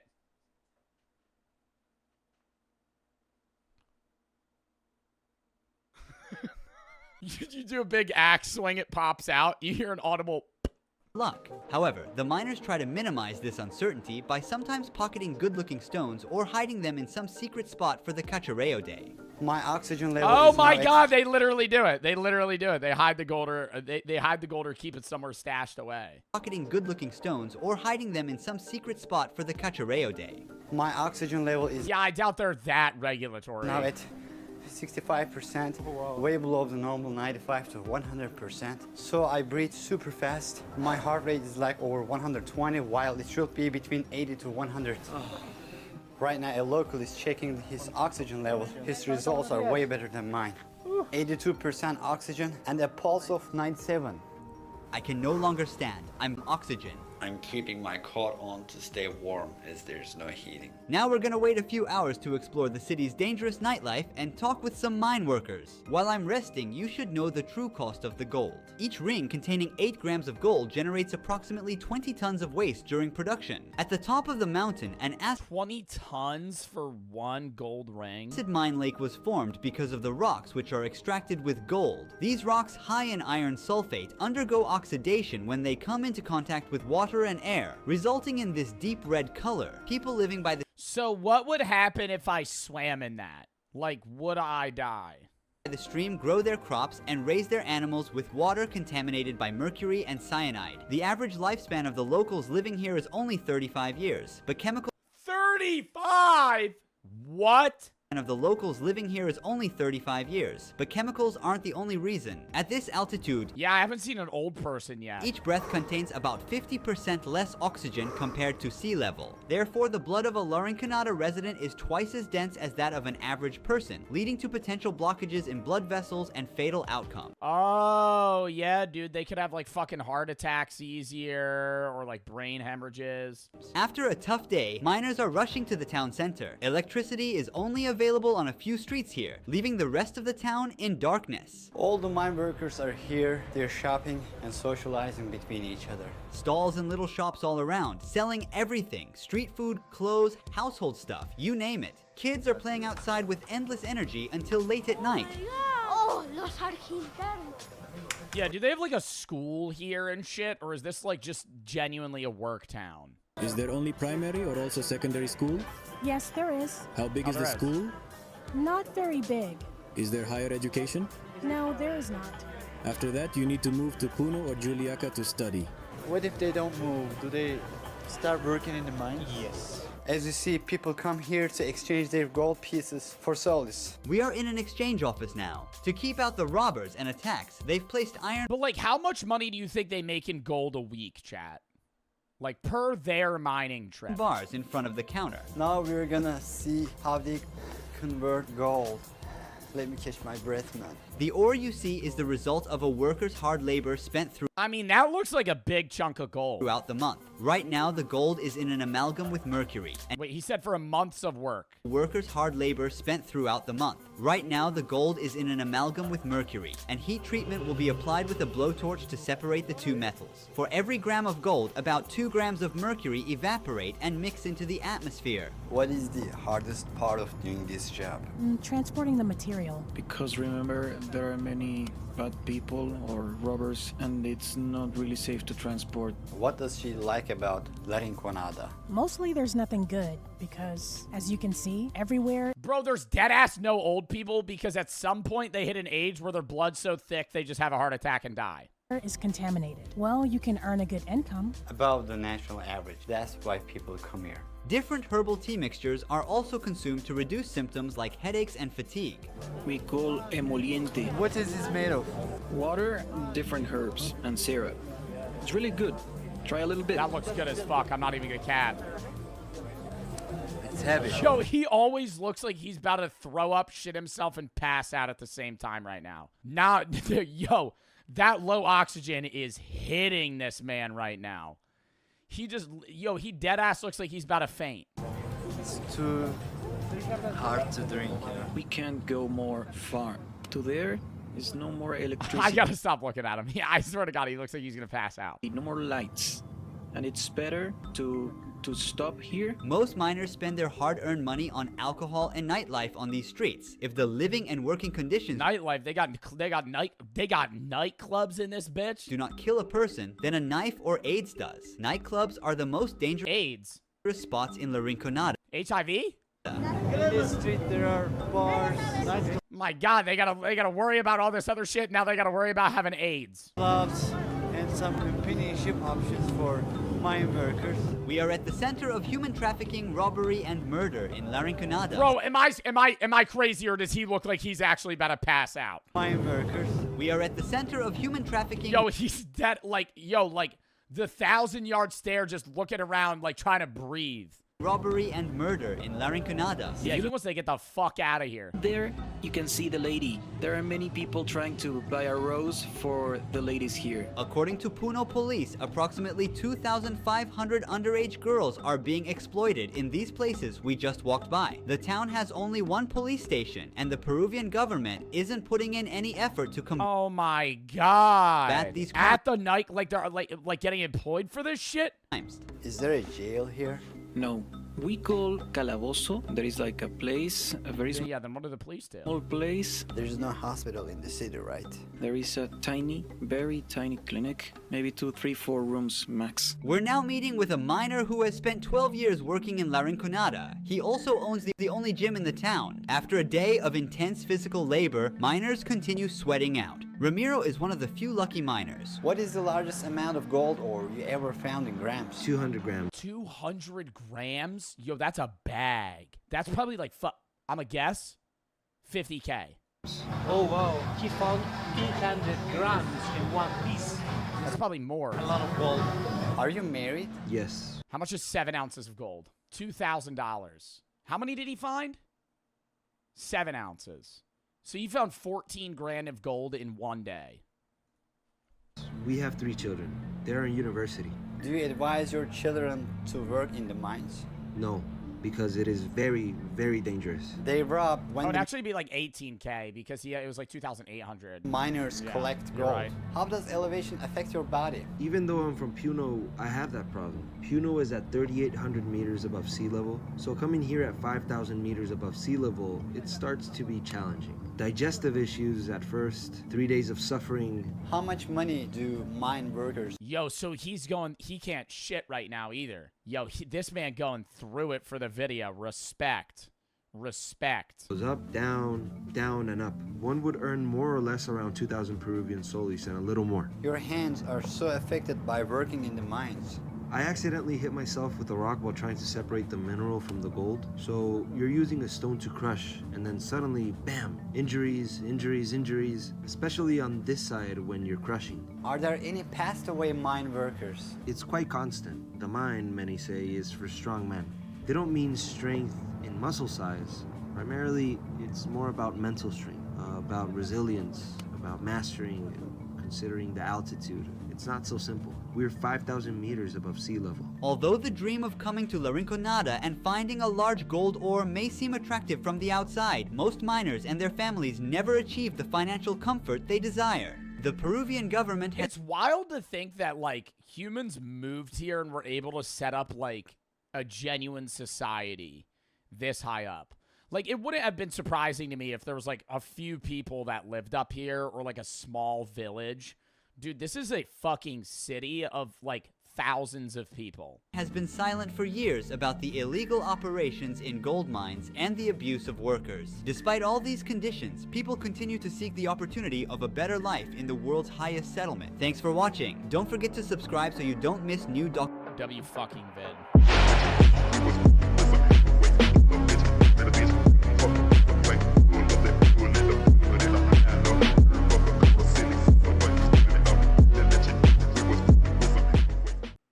I survived the world's heaviest people's diet for 7 days.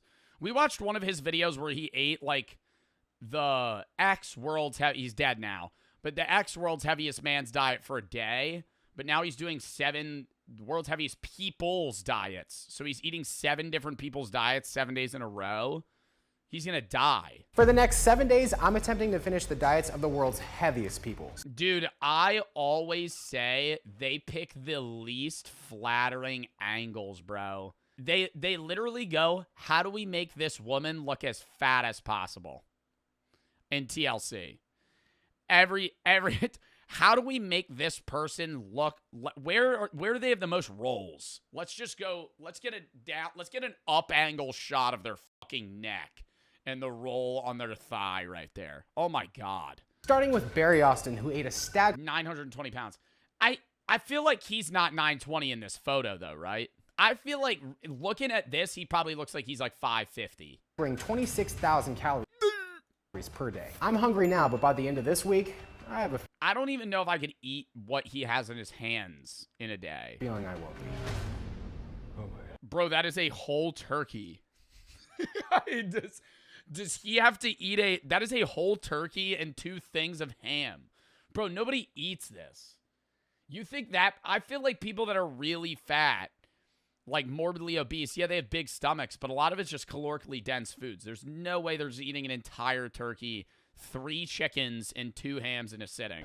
Rule number 1, I have to finish each person's diet before I can move on to the next one. Rule number 2, I can't control whose diet I'm eating next. If you're wondering who is controlling it, you'll find out shortly. Rule number 3. Oh my God, if it's his audience, that'd be terrible. Or like a fucking wind spiel. 3. I have to wind spiel. Spin of the wheel. Gain a minimum of 33 pounds this week. Yep. That's a requirement.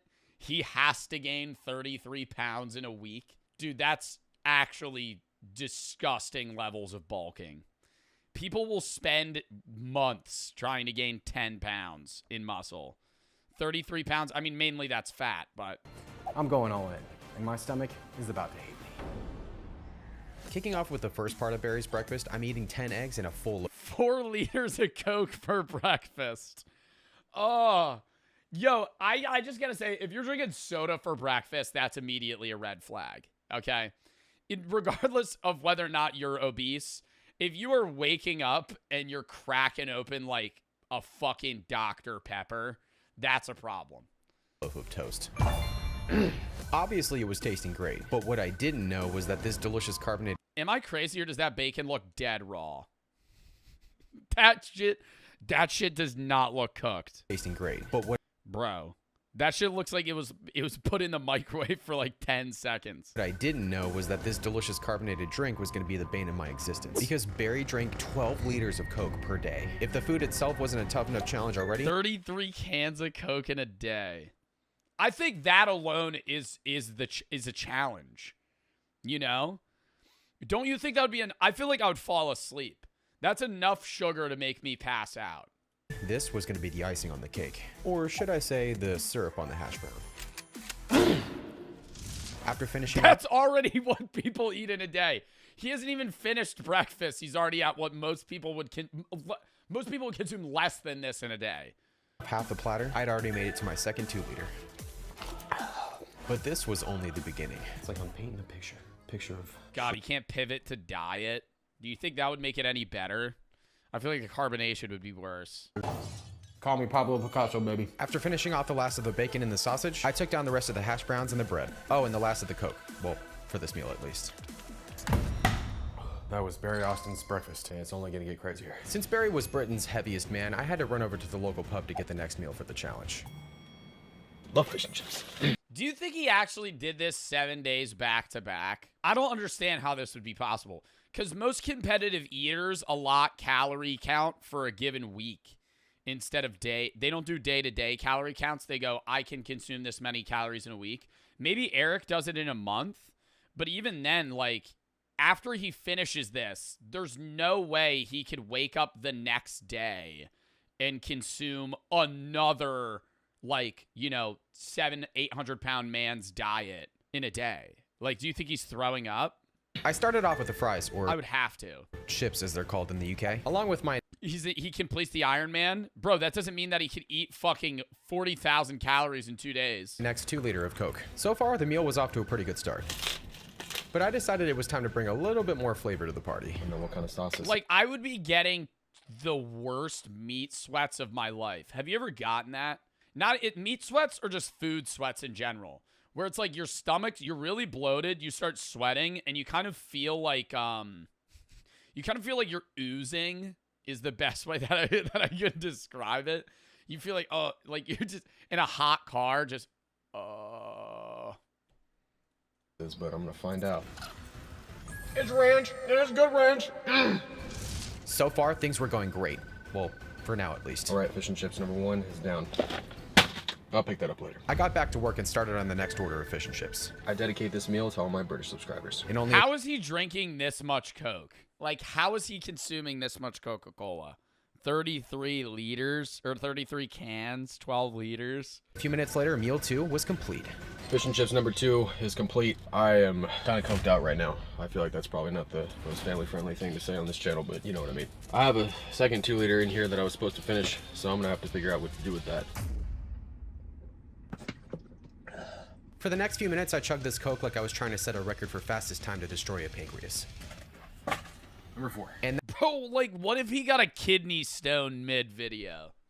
Like, that's all I'm thinking about right now is, like, something in his organs just fail. Like, right, like, he's just like, ugh. He's like, I gotta go piss real quick. Oh, that hurts. That's when things turned in a different direction. Oh, man. I have had way too much caffeine and sugar today. After recovering from my oh my God, I forgot Coke has caffeine. It's so little though, right? 34 milligrams. 34 times 33. He needs to consume 1,100 milligrams of caffeine in a day. And then, you know, probably like 2,000 grams of sugar more. Sugar Crash, it was time for the final part of Barry's diet. For this, I headed over to this fire Indian spot for the next meal. To put it in perspective, like a Red Bull's 140 milligrams of caffeine. So he'd be having like 8 Red Bulls. Or 9 Red Bulls. Well, everyone, it's almost 7 o'clock, so you know what that means. Dinner time. As I got to 2-liter number 5 for the day, there was only one thought on my mind. I hate you so much right now. Ooh, can we get a little ASMR action? Even though I was ridiculously full at this point, this curry was so delicious that my fullness almost didn't even matter. Yeah, I gotta say, this is some tasty curry. But regardless of how oh my good god, the fucking shit, dude. The fucking poo. He's gonna have a Randy Marsh shit from South Park, bro. You're eating 9 orders of curry, and it's just stacking on top of everything else. Like, the bathroom... Bro, all he's probably doing is pooping and eating. What is the name of this fucking guy that ate like this? Kenneth Brumley? Oh, no, that's a different dude. Bro, what do you think this guy's fucking shits were like? If he couldn't walk either? Imagine being this heavy and, like, pooping in a bedpan. Bro, it'd fill it. And eventually. Which I was reminded of only a few bites later. With only 4 plates left, I decided it was time to strategize. So I started making myself a little curry burrito. There's probably a formal name for this, but all I knew was that this tasted delicious. As I finished this plate, I felt like I was more curry than human. But with the finish line in sight, the last thing I could do was stop now. How far do you think you could get into this in a day, chat? If you're not doing all 7 days, you're just doing 1. I'm so over curry right now. I gotta say, this is some tasty curry. As I stuffed the last curry burrito... 1 plate? I think I could do the breakfast. I think I could do the breakfast and the lunch by the end of the day. But that'd be it. Burrito in my mouth, I'd finally maybe 1 plate of curry. Made it to the end. Well, almost. The worst part about today was definitely the Coke. Little did I know the Coke was going to be nothing compared to what I was. Yo, I would love to see Eric the maybe he's done this, so don't quote me. You know this? I've been saying I wanted to do this. The streamer challenge where you take 4 guys and you just go drive-through to drive-through and you go, I'll have what the person in front of me ordered, and you just see how many you can get to. If you put like Eric the Electric, Beard Meets Food, Furious Pete, and like another competitive eater, I feel like they'd get like 60 restaurants. I think they would have to like hit the dumpster up with the amount of trash they'd have. But right now, the last thing I want to do is even think about it. Why couldn't this have been Diet Coke? After finishing diet number 1, it was time for my first weigh-in. He's starting to get those red ankles. For my first weigh-in. This is a problem. Blood's rushing to his feet. Jeez, that was a lot of calories today. Hopefully whatever's up next won't be anything too crazy. Obviously, Barry's diet left me feeling pretty full, but the next one on the list was gonna wound me. Literally. I mean, bro, that person was literally naked, but it, like, there was nothing showing. This is gonna be impossible. And it all started with this binder. Let me explain. A few weeks ago, I got this text from my old friend Ricky. Ricky and I were best friends in high school, but it had been a few years since we last spoke. Ricky ended up coming over a few days later, and things seemed pretty normal, until he hit me with this. Eric, you know you didn't actually eat the world's heaviest man's diet, right? A few years ago, I ate what I thought was the world's heaviest man's That was the video that we watched. daily diet. But what Ricky was about to put in front of me... Well, Eric, I got a real challenge for you then, and it's all... in here. Was gonna prove that he was right. Ricky's always been the kind of friend that's kept me on my toes with everything I do. Like, if I said I climbed Mount Everest, he'd tell me I missed a step. So of course, he tells me he found 5 more people with even crazier diets than the world's heaviest man. You gotta finish all of these in a week, and that's the real challenge. Dude, come on, man. Are you for real right now? Come on, bro. I thought you were the world's hungriest man. As soon as he said that, I instantly realized he was right. Fine. I will do it. And I know I'm gonna do it too, because if I can't, I'll take World's Hungriest Man out of my IG bio. But I was about to find out that... I don't know if those stakes are that high. That's just a bio removal. Bro, who the fuck redeemed edible? I'm actually too lazy to go grab the edible, so I'm gonna ask them if this is okay. Can I drink this? I'm not gonna chug it, but I'll sip on it. Why is it not focusing? It's a THC drink. Bro, okay, you can't pull the fucking mods. You can't do which edible and then put liquid edible for liberals or real edible in all caps as the fucking poll. Oh my god, you guys suck. Stop. I'm doing this. I'm doing this because I already opened it. And it's the same thing. And I'll chug some now, and then I'm going to sip on it.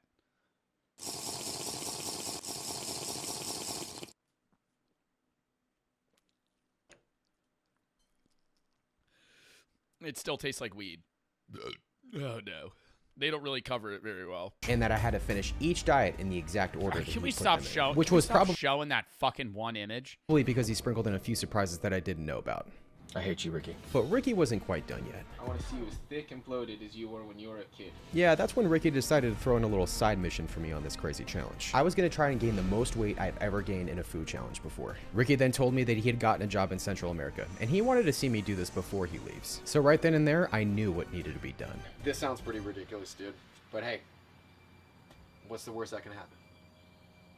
I love Eric the Electric. This was a pre-staged conversation. Yeah, man. You know, I'd love to get this challenge done before you fly to Central America, bro. I really, you know. Next up on the what list was the diet of Paul Mason. Oh my God! Why are there just bags of Lay's chips? Peak weight, Paul weighed in at 980 pounds and had one of the most absurd diets ever recorded, which, judging by the first meal, There's no way I'm going to be able to do this. was going to test me unlike any challenge I'd ever. 100 bags? Bro, that's not a meal somebody ate. 100 bags of chips? Why not just get like 5 family bags? Where we're getting the fucking snack packs? We're done before. Safe to say after this, I've got to say everyone after this, I might have a serious chip on my shoulder. After today, I think I might have a serious chip on my shoulder. Where are my salt and vinegar people at? Comment down below. I had no idea how. I do love salt and vinegar chips. I like the kettle cooked. Chat, what's the best brand of chips? Kettle cooked. Or Doritos. If I'm going potato chip, I'm going kettle cooked. If I'm going like tortilla chip, depends. Depends on the vibe. Utz. Yeah, you're from Idaho. Get that kid out of here. I'm sorry. Day was off to a pretty bad start already. Yeah, my lips are already numb. And some trash spilling on the floor was about to be the least of my problems. The outside of my mouth is completely numb right now. As you can probably tell by now, I was clearly in a... Would this sodium not potentially just give you a heart attack? Like, is that absurd to say? Even if you're a healthy person, I feel like this is like a level of sodium that could actually just send you to the hospital. State of pure potato chip bliss. There was 4 different flavors spread across the 100 bags of chips. Why is he doing them? Okay, I don't like his strategy here. Would you be doing all of the salt and vinegar, then all of the classic, then all the barbecue? I feel like I'd be like rotating bags, you know? He's doing all of the one flavor and then the next. Like, I would be switching it up. Strategy was to conquer 25 at a time. I'm never eating another salt and vinegar chip ever again. But I was starting to realize that this plan wasn't working out very well. All right, let me get a bag count here because I've lost count like 300 bags ago. 24, 25. With the salt and vinegar flavor down, it was 25? Bro. I feel like I'd fucking pour him into a blender with water and make it a fucking potato smoothie. Oh, I wouldn't be able to do this. I don't think, like, this isn't even the amount of food. It's just, dude, just so many. It's just the same food over and over again. I knew there was no way I was going to finish all 100 bags in one sitting. But if I can make it through 25 more, then I knew I'd have a solid chance at surviving this crazy diet plan. The amounts of cuts in your mouth, bro, yeah. Like, you know when you have warheads and it like the fucking malic acid actually starts like giving you like rug burn on the top of your mouth? He's gonna anytime he drinks, if he has more soda, it's gonna be a fucking flashbang, dude. It's gonna be a jump scare every time he eats anything. Well, I got this text from Ricky. Remotely sour. The next part of Paul's diet was going to require Next part of Paul's diet, 5 lemons. Trip to the grocery store. But in order to set myself up for success, I've entered what scientists refer to as the crunch dimension. I knew I had to finish off the rest of these barbecue chips, which fortunately I was able to do. But unfortunately, getting through this day wasn't going to be quite that easy. I don't even have a word to describe how my mouth feels right now. With the barbecue chips down, I headed to Walmart to grab the next thing I needed to eat, plus a little something extra. Man, the roof of my mouth is so shredded right now. I need some bits. I have a feeling I'm going to need something a little heavier duty for the day. If only this worked for the Acetaminophen and Reese's ice cream. emotional kind too. Or Tillamook ice cream. Yeah, it's gonna taste like sadness. After some much needed relief, I was clearly ready for more chips. I could feel each chip shredding the roof of my mouth. Had I not gotten that sweet treat, I don't think I'd have a roof left. On a status update, feels like a car crashed inside of my mouth, and there's shards of glass everywhere. After 10 more delightful minutes, I found myself at the last bag of sour cream and onion chips. My blood type is now sour cream and onion. If I could finish off the... Am I crazy? I feel like his mouth would start bleeding. Like really bad. last 25 bags of chips, I'd be through with the first half of Paul's diet. As for the second half... All right, well, everyone... 75 bags of chips. I have the rest of the bags right there. That was either going to save me or shatter me. And the reason why I haven't gotten into Paul's next item is because it would have gone terrible with this and would have gone better with... The second half of Paul's diet was 40 chocolate bars. No, that's actually not that bad. I feel like I could munch that down. I think I would feel like shit. I think I could steamroll through like 30 chocolate bars. I knew this was going to be my last-ditch effort to finish Paul Mason's daily diet. I feel like I just burned way too many calories unwrapping those. But after all the salt I just put in my body over the last day, these Feastables bars were everything I needed. This chocolate is pretty good. I'd give it an 8 out of 10. But even though they were a massive relief, I knew I had to get to the chips eventually. We meet again. Oh man. Do you think that is reducing his lifespan? No, like I'm not even trying. I'm not trying to like make this sad or anything. Like professional eaters usually balance stuff. I feel like this is so unhealthy though. Like this has to, he's had to tick like a few days off his life. At this point, the roof of my mouth and the corners of my lips were in shambles, and I was running out of options. So I thought I'd try some ice cold water, and it did absolutely nothing. And when I realized I was only able to eat one chip at a time, I started to think about throwing in the towel. I genuinely don't know what to do right now. But the last thing I wanted to be eating was leftover chips tomorrow. And I also had a sneaking suspicion that these diets were only going to get harder, which meant I was going to need all the stomach space possible. So I knew I Bro, put it in a blender. I'm putting it in a blender and water and drinking it. Needed to take all these chips. Are you not allowed to do that? Down tonight. So a few minutes later, I got the bright idea to try a new approach. I've decided to call it chip balls. This is day one. No, this is day two. Well, actually, they're just crushed chips in my fist, but it made it so I could eat them much faster. And to my complete and utter surprise, my taste buds feel like they're in another dimension right now. It was working incredibly well. I just wished I would have done it 90 bags ago. Nothing against Lay's potato chips or... He hasn't said he's been full.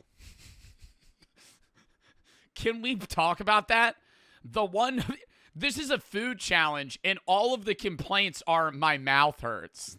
I don't like the carbonation in this soda. He's never like, I've eaten 30 pounds of food. I feel bad. But after this, I'm probably never going to eat another bag ever again. I was able to make it to the last 2 bags of chips, but it came at a pretty big cost. I can't believe I've made it here, but I have 2 bags left. And a chip on my shoulder. So close. With 2 bags of chips and 20 chocolate bars left, I was almost at the finish line.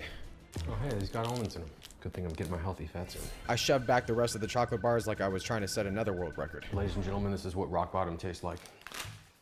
And it's lightly salted. And terrible life choices. I got a little bit of debris, but I'm calling that one done. Oh. I'm gonna need a nap and a warm bath. If only my stomach was as shredded as the roof of my mouth is right now. Bro, it looks like he's gonna explode. You're telling me? Okay, look, he's also doing the fucking angle. Have you noticed? He's doing the angle. Nobody looks good from this angle, by the way. You could get the most in-shape person in the world. If you fucking take a photo of somebody like this, they're gonna look like they're pregnant. This is just so bad. I don't see how this is. He's on day 3. I'd made it through Paul's mountain of chips and chocolate bars, but the next diet wasn't. Is that all he eats in a just day? about is calories. Chips and There chocolate? was a deadline, and failing it came with consequences. The next person on the list was Samantha Mason, who appeared on season 9 of the show My 600-Pound Life. Samantha weighed in at 950 pounds at her peak weight, which required a lot of calories to maintain. But calories weren't the only thing I had to worry about, because little did I know, Ricky was about to take the difficulty of this challenge to a whole new level. Yo.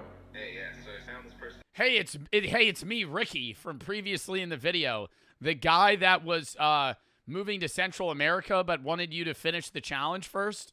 Online. So she ate more than 20,000 calories a day, but what she ate was really big. So Ricky went on to say that he found a thread on Reddit that analyzed Samantha's 140-pound weight gain while she stayed in a hospital, which came out to be roughly She gained 140 pounds in a hospital? 21,333 calories per day. He gave this information to ChatGPT and asked it to analyze all the meals she ate while on the show in order to get the most accurate diet possible, which by itself was going to be incredibly difficult to finish. But what he did next was going to make this It's going to be a shitload of DoorDash, bro. It's going to be like all fucking... It's going to be like just fast food. Wendy's, McDonald's, Denny's. challenge a whole different game. Yeah, once we're off FaceTime, I'll go ahead and text you the first game. All right. When Ricky's text came in a few minutes later, I wasn't all that worried. At least it's not 100 bags of chips. And then he texted me this. This challenge has just got taken up a few notches. I have to finish everything on this meal plan today before midnight, or else Ricky's telling me he's gonna add another person's name to the binder. Well, you know what, Ricky? If you're watching this, which I know you are, I am going to finish this meal plan. I just hope Samantha didn't. I don't want to say I want to see how big his shits are, but like I would like to know how much percentage-wise of the bowl he's filling after this, okay? You know, I'm just saying, you're not curious. You're not like, dude, you just ate 40,000 calories. What's it like going out, you know? Are you like fight? Like, you ever have one of those shits where you gotta like basically like strip naked? You're like fucking hugging the walls. You're like sweating. And that's probably like every poop he has is like a battle. Like he's going, when he has to take a shit, he's like, oh no. It's bad news. The first stop was McDonald's. Second stop, Jack in the Box. I hate you, Ricky. The first order of business bag, 6 jumbo breakfast burritos. from this massive pile of fast food was 6 jumbo breakfast burritos. And since I hadn't drank enough of this so far, a large Coke. The first bite of the breakfast burrito was surprisingly really good. Maybe today wouldn't be so bad after all. I'm just so glad it's just not a potato chip. Burrito number ham though. 2 went down easy, but the next one called for a little something extra, so I added some salsa. I was probably playing with fire by doing that, but hey, I like to live dangerously. Shout out to Jack in the Box. Breakfast burrito is actually really good. I think I just got a piece of foil in my mouth. Maybe it was the sugar or the caffeine. Well, actually probably both, but I was feeling good. Like really good.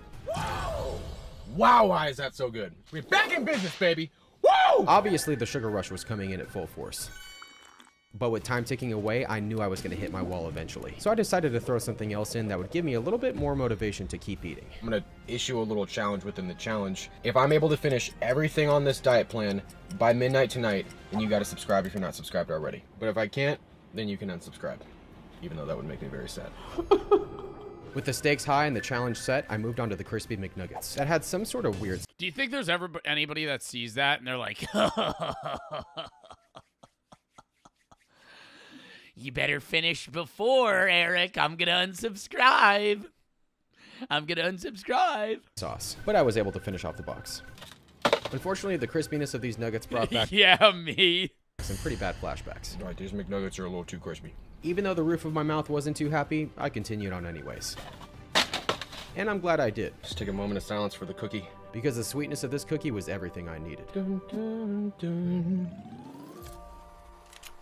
And after housing all You say the sweetness of this cookie is everything I needed. All he's been eating is sweets and salts. Meal 1 was officially complete. Our cookies are down. I don't know what I'm going to do next. Realistically, I probably should be going to some sort of therapy. Time to go shopping. That's pretty much me right now. I thought eating 100 bags of chips would be the most Got the bad shopping cart. Bad news. physically and emotionally damaging thing I'd ever subject myself to. Until I saw... Eric the Electric should do a video where he has to just eat an entire aisle of a grocery store. Like, I feel like that's where these ideas are going to. He's just like, all right, what aisle? He has to pick an aisle. Okay, chat, you have to eat a whole aisle of a grocery store. What aisle are you picking?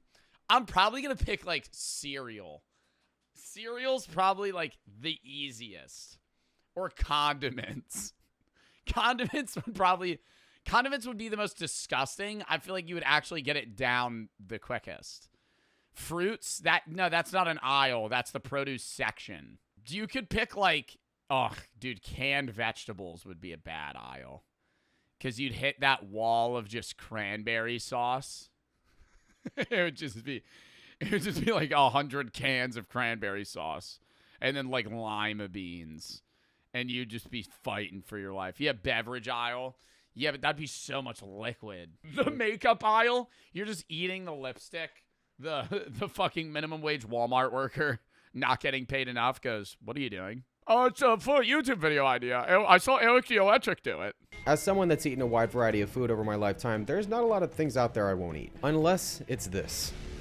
Oh, dude, I love carrot cake. Yeah, when I got carrot cake on my second birthday, I wasn't too jazzed about it. But I'm assuming that when Ricky saw that Samantha ate one of these on the show, he thought it would be the perfect opportunity to try to sabotage me. But my goal was to stay the world's hungriest man, and I was not going to let him win. So after getting my groceries, it was off to Starbucks for the next item. But after I got it, I caught the carrot cake taunting me in the passenger seat, forcing me to fight back intense feelings of nausea. All right, that one looks a little low quality, but like, you ever have a good carrot cake? It was not going to be easy.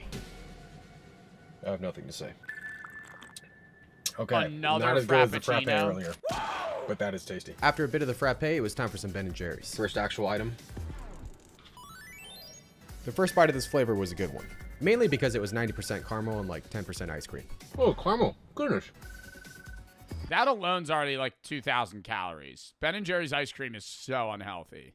Probably should have asked them for a napkin. Finally, it was time to move on to the next items. Should probably get started on these chocolate bars right here.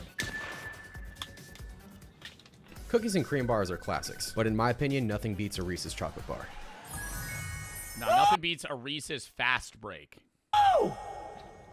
Unfortunately, the only thing left at this point was my mortal enemy. Nothing about this is going to be fun.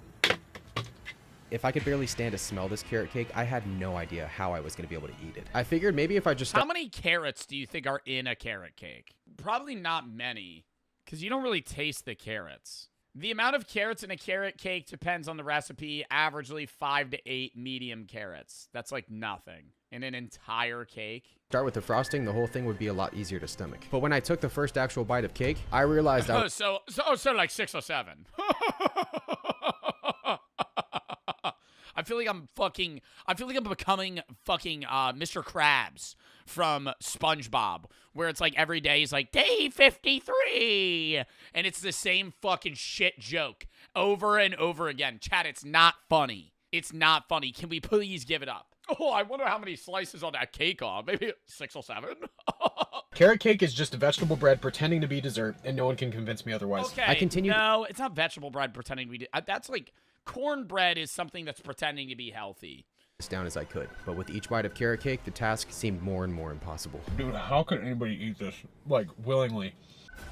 Why are you scraping off the top? Everyone I think. What are you doing? Oh my god. Why are you eating it like that?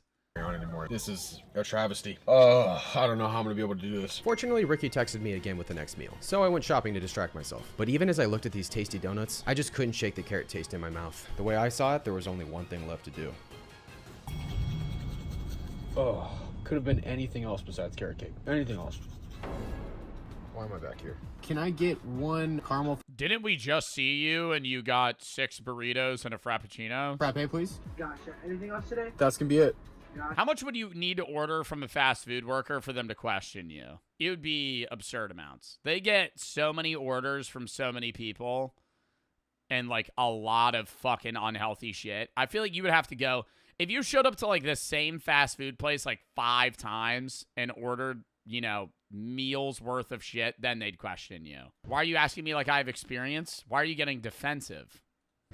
Alright, now I know what you're all thinking. Eric, this is normally the point where you get out your blender and you change the consistency of whatever it is you're eating so that it makes it drinkable. I got a lot of comments in the last video where I turned Stan, the 25-pound gummy bear, into a liquid bowl of whatever that was, and a lot of people said it was cheating, so I'm not going to do that. I don't think that's cheating. I think if you get the food down, you get the food down. But I do think I have to do something, because there's no way I'm going to be eating this carrot cake.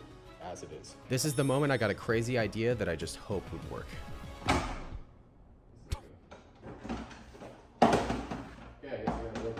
I was hoping that if I froze the carrot cake, then maybe it would become like a popsicle and I wouldn't taste it as much when I tried to eat it later. What?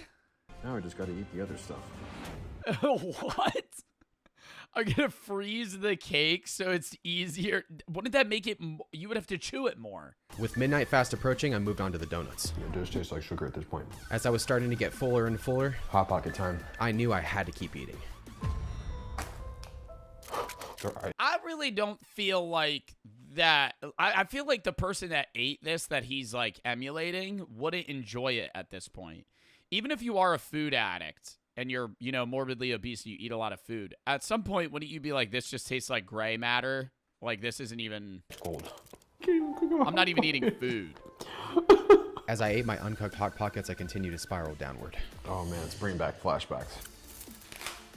I'll pick that up later. The crunchiness was hard at first. Ow. And it only continued to get worse. But since it wasn't 100 bags of chips, if I have to eat another chip in this challenge, I swear I'm gonna. I was able to finish them off and move on to the next item, which fortunately was soft. I saved the best for last. You're probably thinking to yourselves, Eric, what are you talking about? Why would that be the best? It's because these nuggets are going to be eaten with some wow sauce. Dude, wow sauce looks like fucking fish poop. What is wow sauce? At this point, I was outrageously full, but all that remained after these nuggets was Is that like a mayo? one last item, which if I couldn't finish, then another person's diet would get added to the binder. The only thing left is that travesty of a carrot cake, and I have no idea if my plan is gonna work. Bro, you know he's still sitting on that cake. I feel like this is the easiest part for him. Whether when it's as frozen as it's gonna get. Oh, dude, it's not even frozen at all. Thinking it was gonna be like a popsicle, all right?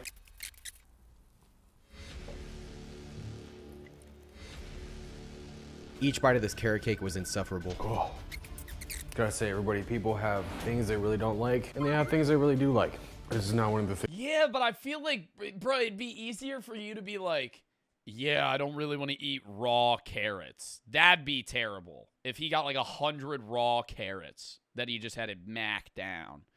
But something like sweets or pastries, I feel like even if you don't like them, your brain just registers the sweetness and just moves forward. Things I really like. It's only one way it's going down. I held out for as long as I could, but I knew this wasn't going to go down without a little bit of help. I got some good old peanut butter to mask the taste. And guess what? It still tasted. He's giving himself more calories for the sake of trying to make it more edible for him. Awful. But it was helping. No way. Just enough to make progress. And with only a few minutes left in the day, I just had one last thing to say. Ricky, I hate you. I never ever want to relive that experience ever again. All right, so here's the deal. I ordered the shirt just in case I was able to finish everything on the diet plan today. Just got the wrong size. It's a little snug. After conquering Samantha's diet, I was over halfway done with the challenge. Unfortunately for me, though, my stomach was destroyed. All right, everybody, well, it's day 4. I'm officially halfway through this challenge.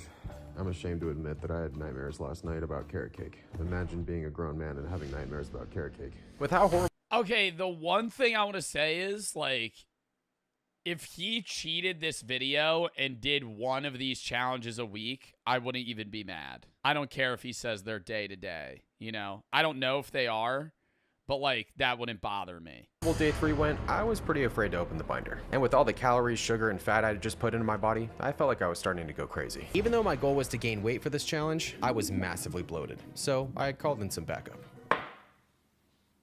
Slim tea. From a fucking Temu. I did a little bit of reading to revitalize my mind and shift my focus away from all the food I had just eaten. After that, I had a nice walk with my dog Apollo, and then it was time to check and see what my progress was on my side mission this week. But what I was about to discover was completely unexpected. All right, everybody, it's past the halfway point, so now what I'm gonna do is weigh myself to see how much I've gained.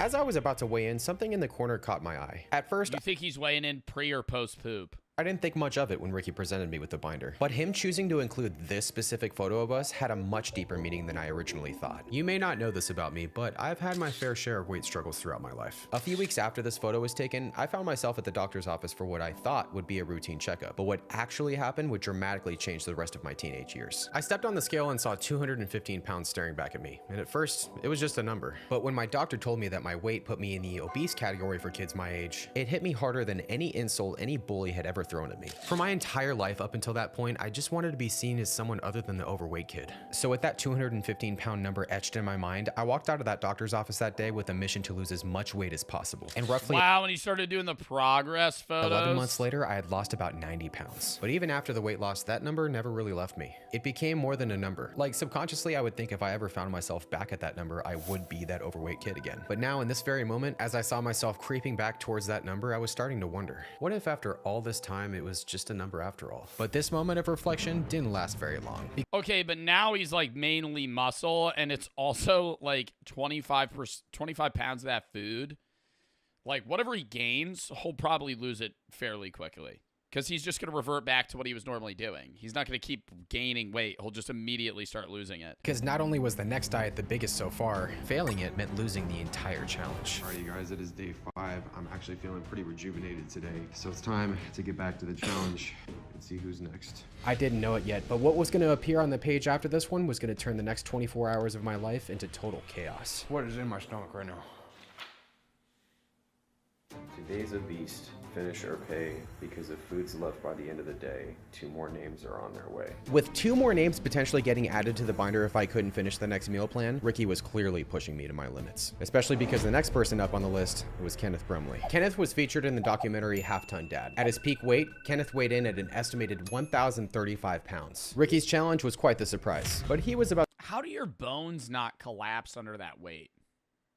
Like, I don't understand how you don't break your bones sitting on that. Like, yeah, they might get stronger with the weight added, but even just like sitting still, dude, you're the same skeletal system as them, but they have 1,000 pounds on their body. to hit me with another— Like you could suffocate yourself just by your sheer weight. So I had trouble finding Kenneth's exact diets. All I was able to find were the typical meals he ate while he was on Half Ton Dad, and the total amount of calories he ate per day, which unfortunately for you is going to be the highest out of anyone else's diet so far. Good luck. Bro, it's always like McDonald's. A little over 12 hours on the clock and a semi-recovered stomach, I knew I had to finish this diet because I knew if Ricky added 2 more names to the binder, I'd definitely be failing this challenge. Thank goodness this meal has orange juice. I gotta get my fruit in somehow. Non-pulp McDonald's orange juice. That shit might be Sunny D. At this point, the taste of the food wasn't as big of a concern, so I combined my favorites together to make a mega breakfast sandwich. But as soon as I got to the legendary McDonald's hash brown, I knew exactly what had to happen next. I dedicate this next part of the video to all the OGs on the channel because there is an item I used to make all the time in my videos, and all I gotta say is that if you try it, your taste buds will be blown away. Step 1, get your pancake and hash brown like so. Step 2, add a little bit of bacon, just like so, my friends and family. And then step 3, skip the McMuffin, we don't need the extra carbs. Step 4, garnish your hash brown and bacon just like so. And the final step in the process, everybody, is to garnish your creation just like so, my friends and family. And then you have yourselves what I like to call the electrifier. Woo! Who else thinks I should be designing McDonald's menu items? McDonald's, if you're watching this video, I feel like I've eaten that at isn't that really just what a McGriddle is? Finished off the rest of the breakfast items before diving into the dessert, which was 2 massive cinnamon rolls and a little bit of syrup. Meal 1 was pretty easy, but since Ricky— Who the fuck would put syrup on a cinnamon roll? was the one sending me the meals, I had no idea what to expect for the rest of the day. That was pretty spectacular. Okay, so Ricky just texted Mid-morning snack, and it's 4 lines. Meal 2 and meal 3. Meal 3 is gonna be at a fast food place, and it's a fast food place I really, really love. So I'm gonna go grocery shopping. At the store, I grabbed the next few items I needed, including something I really did not want to see. I also haven't thought about how much money this costs him to make these videos, just off the amount of food he has to fucking purchase. This is gonna be going into my, what usually is my protein shaker cup, which I find kind of hilarious and slightly ironic. As usual, I started on the thing I was least excited to eat. And in this case, it was the Doritos. My mouth quickly paid the price. You guys got to comment down below. Are you team nacho cheese or are you team Cool Ranch? Cool Ranch, but neither. Purple Doritos for fucking life. I will live and die by a purple Dorito. Or actually, on the come up, barbecue Doritos, slept on flavor. I really need to do a Dorito fucking review. I love most Dorito flavors. I powered through the rest of the chips using my shaker cup as I went. This Coke was the last thing I needed. And even though the roof of my mouth was back to being in shambles, the Doritos were done. I'll pick that up later. Next, it was onto the Snickers bars, which I made quick work of. If this all wasn't enough sugar already, what I had next was going to be the icing on the cake. Pop-Tarts. That is a pure Oh exemplification. no. Oh my god. After I did that stupid ass Pop-Tart review, oh, that was like the worst video I've ever made. After I did that fucking stupid ass Pop-Tart review, every time I pass them now, oh my god, bro, I get like almost nauseous. They're so gross. They're so gross. It made me realize how like even the outside of like the top 3 or 4 Pop-Tart flavors, they might be like a 6 out of 10 on taste. And I rated a lot of them fairly high because they're just sweet. But if you eat more than one of them, they're like, even the s'mores ones. The s'mores ones I gave 10 out of 10 because they taste good. If I eat more than 2 s'mores flavor Pop-Tarts, they would immediately shoot down to like a 3 out of 10. They start tasting worse and worse. It's like doing the chicken nugget challenge. 60 in, you're like, these taste like fucking slop. Of American junk food. I don't even know if exemplification is even a word, but I just had to say it. As I worked my way through these Pop-Tarts, the extreme amount of caffeine and 8 full Pop-Tarts. sugar was starting to do crazy things to my body. As I shoved the second to last Pop-Tart back into my mouth and sipped the remaining Coke, what happened next, I still can't fully understand.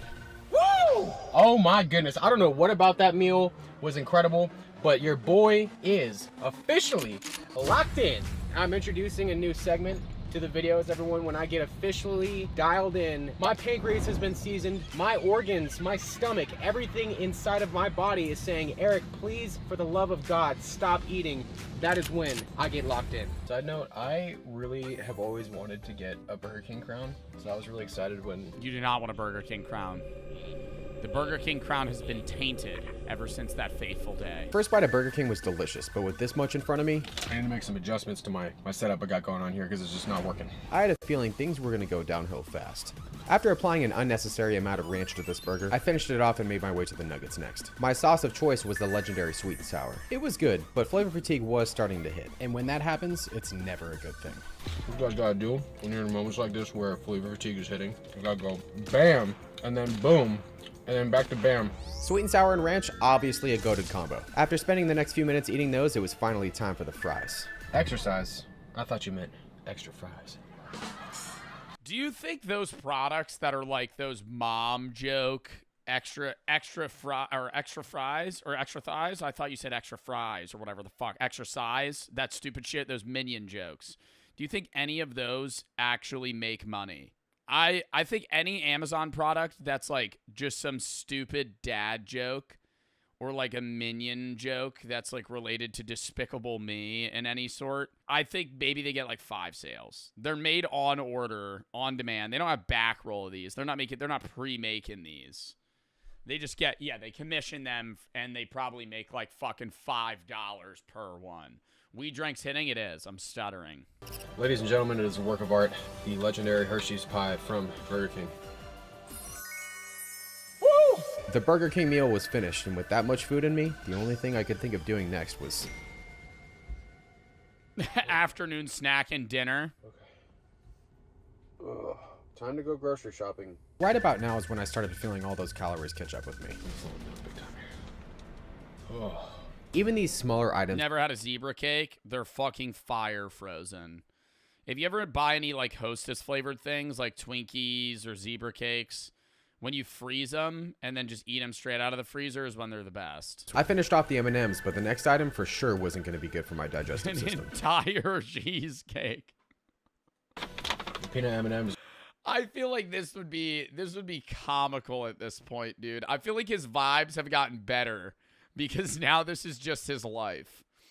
Day 5 in, yeah, I gotta eat an entire cheesecake right now. I like to live dangerously, everybody. We have a cheesecake right here. I gotta say, I was... Oh, that's a small cheesecake. Pretty surprised when I took my first bite of this cheesecake. That's not bad for a Walmart cheesecake. But things quickly took a turn for the worse. Oh, man. Each bite of cheesecake felt like a literal brick was going into my stomach. But with midnight fast approaching and more food after this, I was almost at the finish line. I just had to keep pushing. Cheesecake is down. I wish I could say that today is over, but unfortunately it is not. Bro, his body has to hate him so much. I always think about whether or not some of my organs are ever like, not even conscious, but you know they send signals back to you. Like, his whole body's like, fuck you, dude. Besides, what harm could yet another food item that scratches the roof of my mouth do? Yeah, it turns out the bacon on this pizza was a little bit too crispy. At this point, I wasn't sure if my mouth would ever fully recover from this challenge. I love that crust, though. Maybe a little more burnt. That's not really... Actually, that looks stuffed. I'd really what's the best style of pizza, chat? A thin fucking New York style slice, like a Brooklyn pizza slice with like some borderline burnt bread. The bacon is crunchy and the roof of my mouth is still raw. Shortly after this, I realized I'd forgotten to bring an item to the table.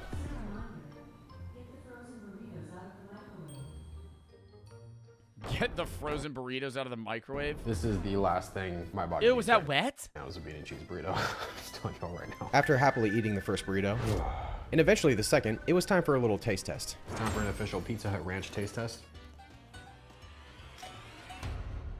Oh, no. At this point, I knew the only way I was going to be able to finish these breadsticks was with my own sauce. I gotta say right now. Oh, it's his sauce. I kept thinking, why is he bringing up the wow sauce? I'm like, this guy must love, like, imagine he was doing it with ketchup. I'd be like, this guy fucking loves ketchup. He just keeps bringing up the fucking wow sauce. Oh my goodness. I could not get any worse than this. Actually, it could, and it was going to. Oh, my stomach isn't there Oh my God, is he going to throw up? I see, now that would be entertainment too. As bad as it is to say. But I was able to finish the other half of this pizza. Unfortunately, though, I wasn't quite done yet. I'm so full right now. Because only a few minutes after I finished this meal, Ricky texted me Kenneth's midnight snack. With time slowly ticking away, I headed back to Walmart for what felt like the 100th time. I feel like my stomach is gonna file a restraining order against me if I keep eating like this. But after grabbing my items, I realized that my fullness wasn't gonna be the only issue here. Oh my God, is it going to be like a whole loaf of peanut butter and jellies? Just my luck. He just starts eating in the line. He fucking cracks open the peanut butter jar before he even buys it. Just starts fucking making the sandwiches there. But this final meal was going to come down to the wire. After giving my stomach as much rest as possible, it was finally go time. I'm so full right now. With 10 minutes left, I got into the Ben & Jerry's, which is where I faced my first enemy. A few more spoonfuls later, I was already halfway through the pint. And then finally, I was able to finish it off. The Ben & Jerry's down. With a little over 6 minutes left, I had 2 PB&J sandwiches to finish. Oh, I hate you, Ricky. So much. This point was move around to try and help digest some of the food. My body's saying yes, but my mind is saying no. With less than 2 minutes left and only a quarter of the sandwich remaining, a little over a minute left. I knew this was going to be close. I stuffed the second to last bite into my mouth and checked the clock once again.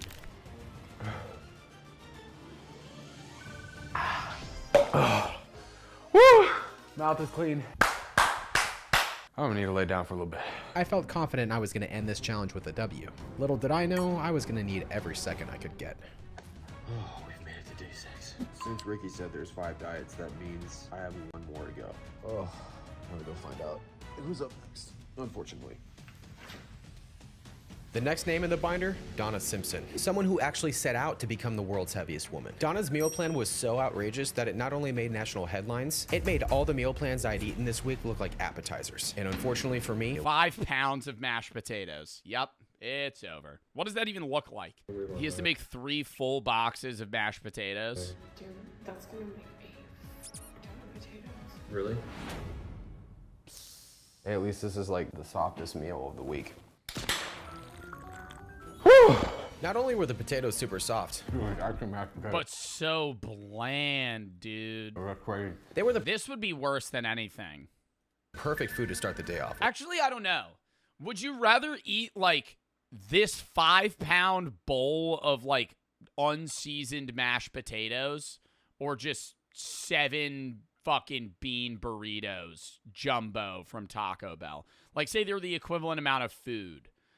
I think it would be more enjoyable at the start to eat the good tasting thing, but after a bit, it might actually be better to just eat the same bland food because it's not going to taste worse. Is it missing the wow sauce? I needed something to bump up the flavor. Where's the wow sauce? So I decorated them with some fat-free cheese. This feels like the first challenge of the week that the roof of my mouth actually approves of. But even though this meal felt like a win, the victory was short-lived because of what showed up on my lock screen next. 5 loaves of bread. I'm throwing in the towel. I'm throwing in the towel at minute 4 of the fucking video. What do you mean? I'm halfway through eating 5 pounds of mashed potatoes. You go, yeah, Eric, sorry. You got to eat fucking 5 loaves of bread. Looks like I gotta go shopping again. I headed back to the store to buy some bread. 5 loaves was a lot, but it was still pretty manageable. Little did I know, this was only the beginning. You know, a lot of people have watched these videos I make for many years now, and they always ask me, Eric, do you ever think you'll give up carbs? And I always say the same thing, over my great body. After my incredibly hilarious joke, I got back to work on the mashed potatoes. I'll never look at mashed potatoes. Those do look like good bread loaves, though. I thought he was going to get, like, Wonder Bread. It was the same after this. I was able to finish them off. Oh, the mashed potatoes are done. But I still had bread left to eat. Mo butter, mo better. After eating the bread and butter like a civilized human being, I decided to take a little bit of the outside out and make my own butter pocket. From the way I saw it, I was Bro, he's eating a whole stick of butter, too. so close to finishing this challenge. 3 loaves remaining. But I was in for quite the surprise. No more butter. Well, at least not that kind of butter. I searched the pantry for something Freak out the wow sauce, Eric! Freak out the wow! to help me take down the rest of this bread. Bring it out! Oh. My mouth is so annihilated. Even the top of the sourdough bread was bothering my mouth. Little did I know, Just soak it in that gallon of wow sauce. that was about to become the least of my worries. Oh, man. This bread is filling me up. I hoped that making some classic PB&Js was going to get me to the finish line, but I was starting to hit the wall, which meant I had to think of something fast. I dedicate this entire meal to all the gluten-free people watching, because I wish I were you right now. I don't like to do it because honestly it's pretty disgusting, but dunking bread in water softens it up and makes it way easier to eat. Final loaf. I don't think it's disgusting. I've dunked like a hot dog bun in water. A few minutes later, I finally conquered the bread boss and made it to the end. It just or so I collapses thought. really easily. Oh, They didn't say it had to be pretty. It just had to be done. I always come out on top. Always. an entire turkey. You've got to be kidding me. And 5 pounds of stuffing. Bro, he's just going to give up. At this point, I could barely think straight anymore, but it was off to the grocery store once again. I had absolutely no idea, but sheer ridiculousness was about to unfold in front of me. It's just going to be a Thanksgiving dinner. I said the word dude in the span of 15 minutes more times than I'd ever said in my entire life. Not only was this an expensive grocery trip, but I now had an entire feast to prepare. So I got to work and spent the next few hours cooking. I decided that since I had one more day left to complete the challenge, I'd be going all in tomorrow. But before I did, there was one big question on my mind. Honestly, I feel like I'm full enough to be at the weight goal, so it's time to see if I'm actually at the weight goal. 213. I hadn't seen that number in years. And He's gained 28 pounds. I had a feeling it wasn't just my stomach that was going to be tested. I feel like I just cooked enough food to feed an entire football team. Out of thousands of food challenges, this was the biggest meal I'd ever been in. What, 3 whole chickens or those mini turkeys? In front of. Looking over the massive spread of food across the table, I decided to tackle the thing I disliked the most. The stuffing. I made quick work of the stuffing and started diving into the ham. But only a few short minutes later, I fell back into a food coma once again. My stomach isn't there anymore. It's just pain. After a break, I was back at it a few hours later. The entire challenge had come to this. A few hours later, so it's just sitting out. So he just goes and takes a nap, comes back, it's fucking cold, and he's like, yeah, let me break off a fucking turkey leg. I was determined to finish this meal by any means necessary. But each bite was becoming harder and harder to eat. As I continued on, one big question started to form in my mind. Oh, this is miserable. How could anyone eat this much food in a day? Ugh. So when I came back to the table an hour later, I found out the answer to that question for myself. And to say I was shocked would be an understatement. Simpson high-calorie diet. When I first saw the title of the article, I was pretty skeptical. 30,000 calorie Christmas feast. And then I saw this. In 1-2 hour sitting. That's just, I don't think you can competitively eat an entire 30,000 calorie Thanksgiving meal in 2 hours. 2 hours sitting? Yeah, and I'm the Queen of England. Either Donna was the best professional eater in the world, or that article mistakenly put 2 hours instead of 2 months. Either way, I felt defeated. I'd made it to the final So he just started munching down on a Thanksgiving meal for no reason. boss in the craziest challenge I'd ever attempted. But ultimately, Ricky was right. This really was the challenge I couldn't finish. But in my eyes, and he ate the worst thing first. He ate 5 pounds of stuffing, and he said, I hate this. there was just one last thing I had to do. Wait time, baby. I started He's probably gonna have gained like 35 pounds. this week at 184 pounds, and as I stepped on the scale, I weighed in at 218 pounds. Oh my It's the heaviest I've been in my entire life. When I first started this challenge, I expected I'd feel those old thoughts of insecurity again if I came close to even hitting this number. But in this moment, I felt okay. And in a weird way, being over that 215 number didn't bring up those old feelings that I expected it to. What I gained this week wasn't just weight, it was perspective. And I wasn't the only one who changed. Donna ended up losing over 100 pounds and decided to prioritize being a mom. And Kenneth also lost over 100 pounds after appearing on Half Ton Dad. Samantha Mason lost Okay, bro, but like he needs to, for him to lose enough, okay, maybe on that, and then he needs to lose more.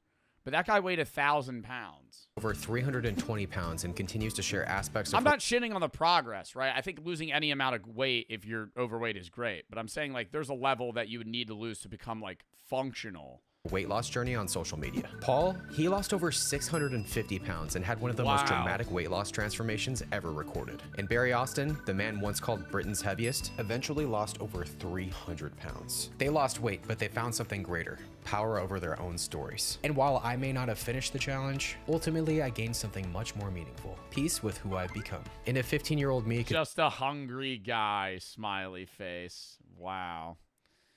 Didn't take me long to realize the reason he uploads once every 3 to 6 months is because that's how long it takes for him to get back in shape. Nah, that's... Really? You think that's why he does that?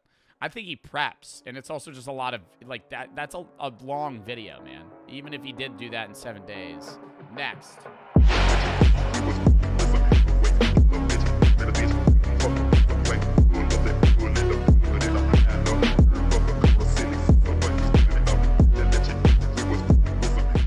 All right, chat, we have a great video that we're going to be watching. The one React video we're going to watch today.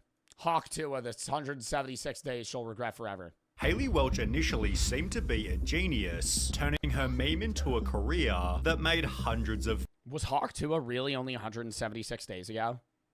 I feel like Hawk Tua has been around for a year. That made hundreds of thousands of dollars. What sold hundreds of thousands of dollars? Yo, y'all remember the Hawk Tua Halloween outfits and how stupid those were? They were at like Spirit Halloween, Hawk Tua Halloween costume. And it wasn't even like there was nothing that had to do with Hawk Tua.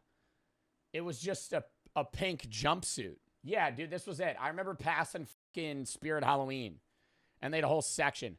Hawk Tua, spit on that thing. They have a flag, a male, and a female outfit. It's just a fucking mechanic jumpsuit.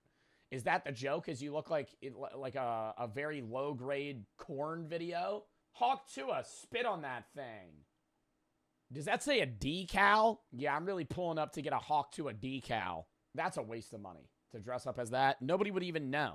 However, it only lasted 176 days before she realized that success could also be a nightmare. It all began on this channel here, Tim and DTV. They had just 21,000 subscribers, gained from doing street interviews in Nashville, Tennessee, where they'd meet two unknown people who were out having fun, Chelsea Bradford and her friend Haley Welch. With some drinks in their system, they answered basic questions. How do you get over a breakup?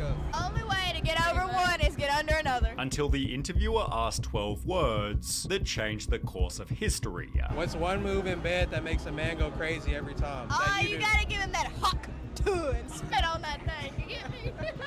Hawk Tua and spit on it. Spit on. I really, dude, I don't want to say she's a Hollywood plant because I don't believe in that shit, but I feel like that meme was like, I'm really thinking back to the original Hawk Tua. And I remember that meme getting shoved down my throat. Like, I would scroll on TikTok, and every time I saw it, I would hit not interested. And it would always be, like, 6 like videos of, like, some dude showing off his stupid truck. And it would be her in the green screen in the background going, you got a Hawk Tua. And it would be, like, some dickhead's fucking Ford F-150 that he's, like, he's taking just random fucking horizontal pictures of. Roughly 2 days later, on the 11th of June 2024. Like, I don't understand the meme. Oh my God, wait. When you think about it, no memes make sense anymore. No memes make sense anymore. There's no, like, purpose behind any of them. Chill Guy had a purpose. It was like, I'm just a chill guy. And then you would have a caption. But, like, Locked In Alien? Like, what the fuck? Is there actually like a meme behind that? What is the...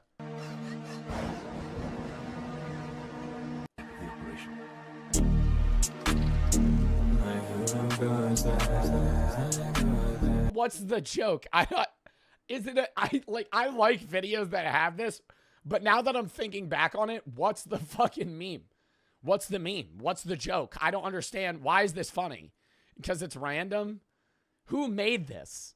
It's stupid, it's funny. I'm losing sanity. Posted the snippet to his Instagram. Again, he had just a couple thousand followers, yet this didn't stop the algorithm from making the video viral. 18 million views and almost 500,000 likes. It's not gonna get any bigger than this. And I go back like an hour later and the views done went up by like 1 million. I was like, oh my God, there is no way that just happened. The clips went equally viral on TikTok, where everybody clearly loved her. She's a total vibe. Protect this woman at all costs. Hawk Tour for president. However, Haley was disappointed that this didn't translate to income. Everybody else is making money off of it with merchandise, and he's making money off the videos. I was like, that's not fair. Like, it's me. Why am I not making any money? It was there. Bro, that motherfucker made no money off that video. I'm letting you know that right now. The dude that interviewed you probably made $1,000 total. That guy is still fucking trying to get his money up. I don't know his following, right, obviously.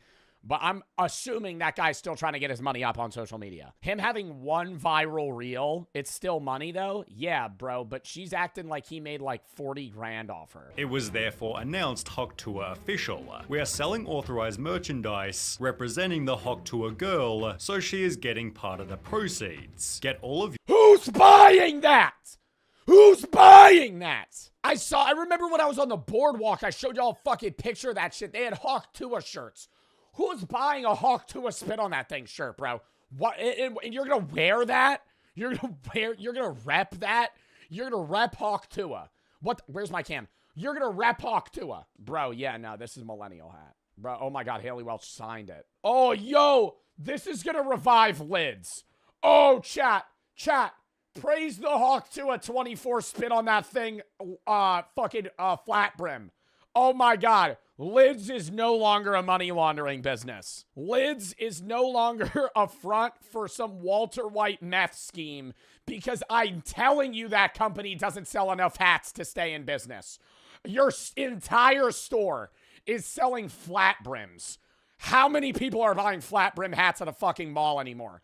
How is that store staying open? And you have multiple employees? It took only 9 days before she'd announce our infamous signed Hawk Tour hats are now sold out, with Rolling Stone therefore reporting Hawk Tour girl has already sold at least $65,000 worth of merch. Yeah, and bro, she's probably making 10 bands off that. Like, it's, dude, merch, unless you are the primary source, does not make you nearly as much money as you think. Like, when y'all buy my merch, you're supporting me, but you gotta think, say you buy a $30 fucking, or for like $40 sweatpants. Out of that $40 that you spend, I'm making like $6. End of story, right?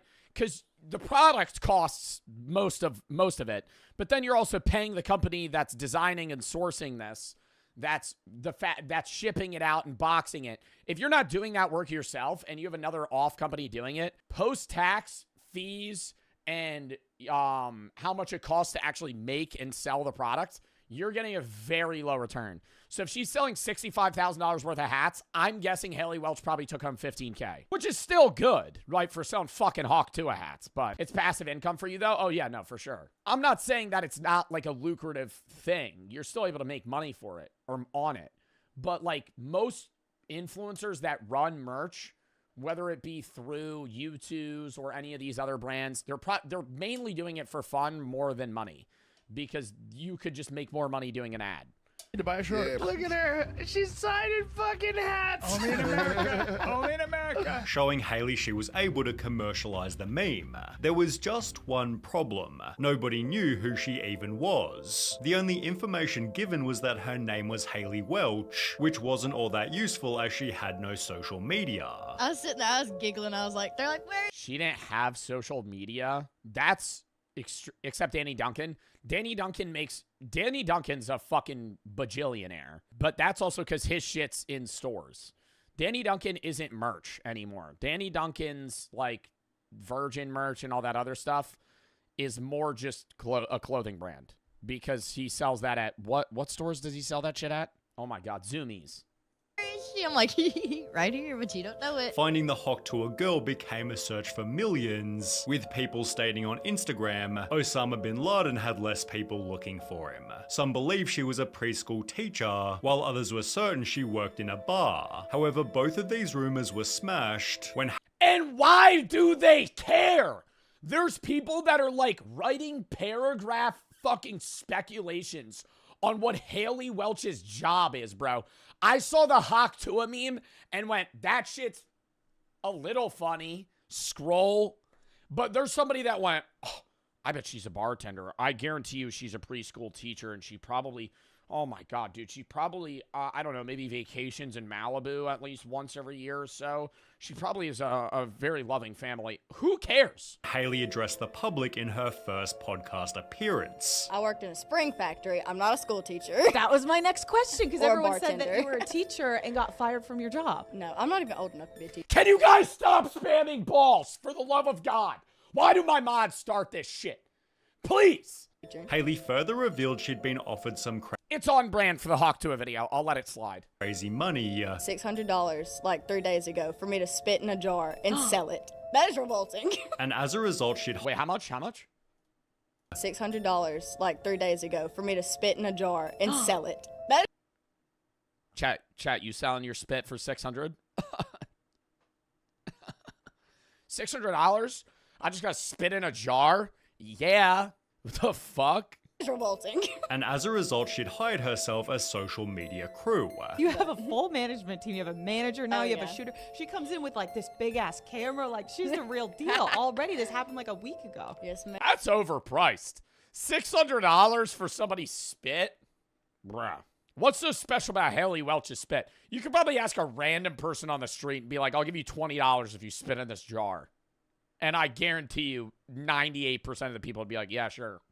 And just spit in it. But her capitalization began to repulse the audience. An entire management team in a week. Wild. The fact that she already has an entire management team is insane. You made a drunk joke, and the next day you have whole management behind you. This world is crazy. I'm also gonna, this is a speculation.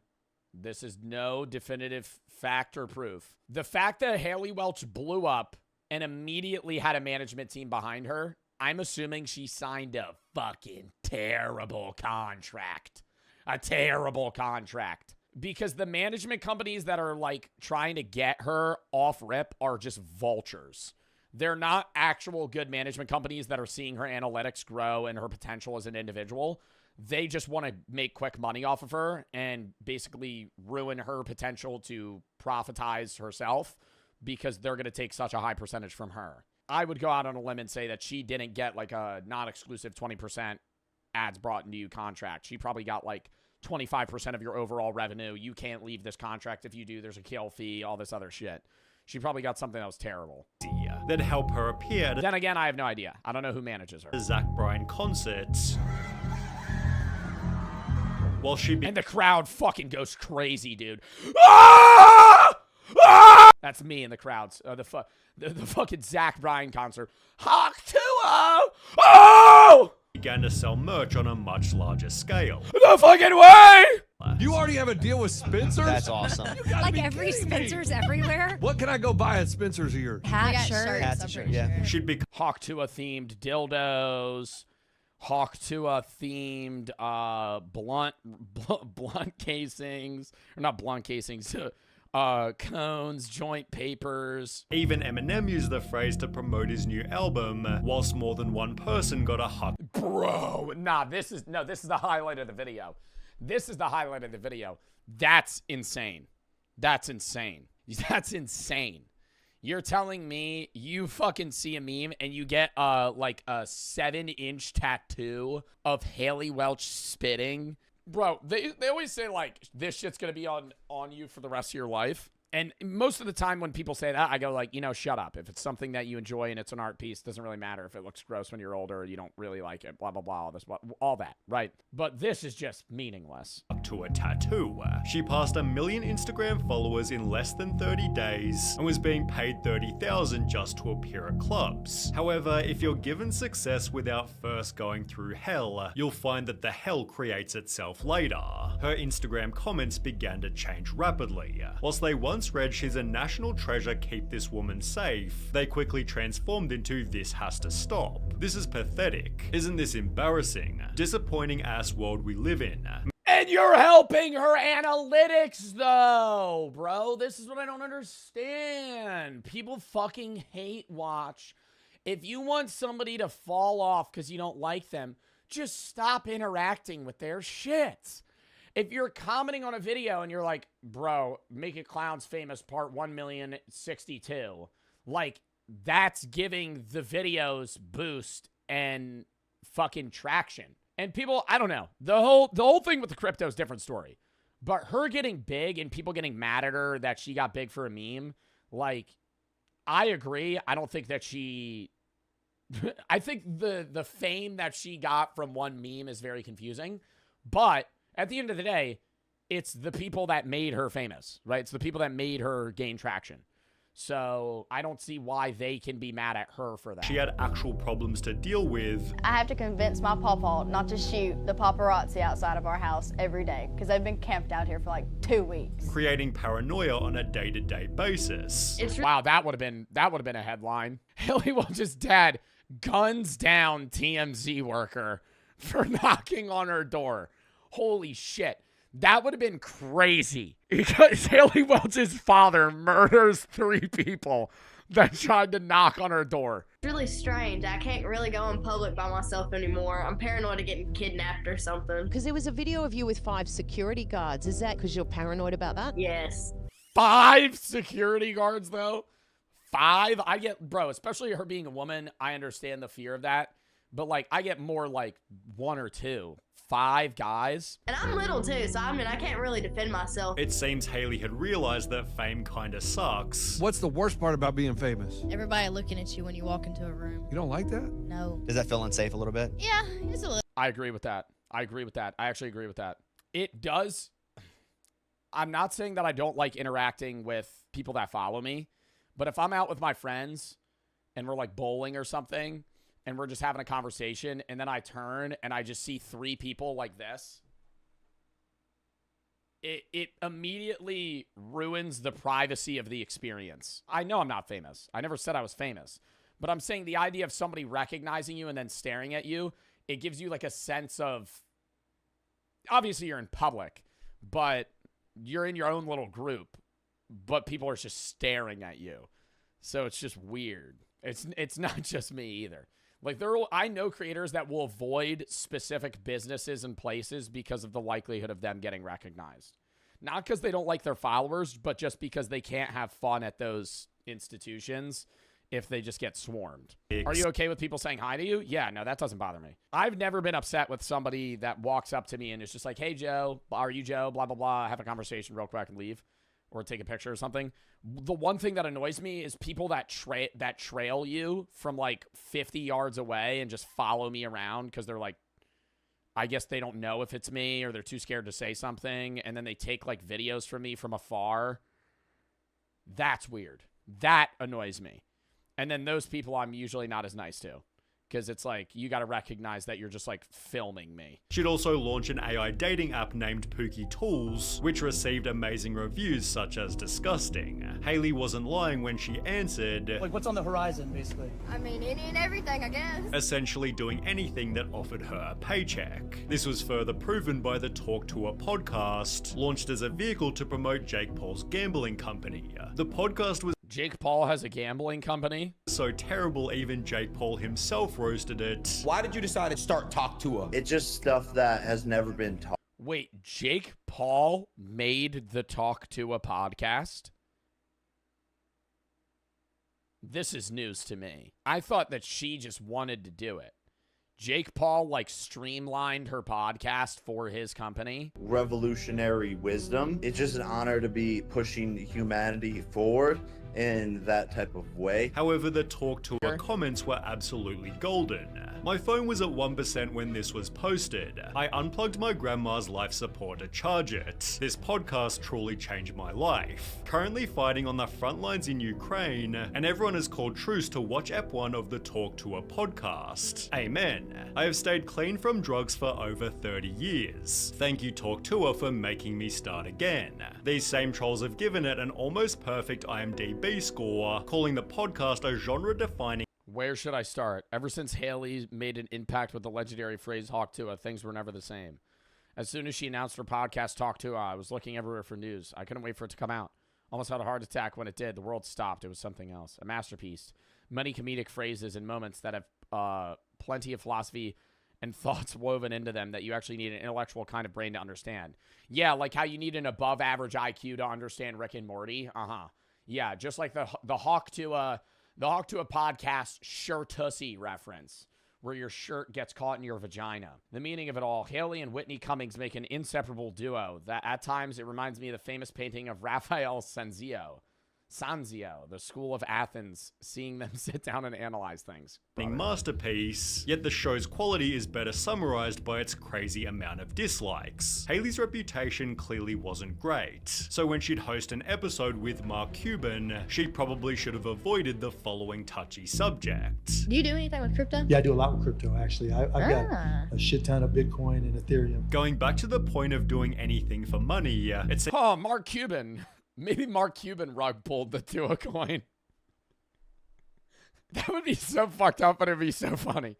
If Mark Cuban was the guy that fucking got in on the Tua coin early on and then just rug pulled the shit out of it. Seems Haley was paid to shout out cryptocurrency. So after I saw Michael Saylor speak at the Bitcoin conference, I have decided to start putting some money into crypto, and I just want to say, oh my God, thank you so much, Mr. Saylor. And was more than willing to make her own token. If I want a meme coin, can I give you some tokens? Breaking news, Haley Welch puts all of her money she's made on social media into the Chill Guy coin. Will it fail? Yeah, I'll give you my wallet. Okay. But are you sure you're gonna launch? I don't know. I'm not a big fan about meme coins. She'd take to Twitter showing her favorite meme coins, announcing a Hawk Tua token was also coming soon. Well, on the 4th of December 2024... Bro, meme coins is like actual proof that our economy is in the shit. Because they don't have value. They do nothing. Bitcoin is like a centralized asset that is used to trade between countries instead of using like US currency as like, I guess, the dollar, and Ethereum runs a bunch of stuff. Like a lot of big cryptocurrencies have a purpose, but meme coins have a fucking $2.3 billion dog whiff Tua. $2.3 billion in that coin.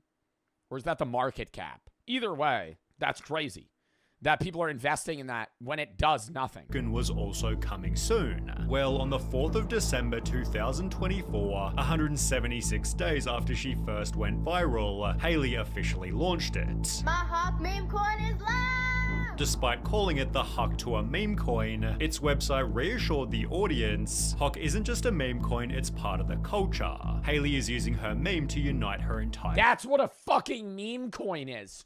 Oh my God, what a dumb sentence.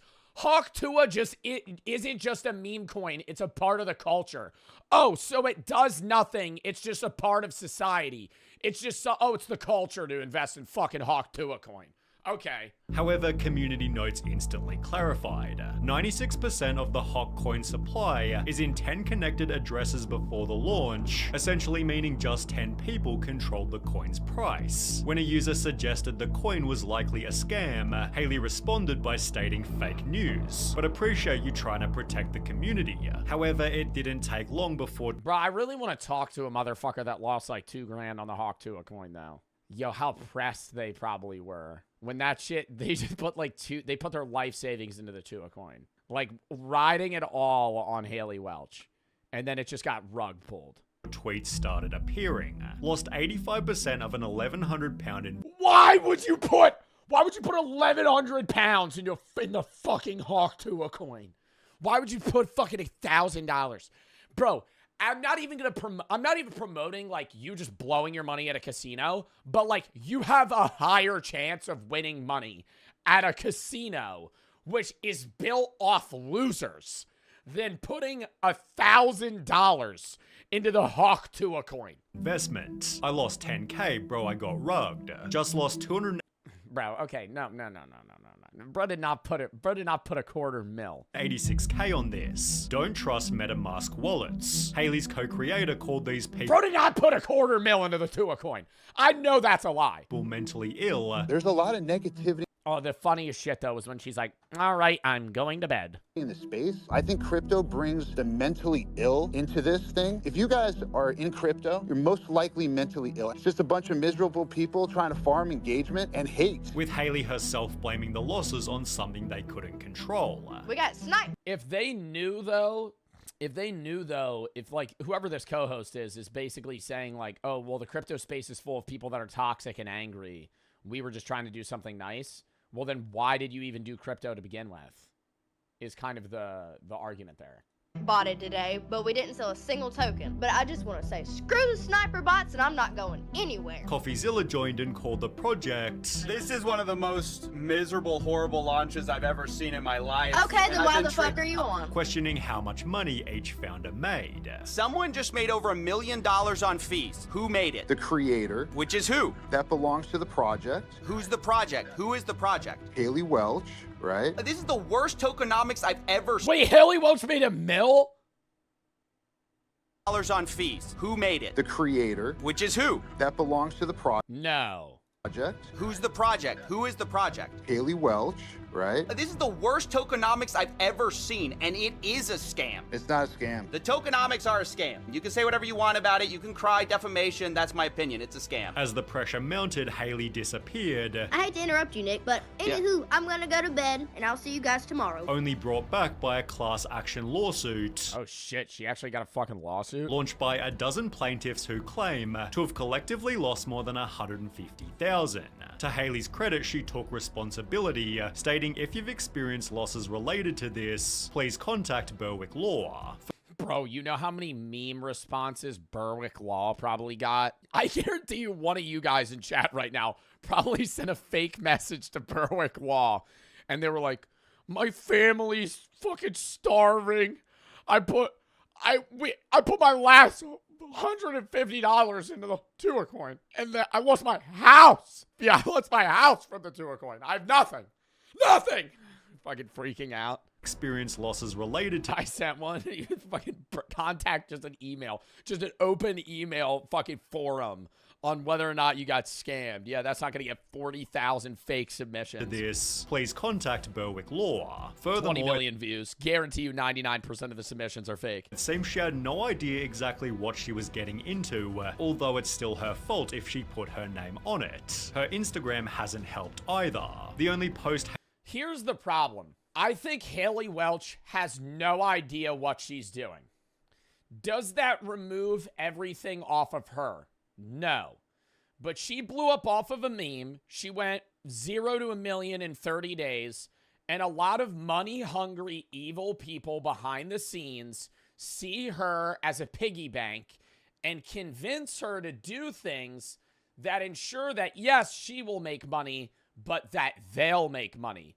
They don't care about her and her longevity as a creator. They want to make quick money off of her, and so they're just going to kind of convince her to do these things. Should she have the fucking foresight to know that that's not going to work and that making a meme coin is probably a bad idea? Yeah, but I don't think that it's only her. I think that if she gets sued, I would be really annoyed to see her and her alone get sued, if that makes sense. Because half of the other people in that fucking Twitter call are as responsible, if not more responsible than her. Because she probably was just the face, not the backing. I don't know, dude. I'm curious to see how that goes. She literally spanned around a typical YouTuber's career, blew up, became a meme, started a crypto scam. Chat, what should we call our crypto scam? What's crazy, though, is it doesn't matter. People know it was going to get rug pulled. This is the last thing I'm going to say, then we're getting into gaming. People know it's going to get rug pulled. I've said this before. Half of meme coins in general, when they're on Pump Fund and they reach a certain level to get out of pump fund. I forget what it's called, but my friend explained this to me. When they're done, they have to reach a certain market cap. And when they have a certain amount of investors, it can go public to other crypto like trading sites. When that happens, you have about like 5 minutes to invest into it. It's going to pump and then it's going to fucking tank. And that happens every time. People know meme coins are stupid investments. They're gambles. It's gambling, right? It's gambling. It's the same thing as sports betting or fucking going to the casino. It's gambling, right? It's not an investment. Bitcoin, yeah, you could say different story. But meme coins are just stupid, okay? You're banking that you'll pull out before somebody else and make money. People knew Haley Welch's meme coin was a scam. And so I think some people didn't. And I don't want to say those people are stupid because obviously some people just are trusting in the creator. But it's not that shocking when the Tua coin tanks. Same thing as if I could make a meme coin called Bartcoin. I could launch the coin, and before I even launch it, I could tell everybody that I'm going to rug pull the coin. I could say, I'm going to rug pull this. It's going to eat. I don't care how much money is going into it. The second I'm able to rug pull it, I'm going to fucking rug pull it. And I could say that, and they would still have hundreds of thousands of dollars invested to it. And when I pulled it, people would get mad. That's how insane the crypto space is that you could literally tell people this is a scam and they will still put their money in it. It's stupid. I think meme coins are do people make money on meme coins? Yeah, I have friends that make money on meme coins, right? And they fucking know the game and it's just like a stupid fucking popularity contest of memes and they fucking get in and get it out quick and they've made five grand in fucking a month, dude. Is it dangerous? Yeah, but still. Okay. What game are we playing first? Make good choices.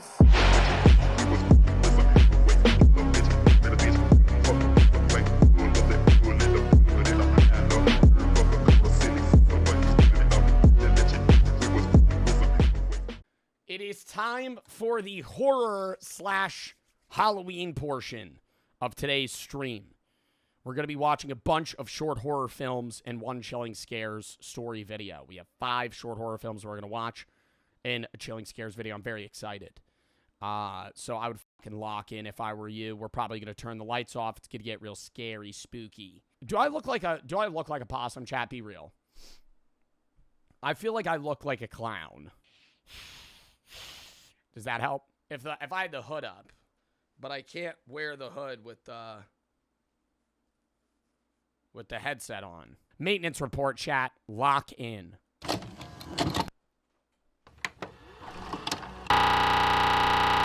Ah, damn.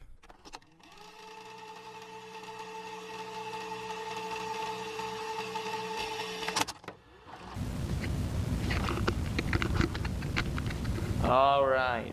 So I've managed to finally roll this thing in here, so I guess let's go ahead and get started now. Boss wants me to run through this maintenance report, so hopefully. Do they have an actual Five Nights at Freddy's pizzeria? They should make a if they don't, they should have a location that is that. That is such an easy, bro, you know how much money that business would make if you convinced Five Nights at Freddy's to open like a chain pizza place? We could figure out why this thing has been acting up lately. We're also opening a new location next year, so what's most likely going to happen is I'm going to have to strip this thing apart so we can use it for spare parts for the newer animatronic models. So let's go ahead and see what I need to do first.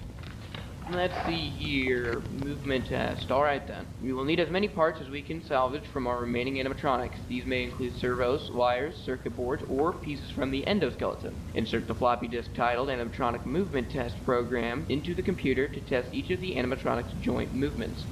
Okay, sounds simple enough. Alright, let's get the computer on, get this thing hooked up, and let's see how this movement test... I never understand, like, the found footage style of this, where he's, like, talking to himself. Is he, like, vlogging this? Is that what we're under the impression of? Because all the FNAF videos we watch, they just, like, talk to themselves out loud and to the camera. So he's just recording himself doing his work. Like the people that live stream themselves, like doing burgers at McDonald's. I've stimmed and watched that for too much time. Let's see. Ah, here it is.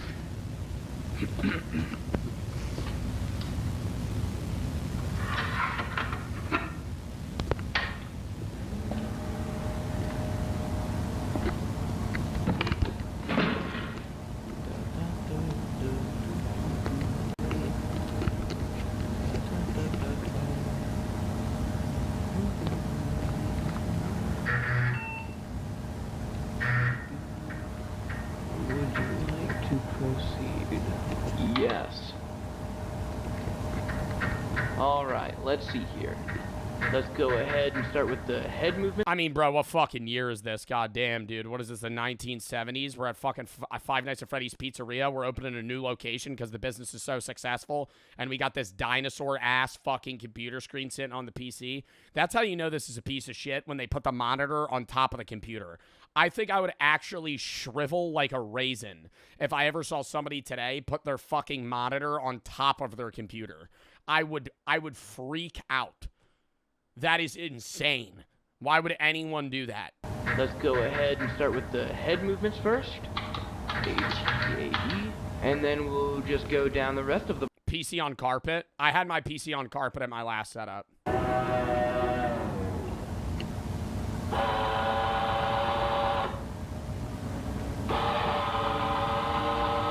Okay, well then. Looks like the neck and jaw joints are functioning normally, so I'm gonna put this camera down real quick so I can.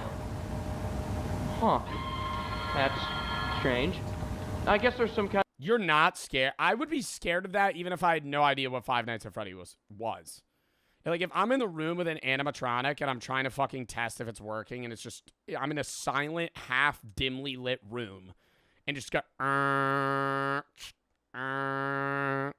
and then it stares at me and opens its mouth, I think I'm bolting out of that room. More merch is here. You better not skip this, you fucking bitch. More merch. Carpe diem. Look at this sick-ass design. You better fucking look at it, dick. Seize the day. Carpe diem. Pluck the day. Same fucking thing. Follows the philosophy drops that we've always been doing. We were doing Memento Mori. We were doing Think for Yourself. Look at this sick-ass back. Peep it. Also got shorts. This time, they're shorter than the other ones. Different material. We're not going that thick cotton anymore. It's more breathable. We also got hoodies in other designs. Look at this fucking sick-ass one. No AI! Told the designer, no AI! They hand drew this shit. Or, well, not with, like, pencil on a computer. Anyways, where's the fucking long sleeve? Another design. Here's the front. Here's the back. Check it out. There's more stuff as well. I'm just showing you small things. JoeBartoloziStore.com. I don't know why I'm out of breath. Editor. I'm sick. Joe Bartolozzi Store. I said my last name wrong. JoeBartoloziStore.com. Check it the fuck out. See ya. That's strange. I guess there's some kind of circuit malfunction. I'm not sure why it's... Okay.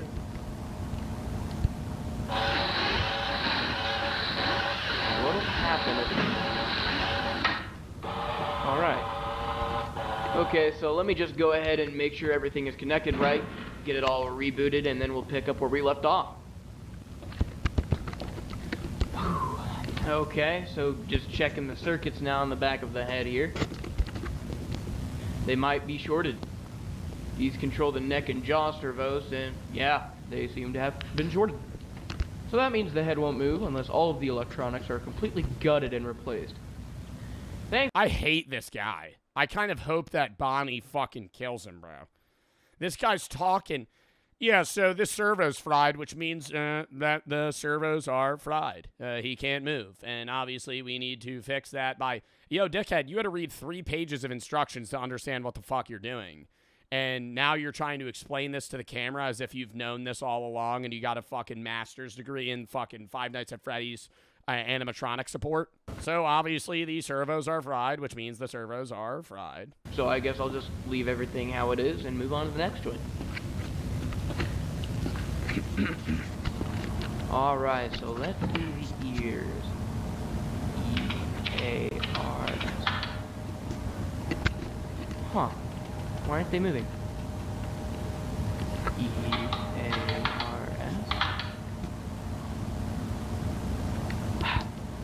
Alright, so if the ears aren't moving, that means the shortage affected just about everything connected to the head. So I guess the ears don't work either. Alright, let's try the arms instead, I guess.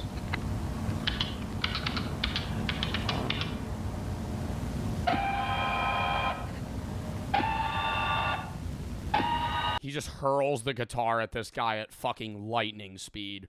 It just fucking shatters the wall right next to him. Okay, that seems to be working fine. Great. at least we can salvage something from the endoskeleton. So let's try the other one now.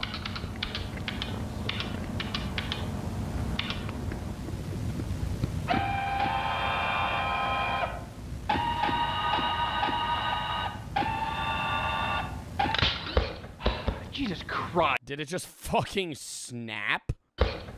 Jesus Christ. Like the entire animatronic just broke.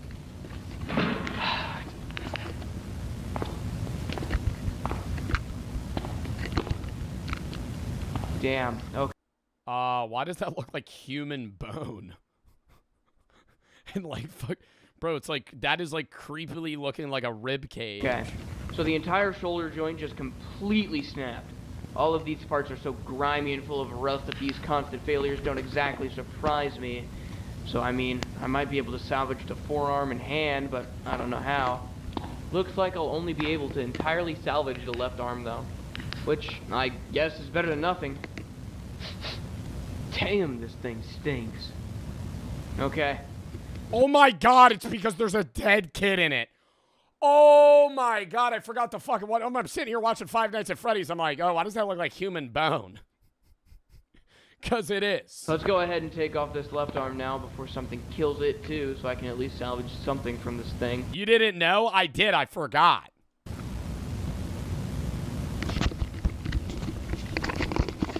Alright, so as you can see here, I managed to get the left arm taken off. I mean, you would think he would see a rotting corpse. Took a bit of force and of course some know-how, but here it is. And as you and it took some knowledge about intricate computer parts. You know, actually, when I was in the 3rd grade, I found out how to use a servo for the first time, and I assembled my own light show on Arduino kit in 4th grade. cut, but still intact enough to be rewired to anything else. So hopefully I'll be able to salvage everything that I haven't tested already. But seeing how easily that right shoulder joint just snapped, I highly doubt it'll be that easy. Alright, let's move on to the hips now.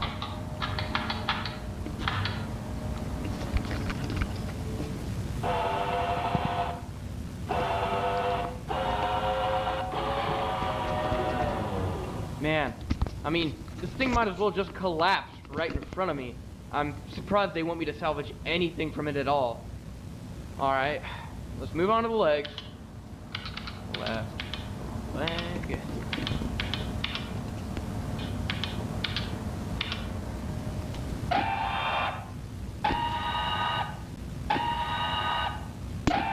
Alright, both legs seem to be working fine. I'll probably salvage those last though when I get finished with everything else because I'll still need this thing standing. Okay, fabric exterior salvage. The new animatronic models will be made from a plastic mold. This means we will need to salvage as many pieces of the fabric layer as possible.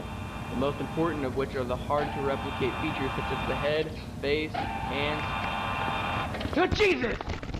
Oh my god, it got fucking closer to him. Oh, you can hear it moving right now. Which are the hard to replicate features such as the head, face, hands. Oh, Jesus! Bro, like, I'm leaving the room there and then it just starts walking towards you. Why is... Oh. Ooh, the robot's playing all nonchalant right now, acting like it was programmed to just move forward by accident. Right. Forgot to turn the computer off. Whew. Okay, so, anyways, it sounds like I'm just... Nah, bro, it just started looking at him. What the fuck? Whew. Okay, so, anyways, it sounds like I'm just salvaging the exterior layer now. So let me go ahead and take the other end up parts alongside the fabric piece that I actually need.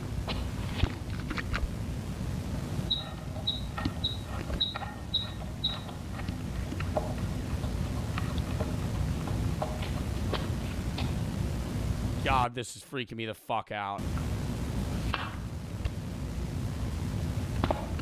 Alright, with that should be everything. Okay, so as you can see, I've gone ahead and taken the eyes out since they seem to be working just fine. In addition to that, I also went ahead and took off a foot and the right hand since they were pretty much the only remaining exterior pieces that weren't torn up and ruined. So, all of those endo parts, along with their exterior pieces, can be boxed up and shipped off. Alright, so that's about everything I could salvage from this thing so far. The only thing that could also go, but it's giving me a hard time right now, is the head plate here. For some reason, it won't budge, and I have no idea why. I've checked for anything that could... I don't know. I feel like even if Bonnie started running at him right now, like, it's missing an arm, one of its feet, and both of its eyes. And one arm's broken. I feel like it wouldn't be able to hurt you. And so far I've found nothing. However, I do remember the report naming the headpiece specifically, so that means it's one of the main pieces they want. So I don't know. I guess let me keep cracking at it until something gives. Then I'll restart the recording and let you know what I find out.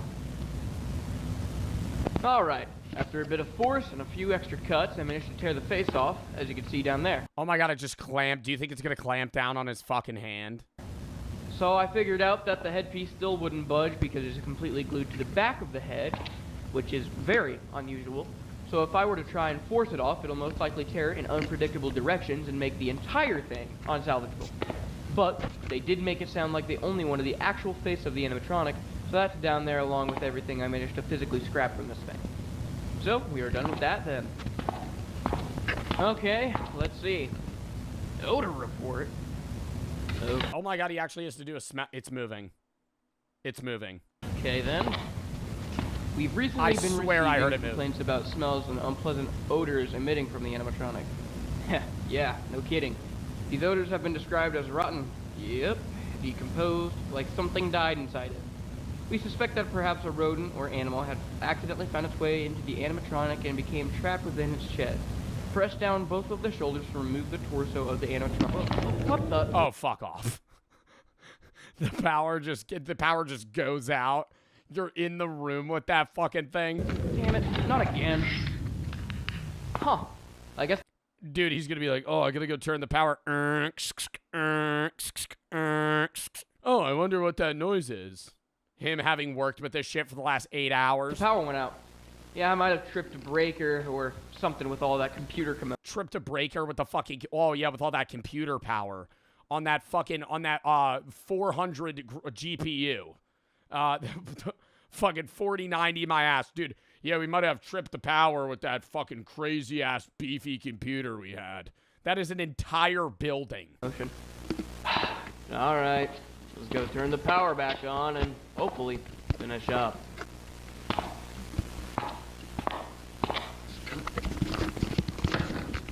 What the? Hey! Oh, I must have locked myself in here when I came in.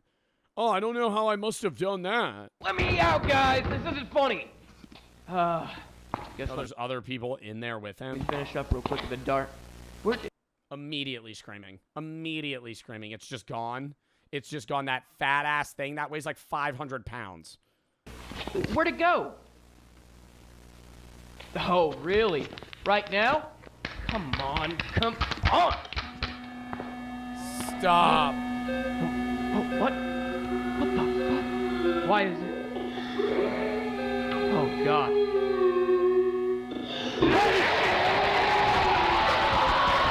What the fuck? What the fuck? What? Jesus Christ. Oh, he's not dead? What was that?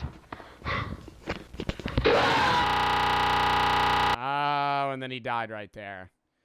Damn. Yeah, I remember when I started streaming on YouTube and we would watch these, or not streaming on YouTube, streaming on Twitch and we would watch short horror films. These used to scare the fuck out of me. That was a fun video, but that shit was not scary. I used to be sitting there like, what's gonna happen? I feel like you get numb to that shit, no? Not numb. I still get scared as fuck in the horror games we play, but I think I'm not as, like, it needs to be a good scary horror game to make me like jump. Like when we were playing Silent Still, that shit made me freak out. But like when I was playing like Knock on the Window and I'm just like crawling around through a vent, it's just like a good horror game. All right. It wasn't there before. The door.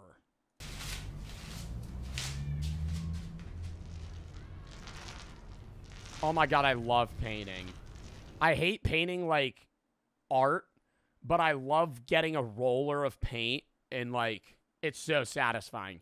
The one job that I would love to do for one day, because I know it probably sucks, but one day, you ever see those TikTok videos of guys spraying insulation foam? Like, for a day, I could just, you know how satisfying that shit looks to be able to go like, shh, and it just expands?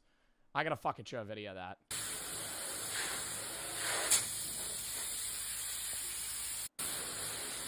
Like, does that not look fun as fuck? At least for, like, a day.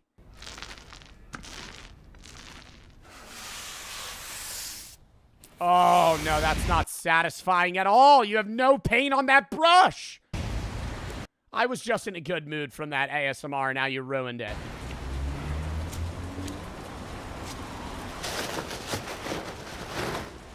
Oh my God, is their kid dead?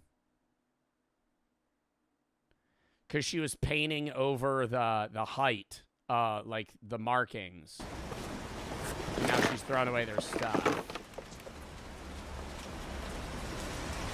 Ellie. Could never leave a trash can like that. That'd freak me out. You gotta wedge that foot in. You better not walk away. My God.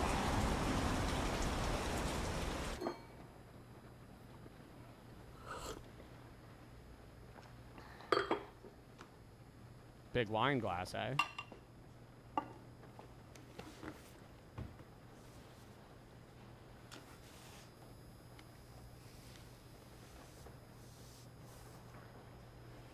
I can already tell this is going to be peak because their acting's on par just on facial expression.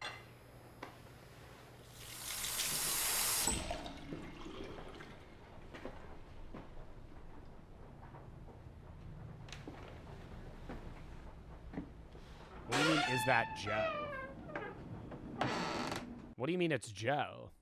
Oh, not me, Joe. You mean, yeah, you mean from like a different show. Ginny and Georgia? I don't know what that is. So he's like a famous actor?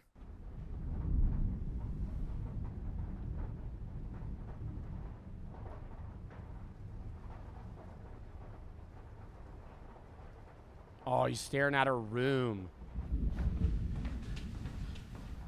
Wait, you're leaving? Yeah, I shouldn't have come. I just thought we should be together. So stay. We can finish dinner, we can talk. Yeah, she was my daughter too. Oh my God, are they divorced? Damn, but she had custody and then they died, so it's like really awkward between them because they still don't like each other, but they're both simultaneously mourning their own daughter. That's like sad that this is like an actual real life situation. Those are the best horror movies. Can I say that? I was just saying Conjuring and shit like that are really scary because it's paranormal, but the scariest movies are always the ones that are like realistic. When it's not so out there fictitious-wise, like some fiction involved, but it's like, hey, this is like 80% real, 20% paranormal.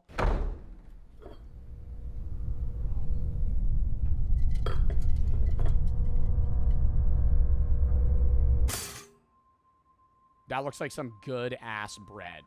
Oh, my God. What? Let me guess. It's going to be a door that wasn't there before. What? Y'all going in there? Immediately. Immediately. My dumbass isn't even calling somebody and being like, there's a door that just appeared. I would instantly open that door. Unless it was nighttime. You pre-watched? It's the title, chat.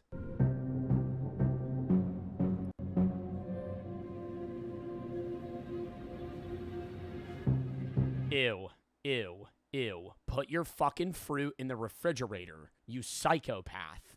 If you eat a warm citrus or fruit, yuck. When you have the potential, I understand eating a warm apple or something when you're on the go, but if I'm able to put it in the fridge, I would much rather have cold fruit than warm fruit.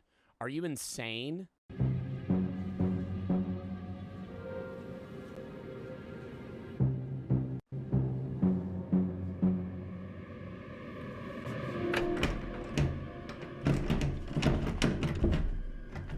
I'm going to bet that the husband has the key. She is the door. The husband's going to come back, like, the same day and go, dude, I just, like, found this key in my house.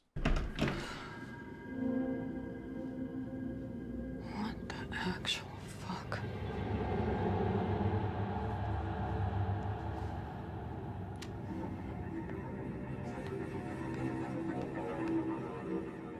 Oh my God, it's literally a photo of that exact wall.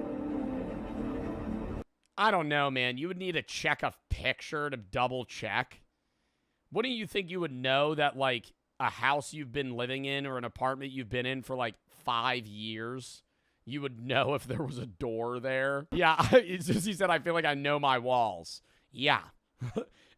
Maybe, like, a weird, like, crawl door in a basement, I'd get you being like, I need to look at a photo. But a door in your kitchen, you've been living there for over 1,000 days, you know, 1,000 breakfasts, 1,000 lunch, 1,000 dinners. Never once you were like, I actually never noticed the door was there.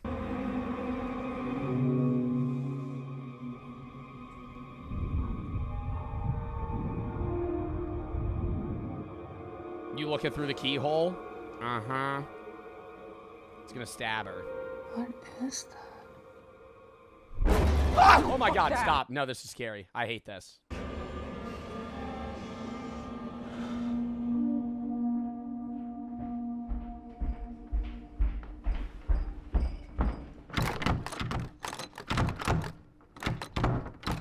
Brother. Felix? You call me a million times about a goddamn door. Okay, all right. Let's go. I saw. Oh, I thought it was a ghost. I thought it was the ghost. I was like, she ain't call anybody. Someone in the house. Okay, did you call the police? They wouldn't come. They didn't believe me. Jesus, Car, this isn't healthy, okay? I swear it wasn't there before. I was looking through it. And All right. Are you guys calling the police about that? I'm calling 3 people. I'm calling 3 of my boys. And we're going to fucking kick that door in and go. I'd get my one friend that has a license to carry, not just a home defense gun. I'd be like, bring your pistol. Bring your shotgun. We're going to fucking kick this goddamn door down. And we're going to fucking see what's in this room. I saw. Okay, hey, I understand that this. Ghostbusters, I'd bring a can of Morton's salt. I'd bring a can of Morton's salt. And maybe some, like, I don't know, some sort of thing. I'm not religious, but in that instance, I might bring a cross or a rosary beads. I'd freak out a little bit. Yeah, maybe call a priest. I don't know. I'd probably go see what's in there first. This is all hard for you, and it's tough to be in this house alone and everything, but this is not for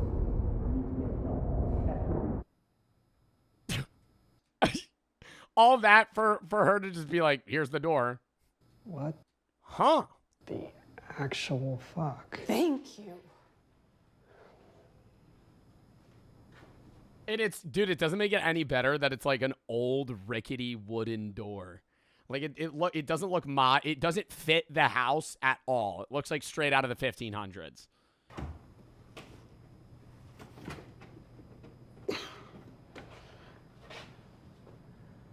Okay, well maybe it's like one of those things where you see it so often you don't even notice it anymore. Right. Okay, all right. Okay, come on out, whoever's in there. Why are we assuming because she told him somebody in there moved. I have a gun. I have a big. I think we got to be more firm. I have a gun.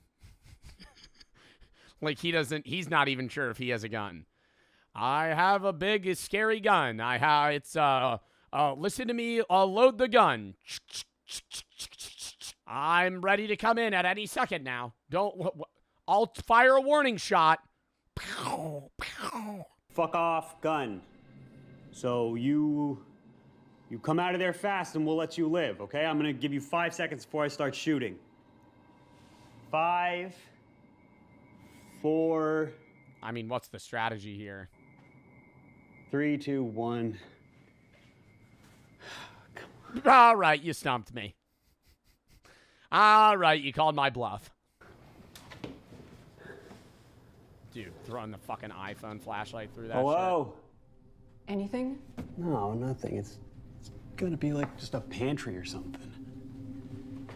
Wait, where are you going?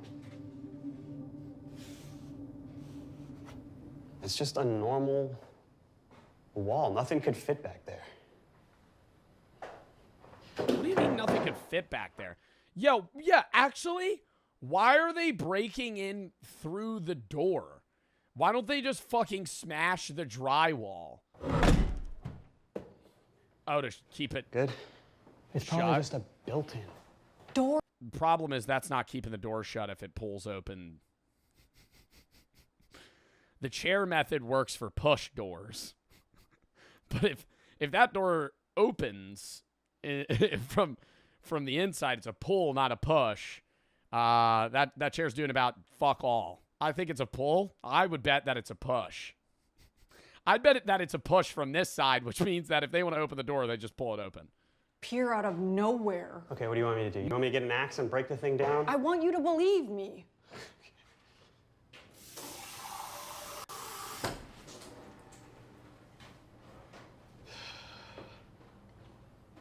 You sure it's not another one of your reno projects? That's not fair. Okay, fine. We'll get someone to... Hey, you want a warm apple? Hey, are you hungry? Do you want a warm gala apple? Oh, yeah, what about a warm Granny Smith? Ugh. Not fair. Ugh. Oh, yeah, why don't I just vomit in my own fucking sink? Okay, fine. We'll get someone to look at it in the morning, right? But I saw something behind it. It's like you're trying to ignore me. Wow. Really? Ignore you like you've been ignoring me for the past year? I'm trying, okay? And I'm tired. I'm fucking tired of trying, and you're gonna say that I'm blaming you. I'm not trying to blame you. I'm just telling you how I feel. There was no door there. Jesus, Kara! You're obsessing about this fucking door. Can you hear yourself? I'm trying to tell you something. Do you remember a door being there? No, I don't remember the fucking door either. But I don't remember half the shit that's happened here in the past year because none of it fucking matters. Because she's gone. And she's not coming back, and you left me alone. This is gonna be the best video of the day. I'm telling you that right now. This is surely gonna be. This is amazing. What are you talking about? Her room, Kara. You threw out everything in her room. Every little bit of Ellie. You got rid of all of it without me. You left! I don't think you should throw all of it out, but I do think that part of the process of it's impossible to move on from that, but part of the process of like actually being able to continue living as a parent with a kid that died is effectively having to transform that space in some light. Like when a lot of the time there's parents that'll leave their kid's room exactly as it was, and I feel like the mourning never ends, but like it's always going to be harsh. The harshest it could be if like you just keep it the same forever. Because you didn't want me here. You didn't have any space for me. You went into yourself, and what am I gonna do? I can't crawl in there with you.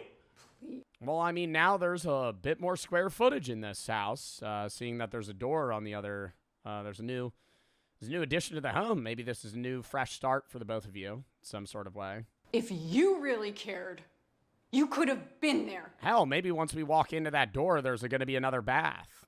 You know, maybe it's going to be another bed, another bath. Now the house value just increased. We could sell it. You could have said something. What? You ran. What am I going to Second say? you could. What am I going to say? Stop? Hey, Kara, stop. Don't paint her room. Don't paint her room.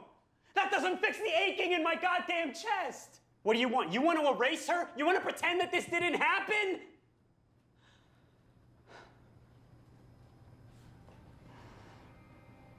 You know, I see her. I hear her.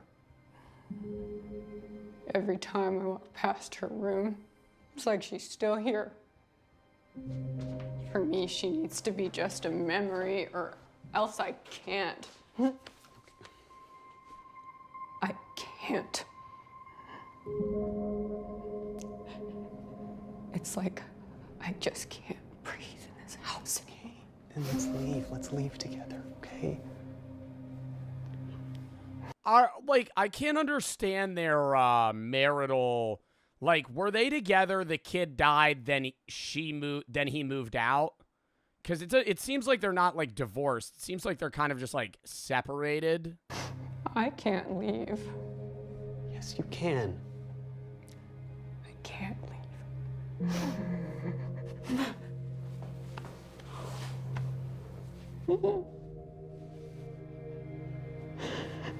I guess what if she comes back?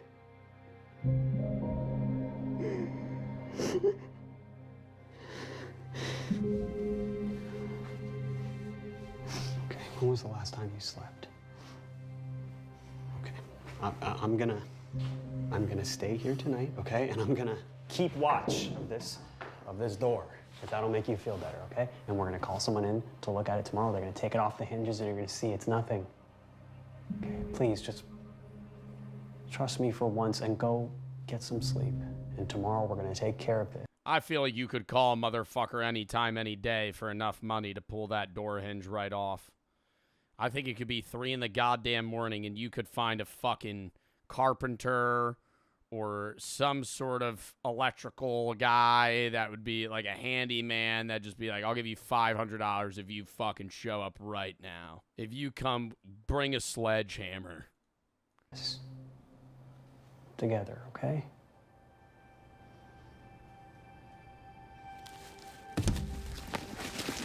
Or you just axe it down. Bro, but they don't know what's on the other side of the door. That's like the scary part. They could, like, I feel like she conveyed it wrong. She said she called the cops. They didn't believe her. She could literally just be like, home intruder, not a door spawned. She could be like, home intruder, he's in there. And then they're going to kick it down.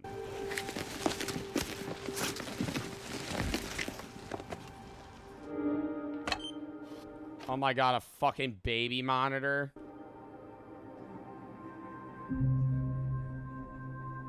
They're gonna like not look at it, and then they're gonna like look at the baby monitor footage, and the door's just gonna be open.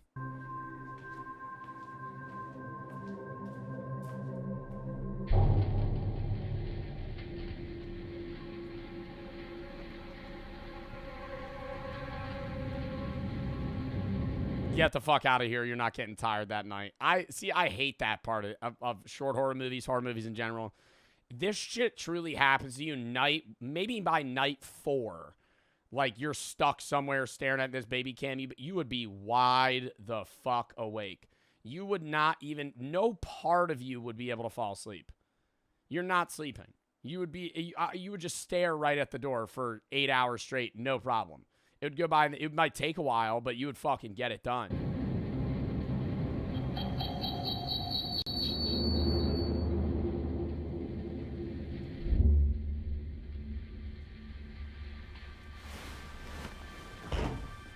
Why would she not bring the baby monitor?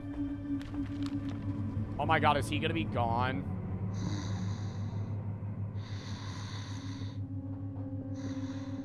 Why would she not wake him the fuck up? I would wake him the fuck up and I would say, dude, you're supposed to be watching the fucking door. Where's she going?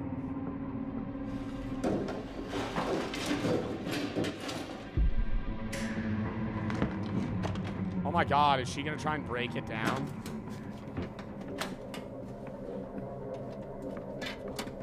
That's not her? No, I think it is. I think she's just walking weird.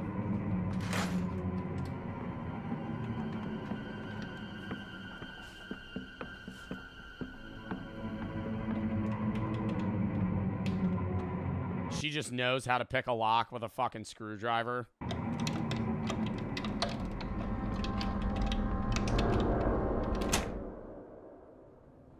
If she doesn't wake him up and she dies, that's just like a natural selection. I'm not saying it's not. If she wants to go in there, that's fine. I understand the investigative part. But if she doesn't wake him up and just like walks in alone.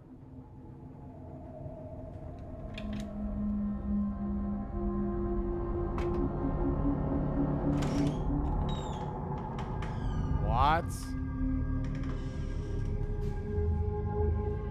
Oh my god, is it like a Coraline situation? Is this a door on like a mysterious door that appeared and now there's the daughter's going to be in this world?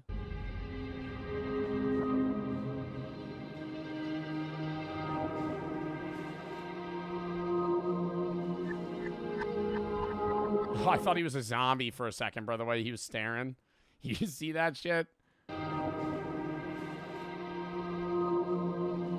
Right there, he looks like he could actually just be like a fucking possessed creature. Just stumbles in.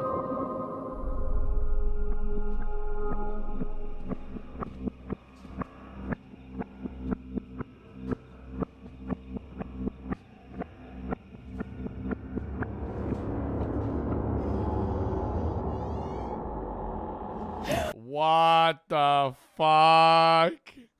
It is like a Coraline situation. Maybe it's just like an alternate universe. Do you think they're gonna steal the kid?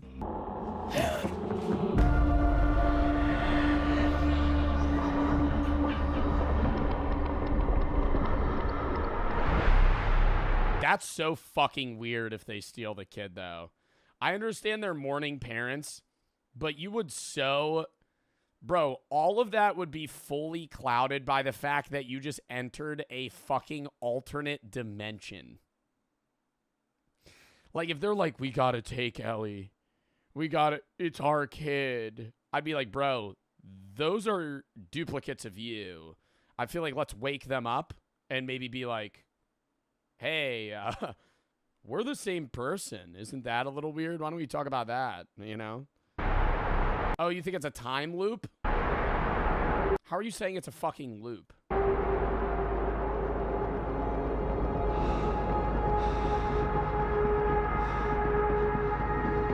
did their kid just go missing?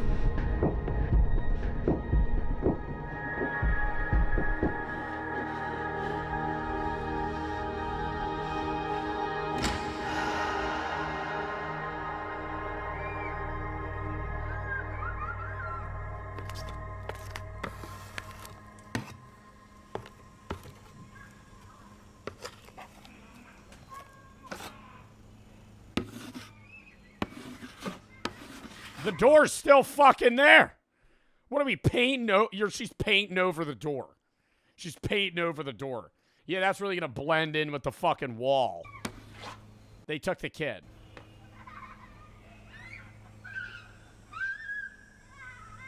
But you wouldn't, that's not your kid. Bro, that's like a Rick and Morty. You know Rick and Morty, how in, fucking spoiler alert, like one of the earlier seasons, they fuck up so bad they kill everybody on their universe, and then they just teleport to another one and take the place of a previous Rick and Morty that just died. That's exactly the same. The entire time, bro, like your siblings, your kids, your family members, your friends, you'd be like, you're not blank and blank. You're not Matt. You're not Frank. You're like another guy in another, like the dude I knew, even if you're exactly the same, it'd be like a clone. It'd be like the dude I knew is dead.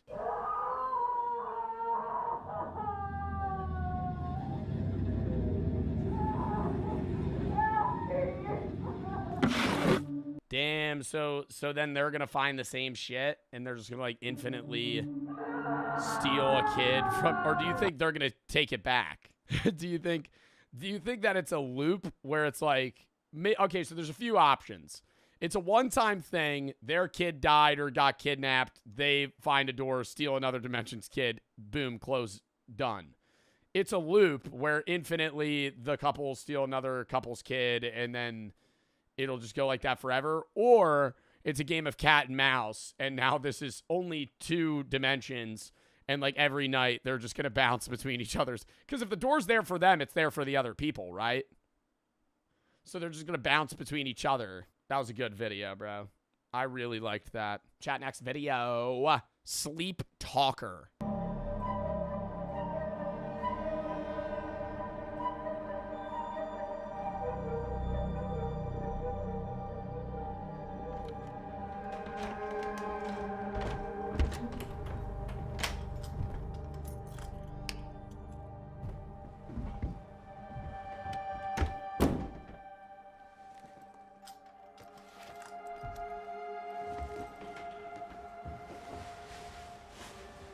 she's a nurse.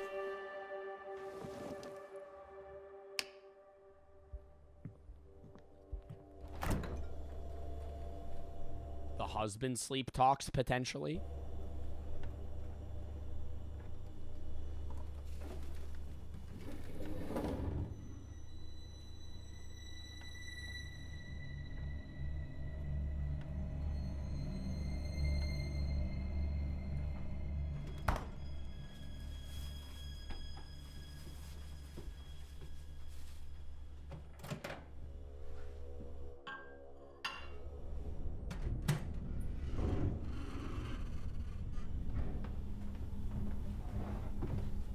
I mean, I kind of think like one creak and I would have investigated that shit. I hate the house is settling answer to weird noises. Oh, it's just the house. What? What? Was it just built?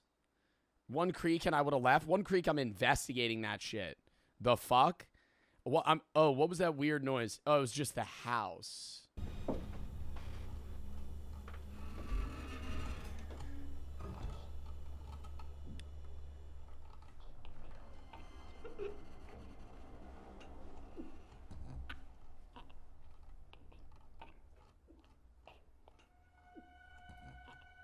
Dude, it sounds like somebody's fucking choking or gagging themselves. Maybe you want to go peep that? Let's turn on the stair light, why don't we? Or let's not. Yeah, let's just walk through slow as hell.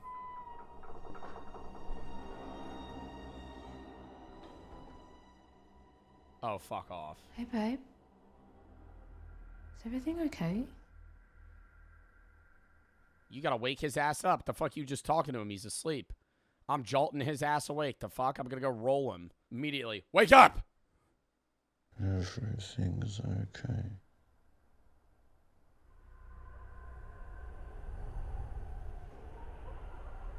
Nope, waking him up.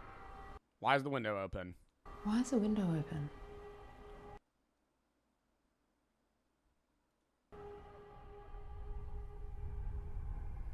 I needed to get in. Needed to get in. You crawled through the fucking window? Okay.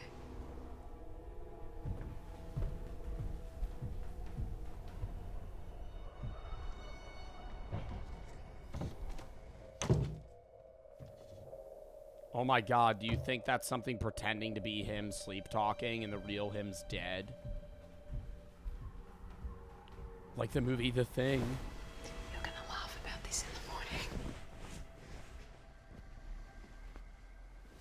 I can tell you right now, Brooke is waking my ass up. I feel like she's a little bit crazy for like not waking him the fuck up. Like, bro, you can fall back asleep if you're tired, no problem. Get the hell out of here. Ew. He's bleeding. And now you wake him up because you're a nurse. Oh my god, is he dead? Oh my god. Curtis? Curtis, wake up. Curtis?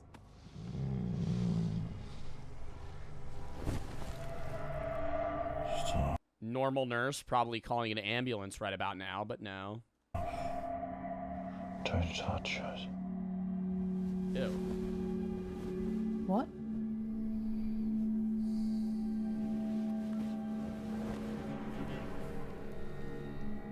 Stop, or I'll have to stop you.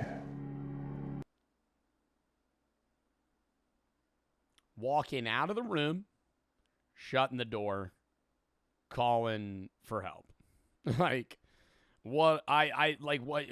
Oh, I'll have to stop you. Okay, that's all I needed to hear. The light was, the door was open, the window was open. You said you had to crawl in to get here, and you have a weird gash on the back of your neck. And you're saying you're going to stop me if I turn on a fucking light. Oh! Holy shit! Oh my god! What the fuck is that? No way. Oh my god. Is that him? What is that?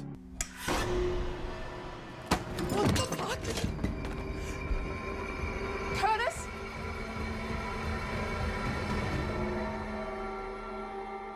Oh my god, it's alive. It's moving. I thought it was like a wax figure. You interrupted us. You weren't supposed to see me.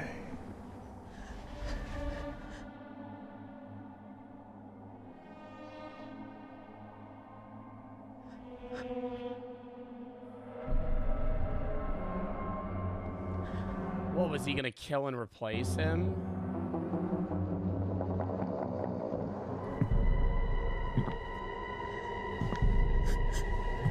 I'm drop kicking his ass, bro. You kidding me?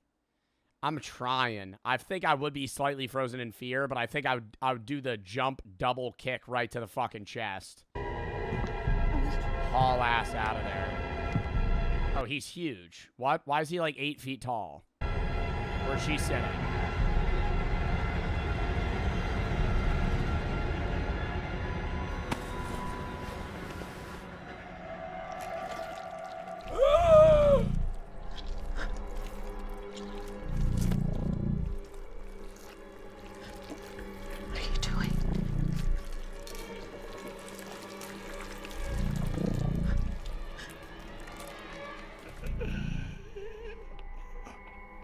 Before we make contact, we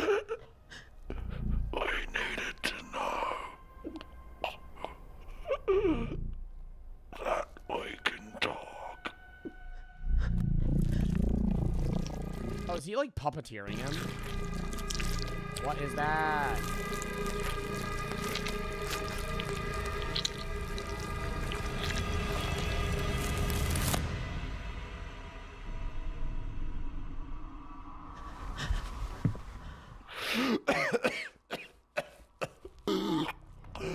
Before we make contact, I needed to know if we could talk.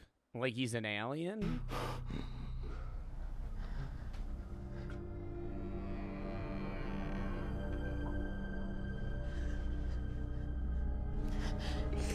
Curtis, can you hear me?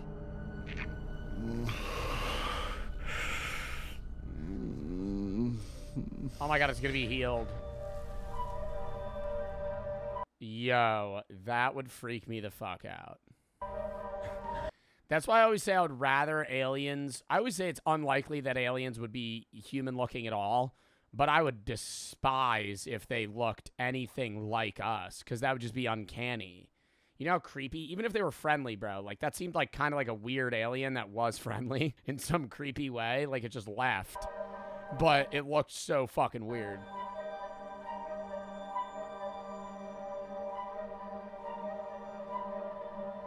Oh my god, the aliens made that as a disguise? Oh, so you think it's wearing like a weird suit trying to look like a human? See, I hate that idea because it's like, it has the technology to enter somebody else's consciousness, basically, and like learn how to speak and then bring that out and put it into themselves, but they can't make a realistic human suit.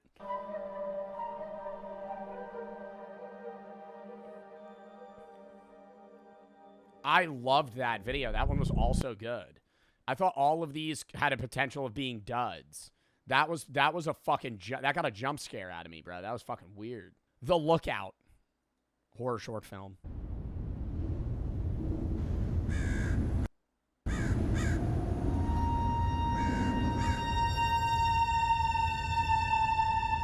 I feel like when the lights are off, I don't really look like a possum. I look like I'd be in, like, God of War, the video game.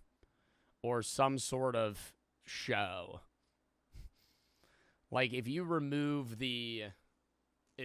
like, the possum outfit part. Yeah, maybe, like, a part of Kiss, the band. Thelma Lookout, evening check-in. All clear up here. Oh my god, is this gonna be like Firewatch or like Ironbark Lookout, the Fears to Fathom game? Copy that, Toma. Sweet dreams.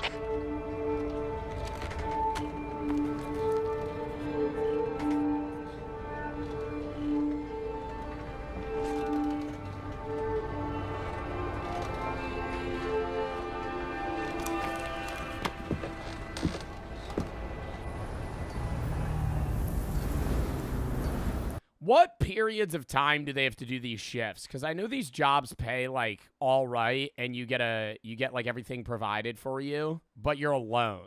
It's the same thing with like lighthouse keepers. Like you're not with anyone all night. Yeah, I know all night, dummy. I'm saying like they have to be in that tower alone, not really contacting anybody for like months.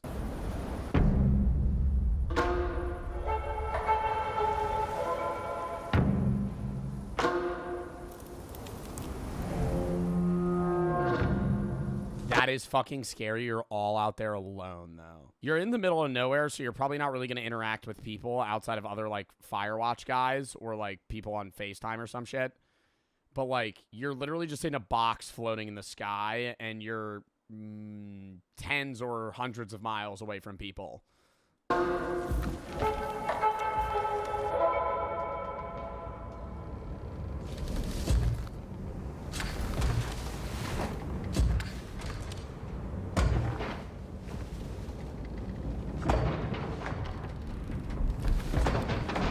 Break in. It sounds like they're fucking. It sounds like they're chopping the structure down. Like she's just gonna fucking topple over in the lookout. There's beavers eating the fucking wood posts.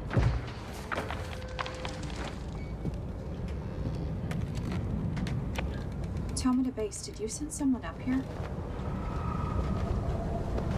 Oh, dude, she keeps all the windows open at night. Dude, the entire fucking lookout is made of glass. What are we doing? There's no shades. There's no... Just, bro, everything's glass. They could just stare at her.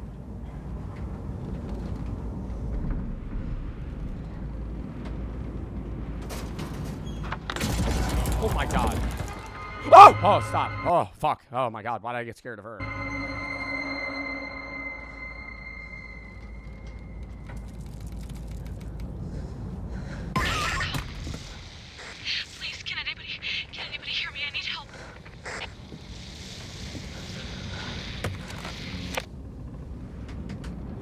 This is Toma Lookout. I'm lost. I can't. I think there's something out here. Hello? Can you hear me?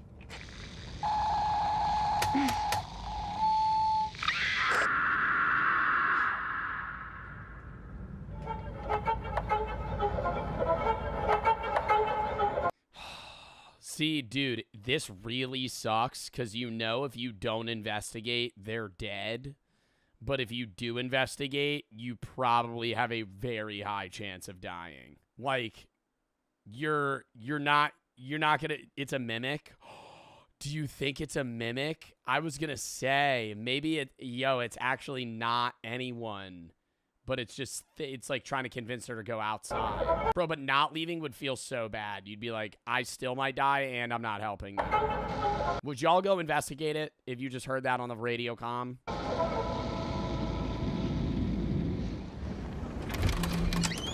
No? Dude, it's pitch black. What is she looking at? Stop. What the fuck? What, did one of the panels break? Oh no, it's just a staircase.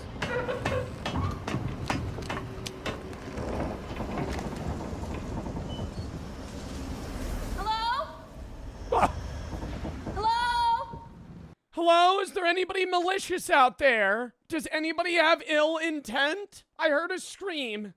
Somebody calling for help. Are you out there? Let me just scream out exactly where I am right now. Is anybody out there? I have a gun?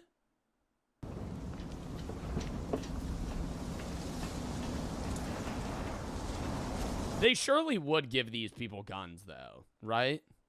If you're working at a fucking fire tower, bro, you probably have a gun. You gotta have a gun. You get like a rifle.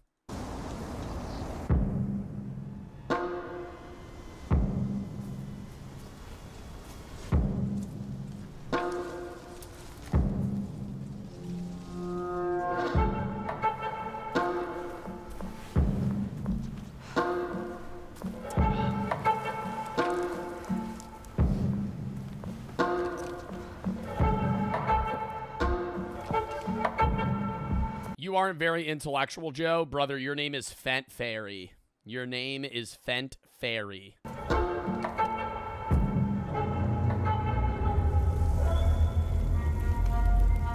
Yeah, it's gonna be so lame if it's a spider.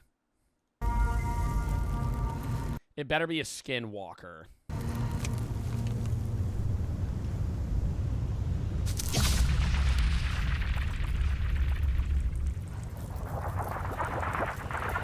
I love that noise. It's the same noise as a slinky. Or like an antenna that you flick.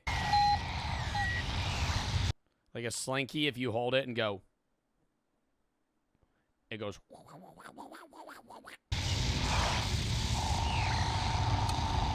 Y'all ever have a slinky when you were a kid and you like fuck it up, but only you like slightly bend one fucking millimeter of the slinky and the whole slinky's fucked. Whole slinky's fucked. Can't use it anymore. Throw it out. Unusable. It's now it's always gonna flop to the side and just fall. It won't slink.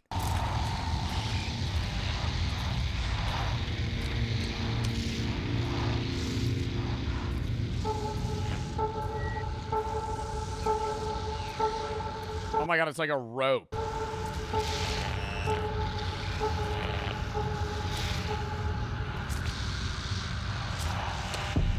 It's gonna be a fucking spider.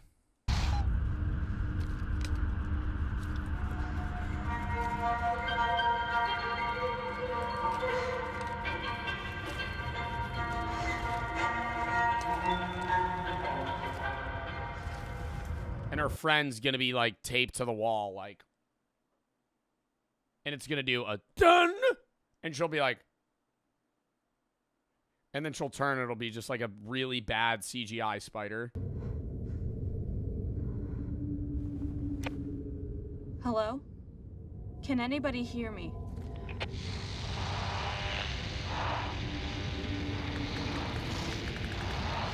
I can hear you. What's your location? Where are you? Like she's gonna be able to fucking determine where the fuck she is. She just stumbled into the woods for fucking half a mile. What the hell? Oh, she could just follow the rope back. Never mind, I'm stupid. Because the rope was near her area. I don't know where. I'm so lost. Please help.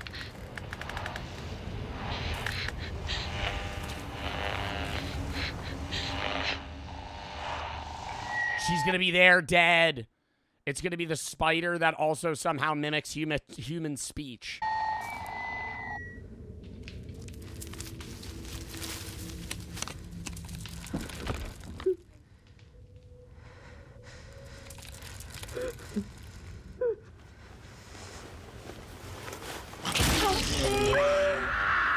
Oh, it's not a spider. What the fuck was that?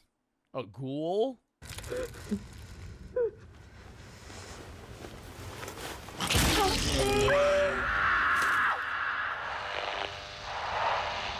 Oh, it's a rake? What is a rake? I feel like I've heard that in Phasmophobia. Horror short film Unit 731 was a covert biological and chemical warfare research and development unit of the Imperial Japanese Army that undertook lethal human experimentation during World War II.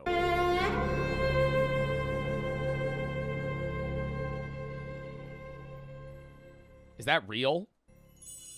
Oh, it says content warning. Oh, God. For you to feel what all of your victims felt. Oh, no, no, no, no, no, no, no, no, no, no, no, no, no, no, no. Maybe. I don't know. I think it'll be fine. It's educational.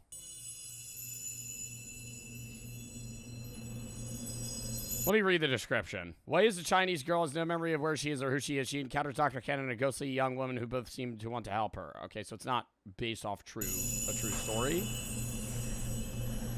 Unit 731's real? Yeah, but I think this is like a different rendition of a story from that. Like, it says she has to be asleep to see if she'll remember things from dreams. Like, just a psychological experiment that they're running on people. What is Unit 731, though? People in asylums or something? It said it was in World War II. Oh, my God. Unless she's, like, in that... What is that called? Lucid dreaming. Unless she's lucid dreaming, she would have no idea what's going on right now. Bro's trying not to laugh. I have no idea what's going on right now. Like, she's in a dream. She's not. Okay, so the way that I'm assuming this is working. Yes, she's in Unit 731. They're running psychological experiments on her where she had memory loss from when they tortured her, maybe. And they keep giving her drugs to put her in a dream state to see if she'll remember it. And now she's finally remembering her past life more insane than him. Oh my God, and that's Hawaii. Wait, so the Japanese were trying to develop like a biological warfare way to win while we were developing a nuclear bomb. Keep showing her pregnant. Are they gonna like forcefully inseminate her or some shit? Like, where is this going? Damn, that was fucking disturbing. Holy shit. Unit 731 was a dark chapter of history. What's scary is that the U.S. let go to the scientists and doctors in exchange for them sharing their findings. Excellent video portraying the victim's suffering. Nurses lied about cutting down trees could be a reference to the cover story for the Unit 731. They claimed it was a lumber mill. Referenced it as logs. How many logs fell out? How many logs did we burn today? Talking about them like humans. Wow. God damn. That was disturbing. All right. Well, that was a fucking fire charity stream, chat. W fucking stream. We raised $6,829.27 for Breast Cancer Research Fund. W fucking breast cancer stream. Thank you to everybody that fucking donated. Chat, that was awesome. And I think it was a fun Halloween stream, too. We had some great fucking reactions.